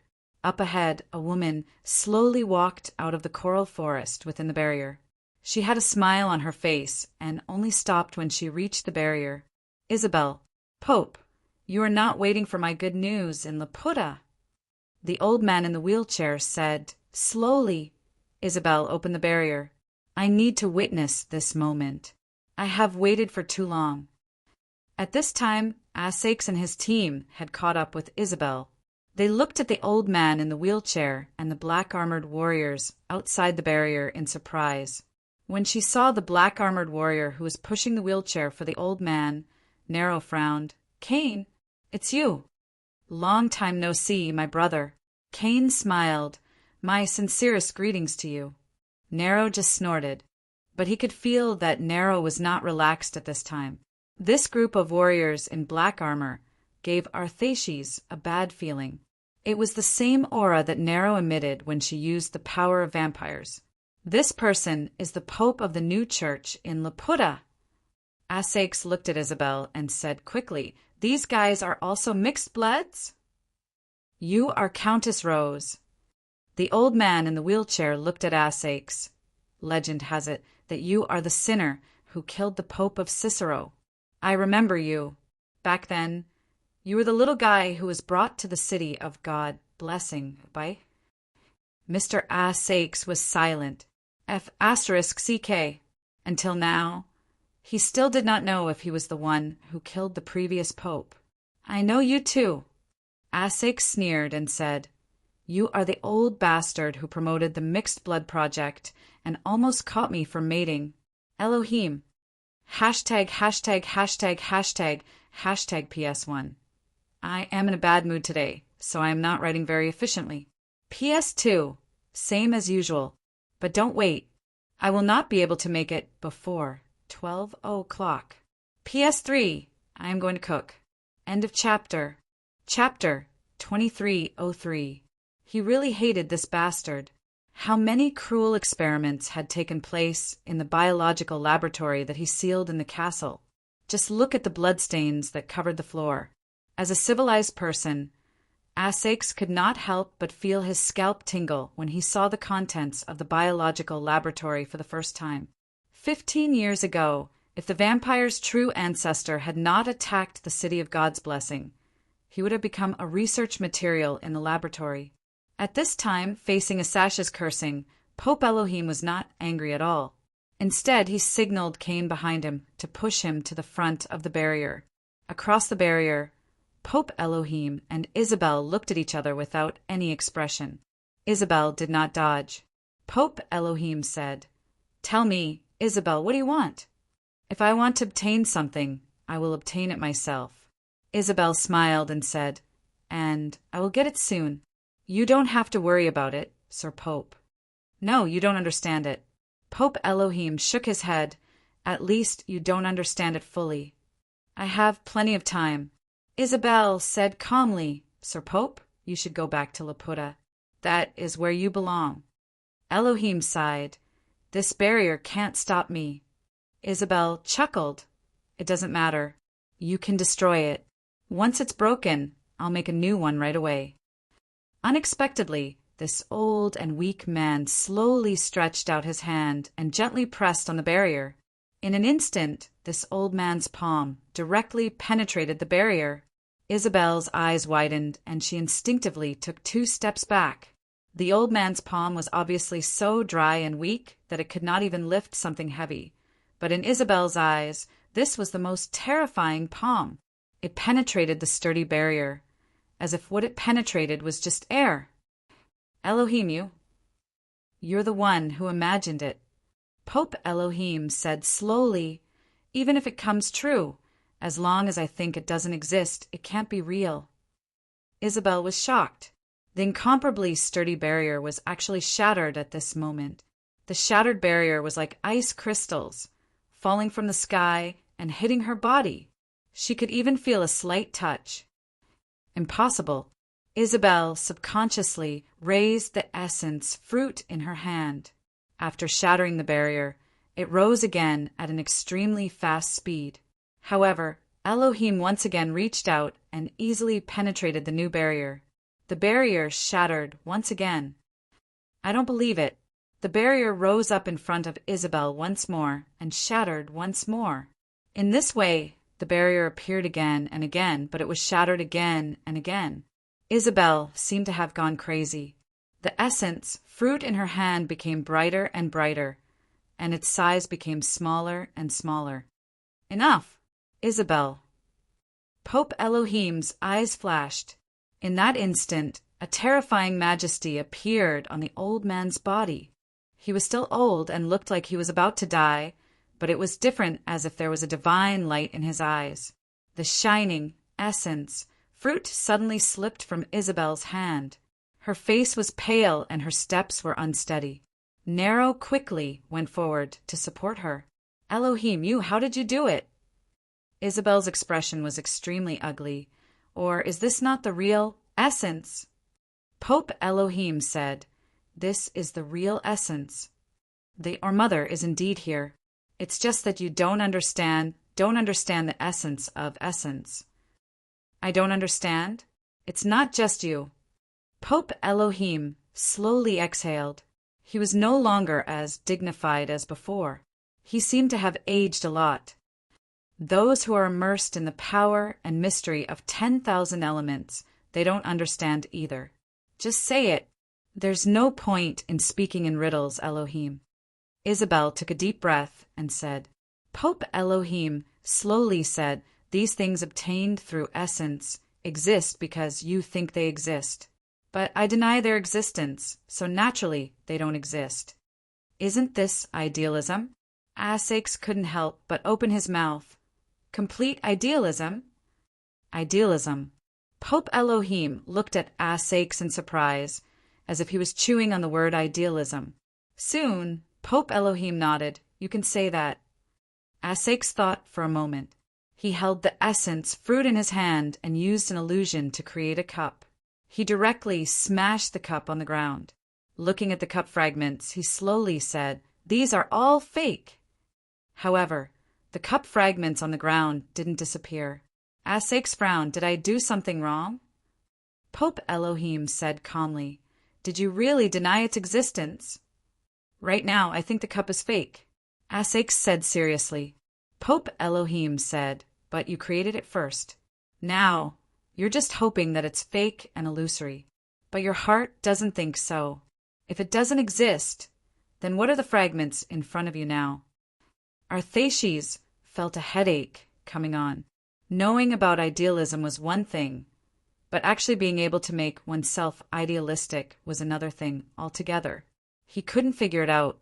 Essex simply shook his head and threw away the essence fruit in his hand. At the same time, he raised his fist. "If it's real, then it's real. My fist is definitely real. Old bastard." Unable to solve problem, he threw a punch. He wasn't as smart as Ludic, nor was he as scheming as Isabel. When he couldn't figure it out, he preferred to solve it in a violent way. Pope Elohim didn't move in the face of Asash's sudden attack, but Cain behind him moved. His speed was even faster than Arshatha's. A muffled sound rang out. After the sound was heard, Arthaces was sent flying backwards, and he even spat out a mouthful of blood on the way back. Damn it! Seeing Essex being knocked down in an instant, Marianne's eyes flashed with a murderous intent. She instantly turned into a black shadow, sneaked up from the ground, and rushed toward Cain. In Cain's shadow, a pair of arms directly stretched out and wrapped around his neck, twisting his neck 180 degrees.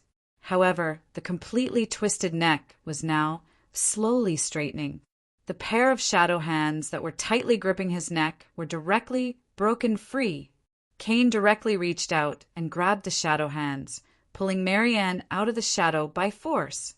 "You're overestimating yourself," Cain said indifferently as he squeezed Marianne's throat with one hand. Right at this moment, an incomparably hot aura actually came directly from above. Cain looked up and saw a terrifying, huge magma fireball falling from the sky. Cain's gaze froze, but he instinctively let go of Marianne and retreated immediately. Bang! The magma fireball fell from the sky and smashed onto the ground. The magma burned the ground, and the huge impact directly smashed many coral trees. The fruits that hadn't been removed were now scattered on the ground like gems. Cain's body was emitting a large amount of fog at this moment.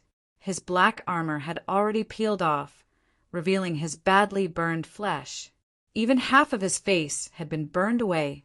However, the terrible injury was recovering at an extremely fast speed. However, in this terrible destruction, the Pope of Elohim was still sitting in his original position. The few feet around him didn't suffer any damage at all. Cain stepped over the magma, flowing on the ground with a solemn face, and walked to the Pope of Elohim's side. The rest of the mixed bloods also gathered from the dangerous areas where the magma flowed. The Pope of Elohim could deny the creation of Universal, but it didn't mean that they could, in fact, until now. Only the Pope of Elohim could deny it. At least, in Cain's knowledge, only the Pope of Elohim could do it. No, what was that? Cain's gaze froze. He looked at the coffin that was carried out from the castle's library. The coffin surroundings were also intact. It wasn't because of the coffin, but because of the person lying in the coffin. The Pope of Elohim said softly, "Cain, push me in. Isabel is not someone who can be easily let go. After all, from the previous Pope, Lord Cicero, she knew too many things that she shouldn't have known." Cain didn't act immediately. Instead, he frowned and said, Elohim, you can deny the creation of Universal, but can you deny the creation of Universal or Mother? The Pope of Elohim didn't speak for a long time. The mixed bloods didn't move, as if they were waiting for the old man's answer. I hope I can. The old man's old voice slowly sounded. A group of people appeared under the mother coral tree in a sorry state. Asash's brain seemed to have stopped working at this moment, and he felt extremely uncomfortable. Just as he arrived at the mother coral tree, he fell to the ground and panted. That guy broke the rules. Cain is the strongest result of the mixed blood project. He even added the cells obtained from D into his body. Isabel's pale face was filled with deep fear. In these 15 years, you only drank 1 or 2 mouthfuls of blood when you couldn't take it anymore. You're malnourished and underdeveloped, completely wasting the potential of a superior vampire. You're lucky that you didn't get killed by Cain this time. Asax shook his head. All right, let's talk about this later. What do we do now? That Pope clearly pressed you to the ground and rubbed it against you. Isabel clenched her teeth and said, I don't know how Elohim managed to negate 10,000 element. Idealism is too vague, but one thing is for sure. Cain and the other mixed bloods can't do what Elohim did.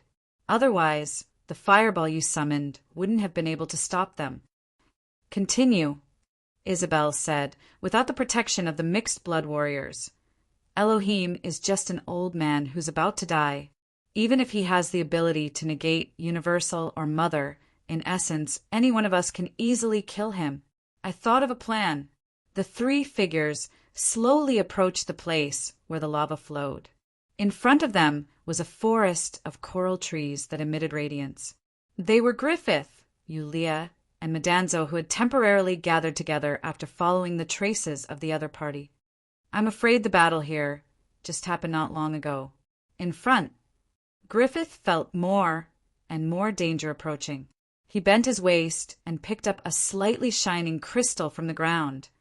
Carefully examining it, the intact coral trees in front of them had many of these strange crystals. What is this? But he didn't get an answer to his question. Both Yulia and Medanzo shook their heads in confusion. The 2 of them also casually picked up a crystal each and looked at it curiously. Griffith frowned and casually put the crystal he picked up into his pocket.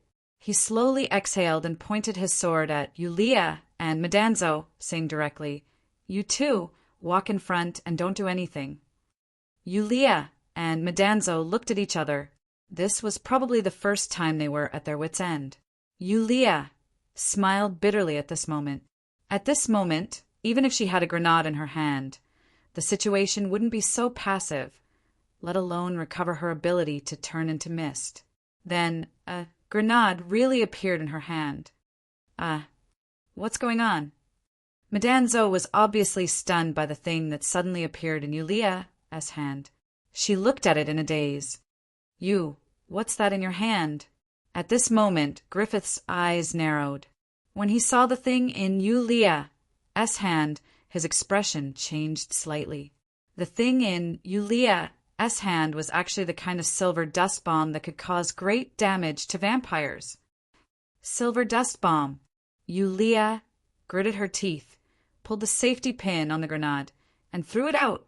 Griffith's expression changed slightly, and he retreated as fast as he could, only to hear a loud explosion. Flames accompanied the explosion. It wasn't a silver dust bomb. Griffith hid far away and found that the range of the explosion wasn't as large as he had imagined. Although the explosion was powerful, there weren't any silver dust bombs. He frowned and instantly rushed out of the dust cloud caused by the explosion. However, on the other side, Yulia and Medanzo were already gone. Griffith's expression was gloomy and uncertain. She was the one who caught Yulia. There was no way that this woman was hiding anything on her. Where did she get that powerful bomb from? You can't escape. Griffith sneered. Vampires were the best hunters when it came to tracking the scent of humans. Hashtag, hashtag, hashtag, hashtag, hashtag PS 511s. Chapter 2304.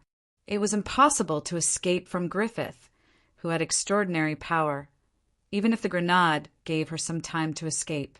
Do you still have bombs? I want to have some too. I also want a rocket launcher. Yulia rolled her eyes. She really wanted this thing.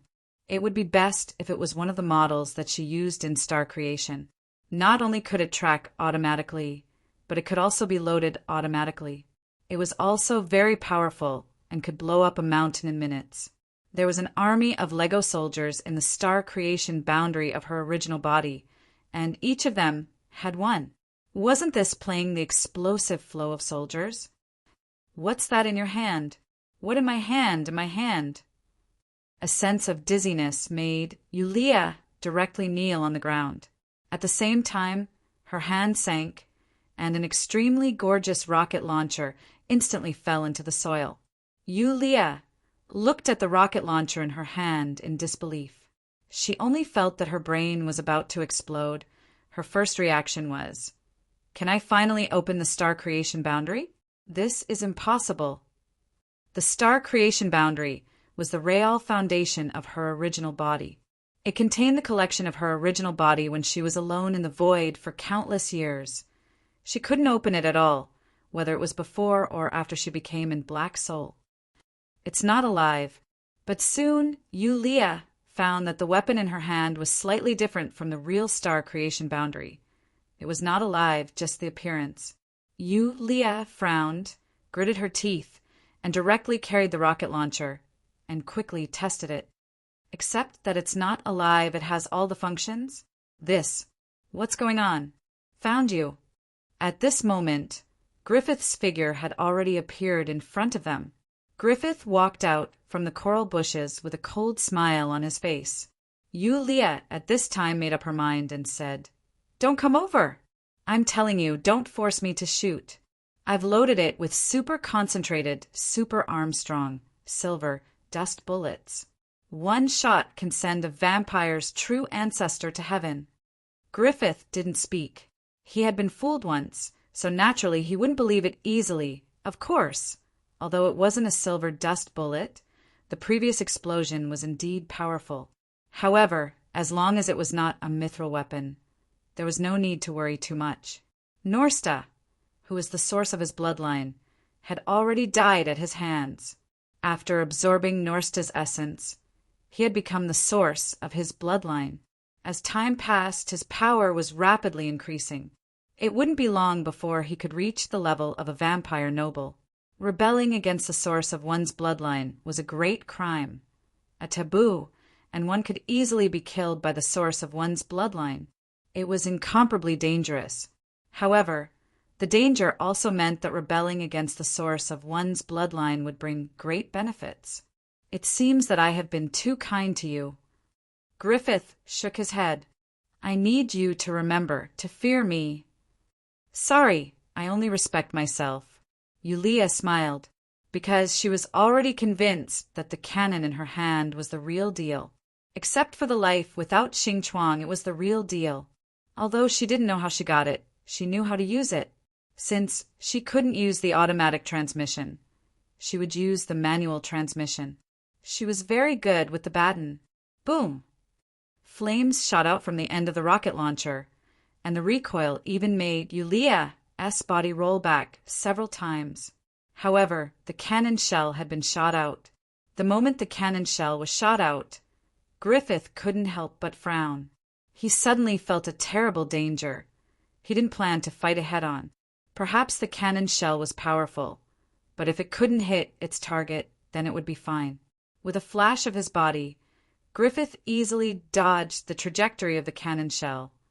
The speed of the cannon shell wasn't so fast that it couldn't be dodged. It seems.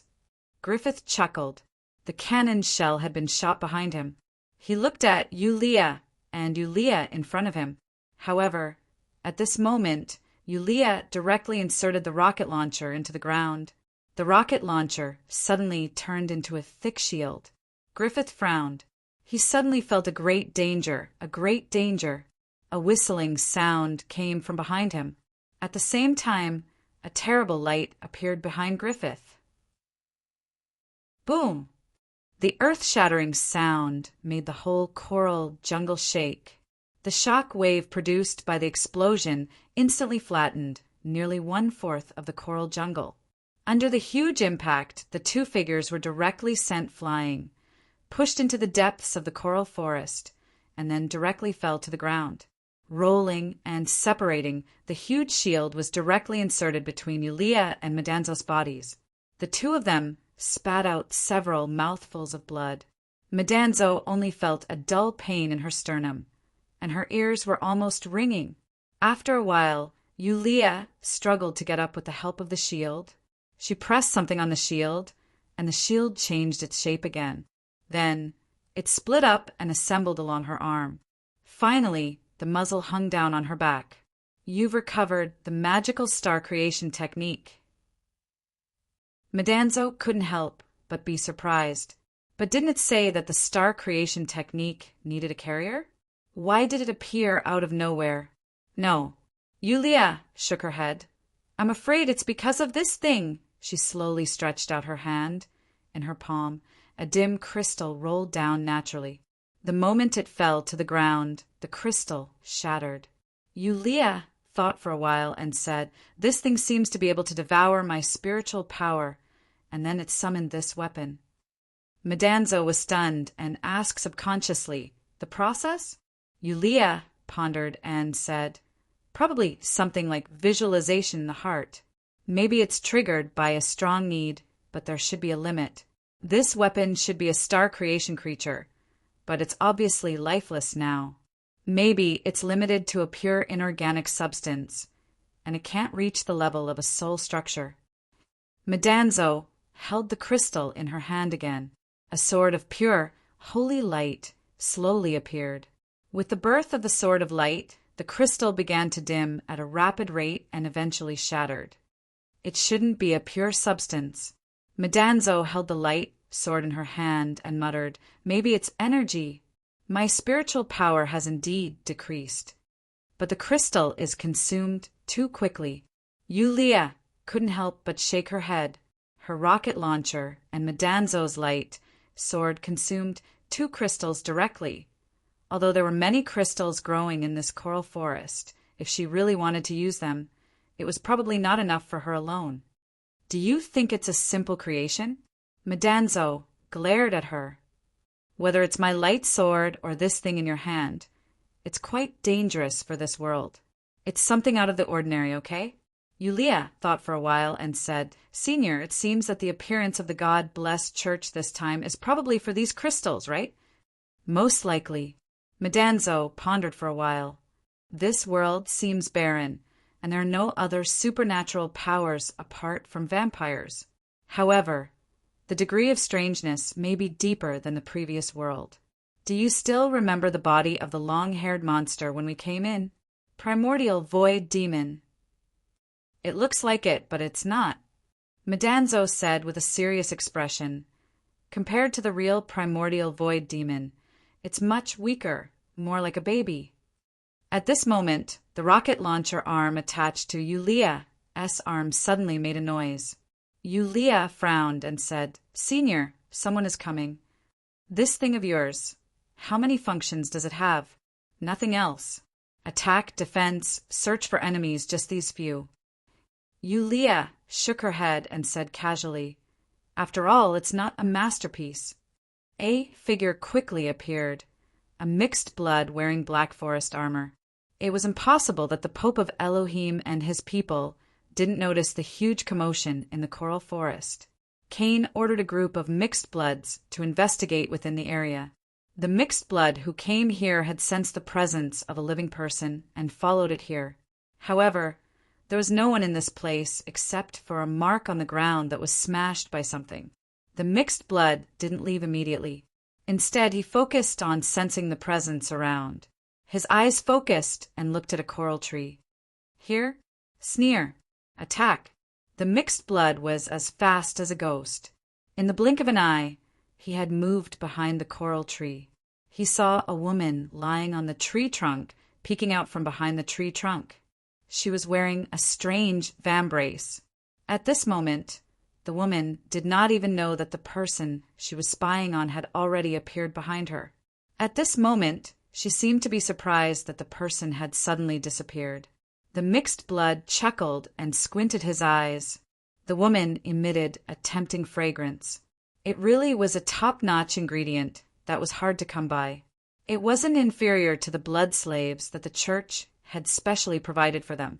No, she was even more tempting. The mixed blood licked his lips subconsciously. His hand slowly reached for the woman's nape. Soon he would grab it. A light flashed. It flashed before his eyes. By the time the mixed blood reacted, his outstretched arm. His arm had already fallen to the ground. My arm, the pain started to spread. The moment it spread, it was already at its peak. There was a force more terrifying than mithril at the broken part of his arm, which was eroding it crazily. The mixed blood grabbed his broken arm. My arm. Hey! At this moment, a slightly immature figure could be heard coming from the branches of the coral tree. It was a young boy who was hanging upside down on the branches of the coral tree. The young boy was holding a strange lightsaber in his hand. The young man turned over and directly jumped down from the tree branch. The young man landed on the ground and directly high-fived the woman who was lying on the tree trunk. These two people deliberately set up a trap to sneak attack him. In an instant, the mixed blood whose arm was cut off saw through everything. He was furious. He had never suffered such a big loss before, which made him burst out with boundless anger in his bloodthirsty mood. "I'll tear you to pieces." The mixed blood was furious.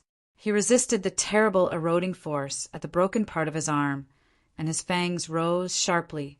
At this moment, Yulia raised her arm and a cannon appeared on her arm guard. In an instant, something was shot out and blasted directly on the mixed blood. But it wasn't a powerful artillery shell. What was released was a big net. The big net, made of special material, instantly wrapped the mixed blood up. He couldn't break free, even with his strength. Instead, the big net shrank crazily and directly pierced him into a human stick. Despicable. The mixed blood was furious, but Madanzo directly slapped the lightsaber on the mixed blood's lips. Like branding, the mixed blood's mouth instantly emitted black smoke. At this moment, Madanzo chuckled and said, "We used the most powerful and greatest force in the world to hit you. How can this be despicable?" Yulia directly rolled her eyes and then blocked the lightsaber with her armor. "He still wants to ask questions. What if you burn him until he becomes mute?" "I won't tell you anything." Yulia directly shrugged and said, "Your companions should be here soon. It's useless even if you don't tell us. Anyway, we'll tell your companions that you've told us everything." Humph. The mixed blood sneered. "Cheap trick." "Wow, so that's it." Yulia directly shouted at this moment, "I didn't expect you to do this. So powerful. Is this your secret?" The mixed blood couldn't help but be dumbfounded, watching the woman shouting shamelessly with her hands around her mouth, even forgetting the pain at the broken part. HK. What? You've been dissatisfied with your boss for a long time? Oh, I got it again. Don't worry, I won't tell your companions that you told us because you're afraid of death. After all, we promised to let you go, and we'll keep our promise. The mixed blood's face was gloomy. Yulia continued to shout at the top of her voice, replaying the scene again. "Stop. That's enough," the mixed blood said in exasperation. What do you want to know?" "Senior, why don't you ask?" Yulia immediately winked at Senior 11. Madanzo rolled her eyes, waved the lightsaber in her hand, and directly cut off the mixed blood warrior's legs. Safety. There's still one who hasn't returned. In front of the coral tree in the middle of the forest, Pope Elohim lowered his head. It was almost impossible to sense his life force, even though it was Kane's voice reporting at this moment. They had been following Isabel's group all the way here, but they still couldn't find Isabel's group. Elohim, other than us, is there anyone else who knows about this place? Cain couldn't help but ask. That loud sound and the huge tremor caused by it. Obviously, there was an unknown force in the coral tree forest. Perhaps it was those terrifying, strange demons outside. Indeed, there is someone else who knows. Elohim slowly raised his head as if he had just woken up from a nap. Who is it? The true ancestor of the vampires, Pope Elohim said slowly. Cain couldn't help but be shocked, and the rest of the mixed blood warriors looked even more serious. Then Pope Elohim said something even more shocking. If I'm not wrong, the true ancestor of the vampires had already entered this place 15 years ago when they broke through God Bless Church. ######## PS1. Slow down for a day. I'm almost done with this part. I need to sort it out.